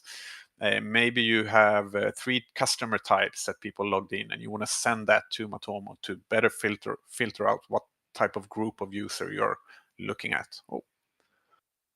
So those are the examples. So what we need to remember, action dimensions are connected to page views and or events, and visit dimensions are connected to visitors. All right, so have you already think about custom in order to mention who is a qualified wizard who is not based on their behavior, so the segmentation can be done easier? I think that's a different thing. Maybe you're thinking about, Ronan. You could definitely build some logic to create personas, but I think in this case, I'm doing more simple stuff, reading direct data, but you can definitely build logic. Or can you develop maybe the question a little bit? Okay, cool. So this is more about the basics, but what I really want to emphasize here is that think about this early, because this can really help you to get great insights from your site. So yeah. So how do you do it? Well, the solution is that you first of all discuss what can we track, or what kind of metadata can we add to the tracking. So for instance, if your site has a lot of blog posts, it might be really nice to add the tags or the authors of the pages for the blog posts, so that we can know what topics are most popular on the site, for instance. Secondly, just set it up in Matomo. We'll of course demo this a little bit soon. And third, set up a variable in Matomo Tag Manager that will read that metadata from the page. You of course have to have it available in the browser before you send it to Matomo. And then finally, we add that variable to the Matomo configuration variable. Again, I will demo this soon. So yeah, and then you can enjoy the results, of course. So what it can look like, or when we start with, we're going into the administration interface and add that dimension. So in this case, I've added 2 action dimensions in my Matomo installation. I call them author and tags, just as the example I told you before, because that's probably something you have on a blog site. The next step would be, so this is super simple. It's just click and create, type author, and then just save, and then you'll have them. The next thing you want to do is to set up a variable in Matomo that reads that data. So you do that in the tag manager, and usually I'm using a custom JavaScript, or you can sometimes use the simpler ones, but this will be a more example one. So this one is actually checking if do we have an author tag on the page, then return the inner text of that tag, otherwise return null or empty string. Straightforward. And of course, the same thing for the tags. The tags can be a bit more tricky, because tags, there can be multiple on a page, and that's a really different topic. But so let's keep it simple. Let's talk about the author. The last step would be to go into the Matomo configuration variable. That's also in the tag manager, and that's the default. And there you will have the custom dimensions. So here you will have to enter the ID. The ID came from the list where we created it. So in this list, you can see that the author has ID number 1. This is the ID we want to add in the variable, and then we want to map it to the variable we created called author. That's actually how simple it is. You just publish it and save it, and then voila, in your interface you will have a new tab under behavior called author, and you will see something like this. Usually this one actually shows you all the actions. So usually you need to create a custom report to do proper page view reporting, but the data is there, it's great, and can promise you it's quite fun to look at things like that. So any questions? Yeah, I'm seeing Ronan is typing again. That's great.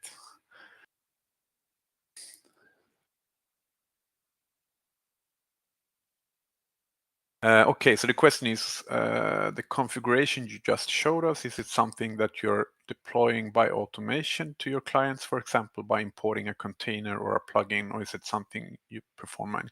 Yeah, we would do this manually because it's really simple. And when it comes to, I think the custom part, I will show you that, is usually this, like digging out the data from the site, and that will be hard to automate. It's really unique to every site, and you might have to set up rules because depending on the structure of the CMS, I mean, this is the hard part, but most commonly not hard.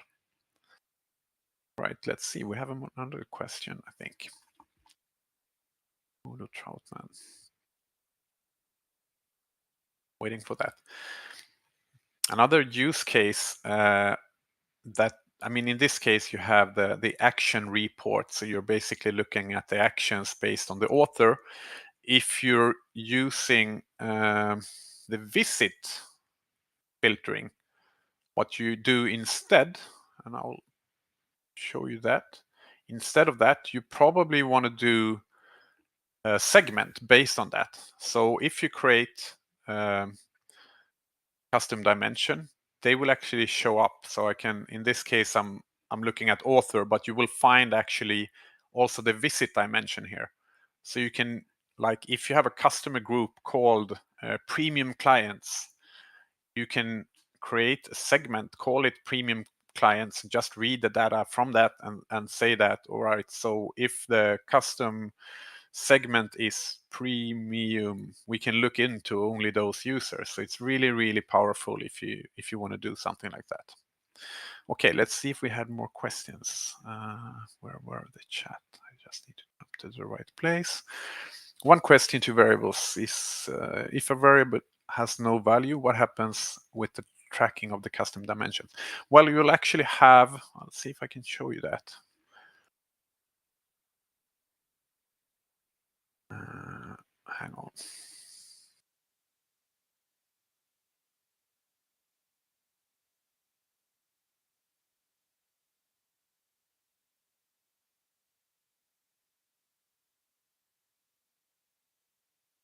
Just need to open the correct place in my installation. We'll say something like empty or no value. Or in this case, actually, I need to check my code, but where is it? Just need to open up the correct presentation.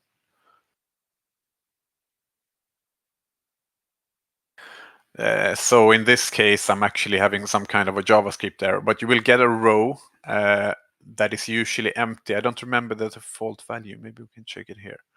No. That will be null or empty. So it basically will look like that. I hope it explained the question. So important, of course, when you do these things are that you need to validate your JavaScript. The example default. Yeah, you can have a default value, definitely. You should do that in your variable, but usually a null string will give you that, and will show up in the report as well. Okay, let's jump to the next section, which is consent management. And of course, this is super important if you're working within the European Union. Why? Well, because you don't want to be a lawbreaker, right? And you don't want your clients to become lawbreakers, because GDPR is actually a law. It's not an opinion. It's not something we can really decide whether we want to follow it or not.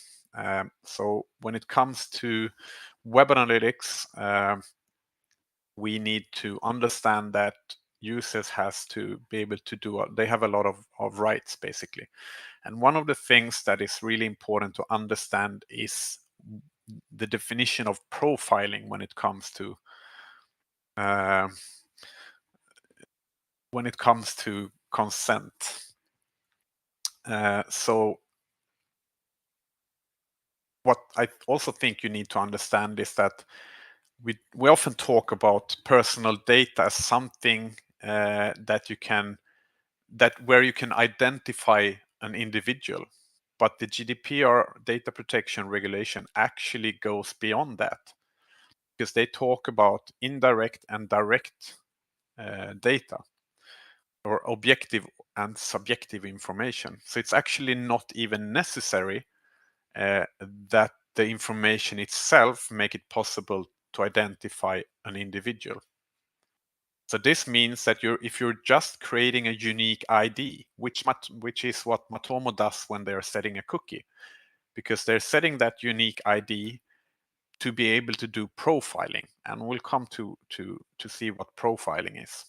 So in the next step, I will show you that. So the first time I visit a website, we probably set a cookie or another identifier. I'll talk about that. And that identifier is probably stored in your browser, and that means that we are creating a profile. So the next time this user comes to the website, we can read the value from that cookie, that unique ID that we created.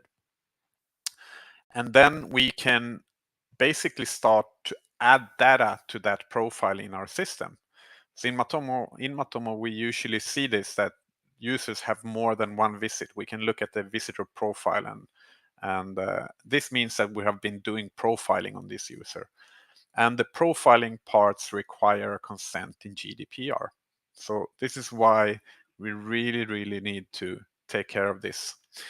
And what most people forget, the discussion is often that it's often about the cookie, but it's actually not about the cookie. It's about the profiling, and the profiling can be achieved with a lot of other technologies than cookies. So you can, what Matomo actually does during a session. So during a visit, Matomo actually do this technique called fingerprinting.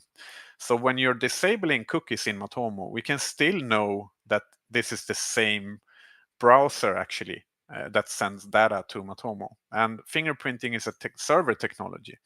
So we're looking at tons of dimension and create this unique profile combined from the IP address, the browser size, etc., etc. So this is a known technique, and this is also what Google are using to identify individuals even without cookies. So this is actually the technology we are using within Matomo to be able to run without cookies. The important thing that happens in Matomo is that this fingerprint, that it's called, will be forgotten after the visit has ended. So next time you come there, Matomo will not detect that fingerprint and connect it to the previous visit. And this is the important key where and why Matomo can be GDPR compliant when you run it without cookies. Yeah, so technically we could use printing or actually store things in the local storage or something like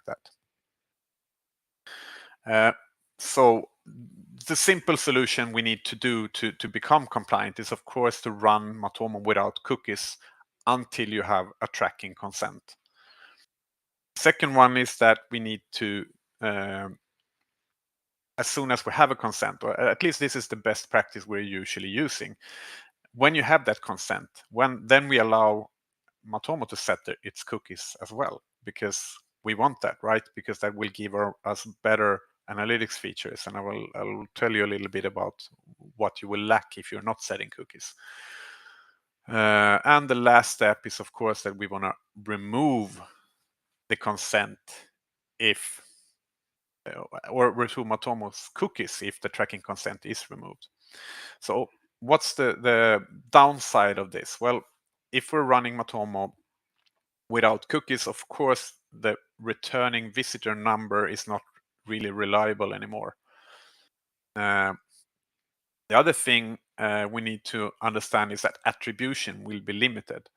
Attribution is the part where we're looking at an individual, or not an individual, hopefully, but on a visitor profile, And on that visitor profile, you can see actually from what channel did this user come from at their first visit.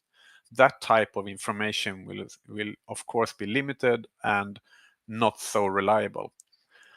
There are some more details about that, and you can actually read more at matomo.org. There is a great blog post about this, so read it and understand it.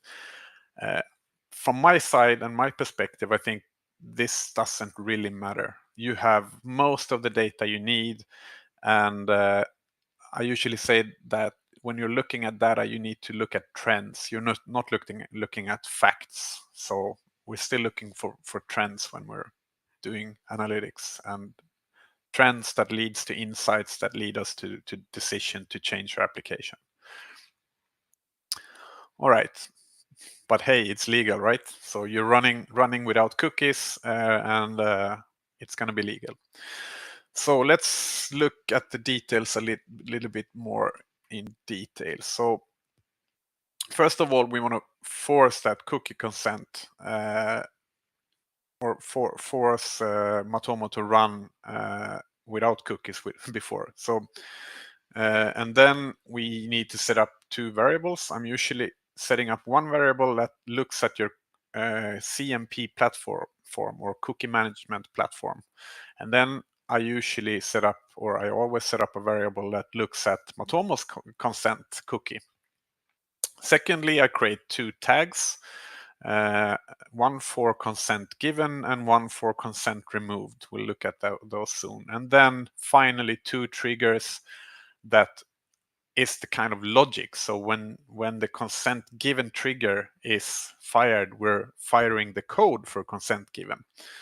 And the same for the consent removed one. And last but not least, we update our cookie policy to contain the Matomo cookies, of course. But in simple, and you can read more about things there again. So to force Matomo to run without cookies, we can just check this checkbox on the Matomo configuration variable. So that's it. If you do that, it will run without cookies until you give the consent to Matomo. Secondly, we set up two variables, and in this case, I'm going to show you the simple version where we're reading actually two cookies. So in the top, we're creating a cookie variable called MTM cookie consent. This is actually the name of the cookie Matomo sets when you gave it a consent. I'm also setting a default value, and I will explain soon why. So I'm setting it to not set. Secondly, in this case, we're having a really simple cookie set by the cookie management platform. And at the same time here, I'm setting it to not set. If the cookie does not exist, it will be not set. So what we'll do next is, so I will set up a trigger. So the first trigger will be for consent given. So I'm looking at this accepted cookies and making sure that it's not equal not set. So it has a value. Then I know we have a consent. In some cases, it might be that we're checking for it has to be to contain analytics equals true. But this is really unique for your solution, of course. Finally, we don't want to run this code all the time. So if the Matomo cookie consent is already set, we can just ignore. We don't have to run this all the time. So so this is the example. It could be that it contains statistics, for instance, and then we're executing it. We also want to create a trigger for if the consent is removed, and then we're just doing it the other way. So we're looking at if the Matomo cookie is available and accept cookies is not or equals not set. that there you have a really simple logic. And then after that, we create a tag. So this is basically a custom JavaScript. So it's a custom HTML tag. And we call the first one remember cookie consent given, and it's going to be fired by the trigger we just created. And then we have the forget consent given. It's basically the same code, but as you may, I don't know if it's visible enough, but the code is forget cookie consent given. You actually have this code in Matomo as well, and we'll send you links and so on. Yeah, that's about it. Any questions in this part before we move on to the next section?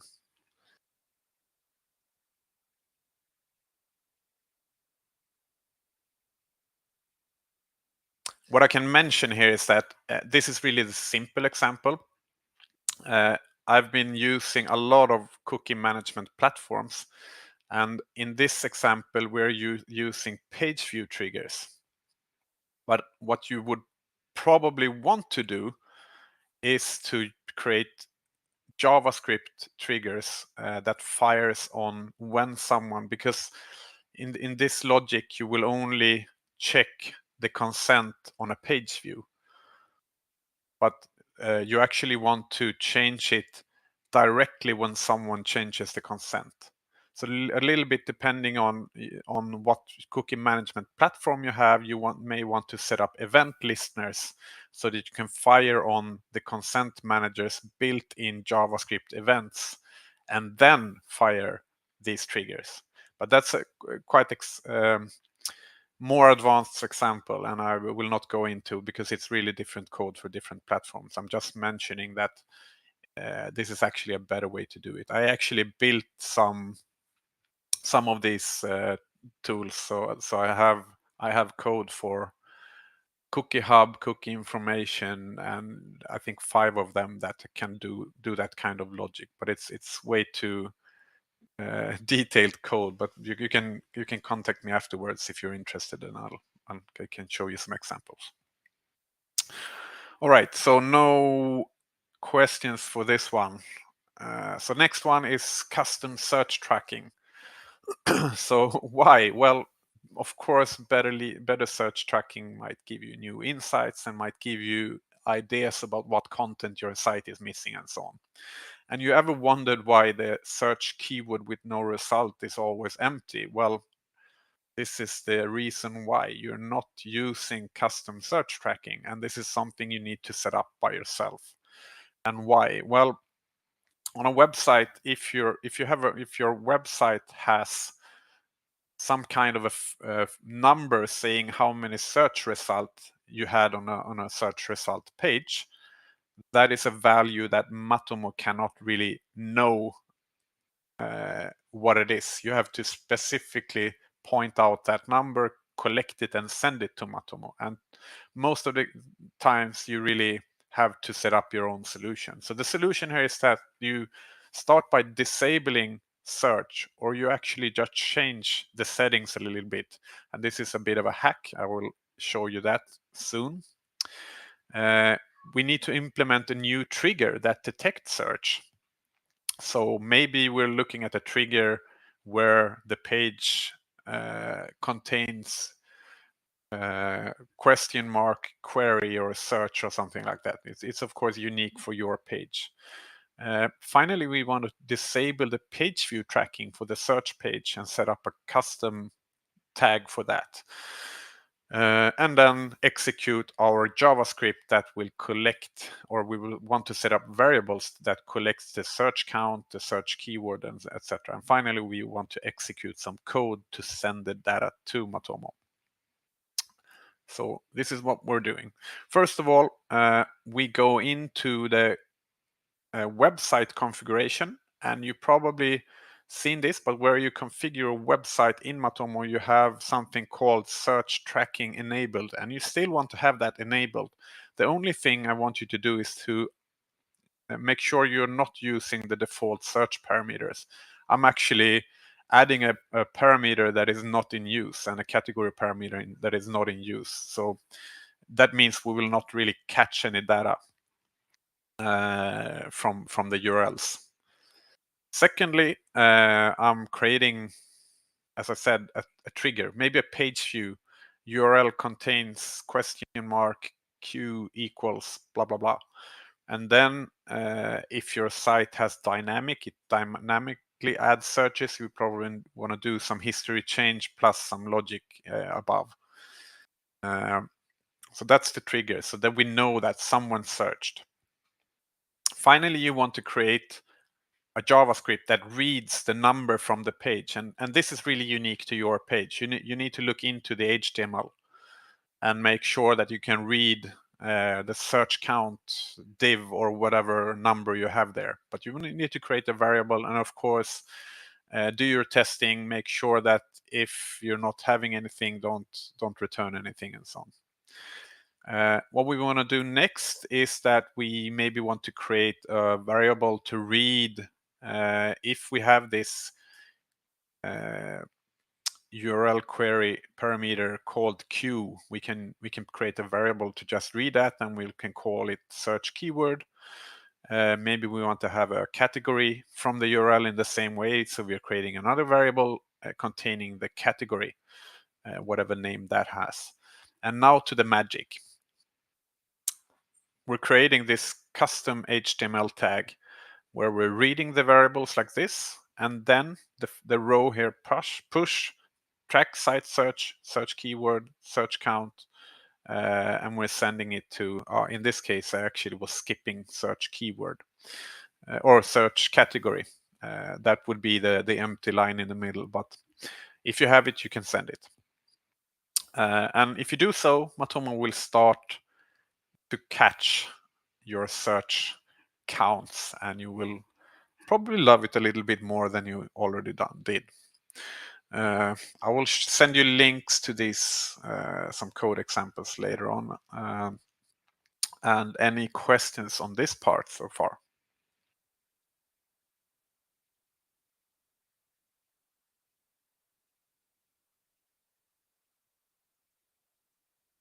No questions. Cool. Let's jump to this last section.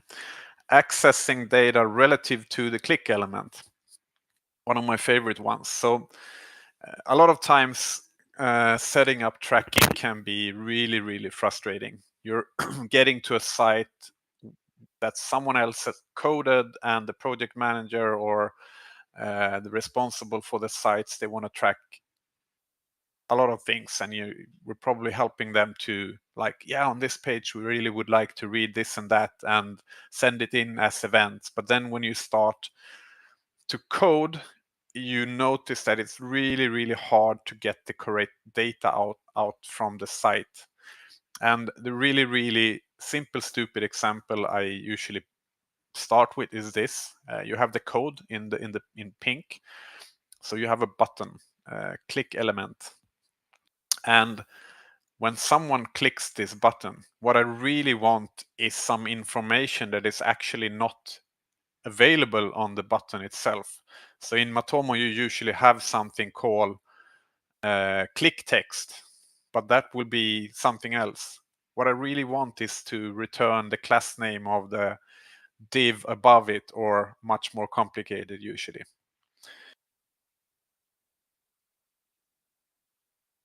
So the next step, so I want to return this.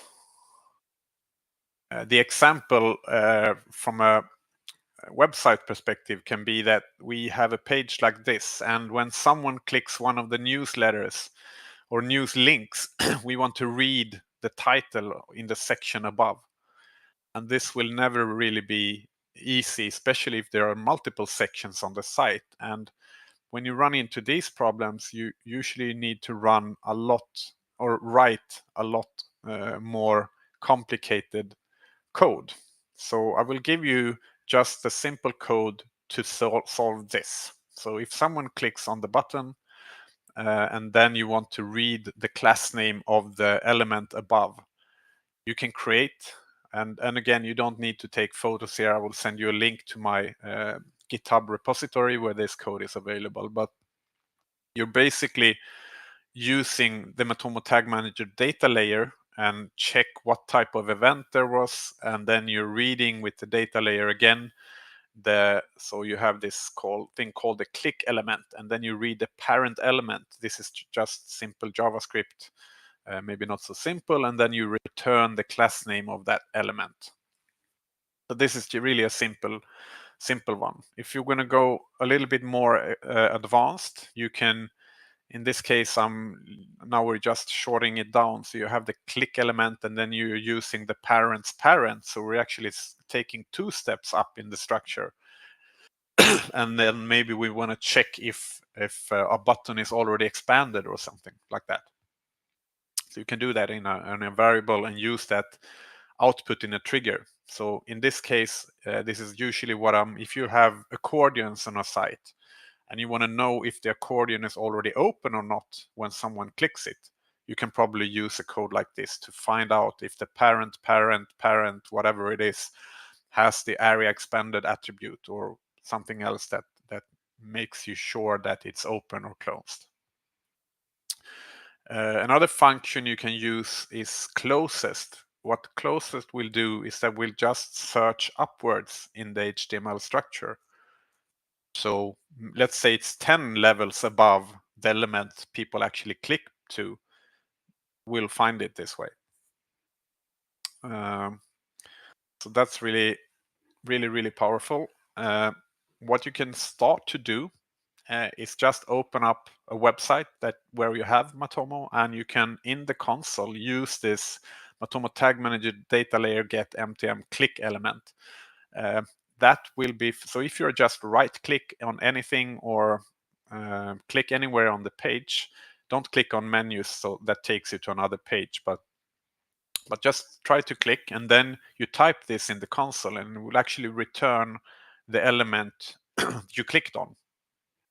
This is actually the same information that you will have in the debugger, but you can really do this in the console, and you can do this on any site where Matomo is running to learn. Just play with it. So yeah, that was actually the last section. Sharing is caring. So this is really the link to my repository. I can copy that and send it into the chat as well if you want to see it. So I have a bunch of snippets where you can see different type of solutions that I've created for Matomo. So I usually paste them there and share with you. So, and there is also some documentation for it here.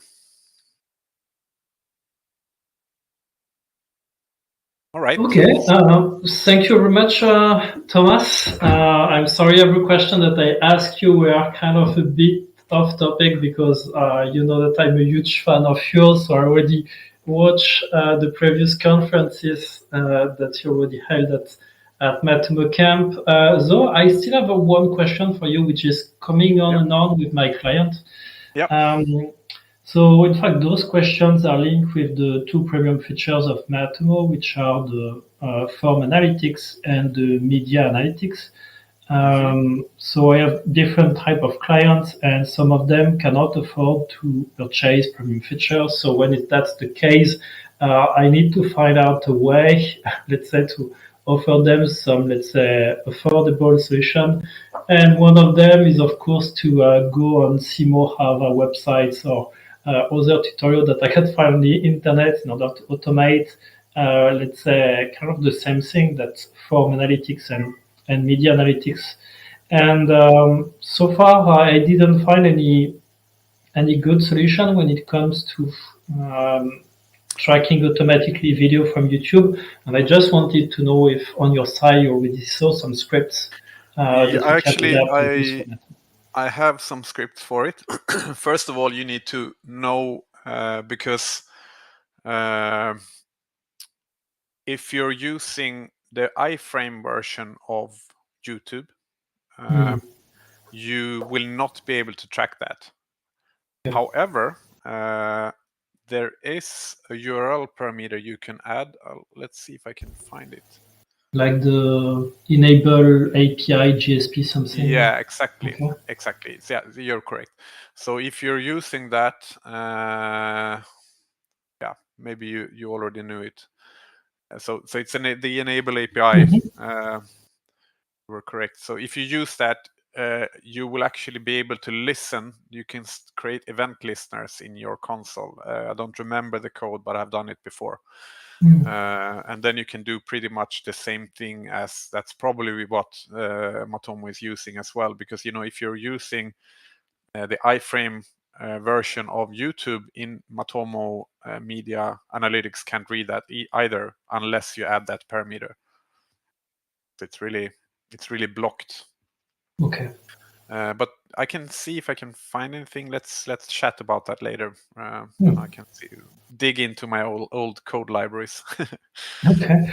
In all cases, the room will stay open even tomorrow and even some days after. So if you would like to share with the audience different findings that you have, just feel free to post them here or even on the LinkedIn Matomocamp group.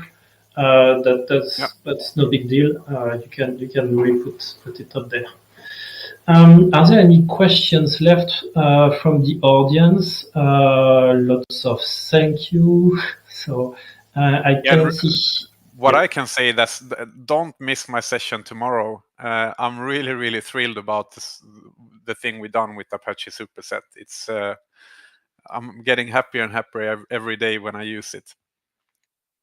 Okay. Well, if you would like to, let's say, get it more visibility, feel free as well to use the LinkedIn group.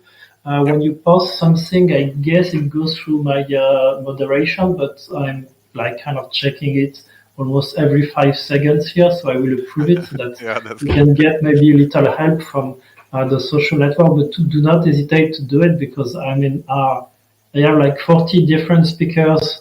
I have my own conferences as well. I have so many stuff happening so that I can't have an eye everywhere. So I cannot think of everyone. So if every communication that you can send, feel free to ask me for a little additional push and I will do it. Okay. See you tomorrow then, I guess. Yeah, I'm just gonna pause the recording now. Oops. So, okay. So that's it. That's the end of the first day of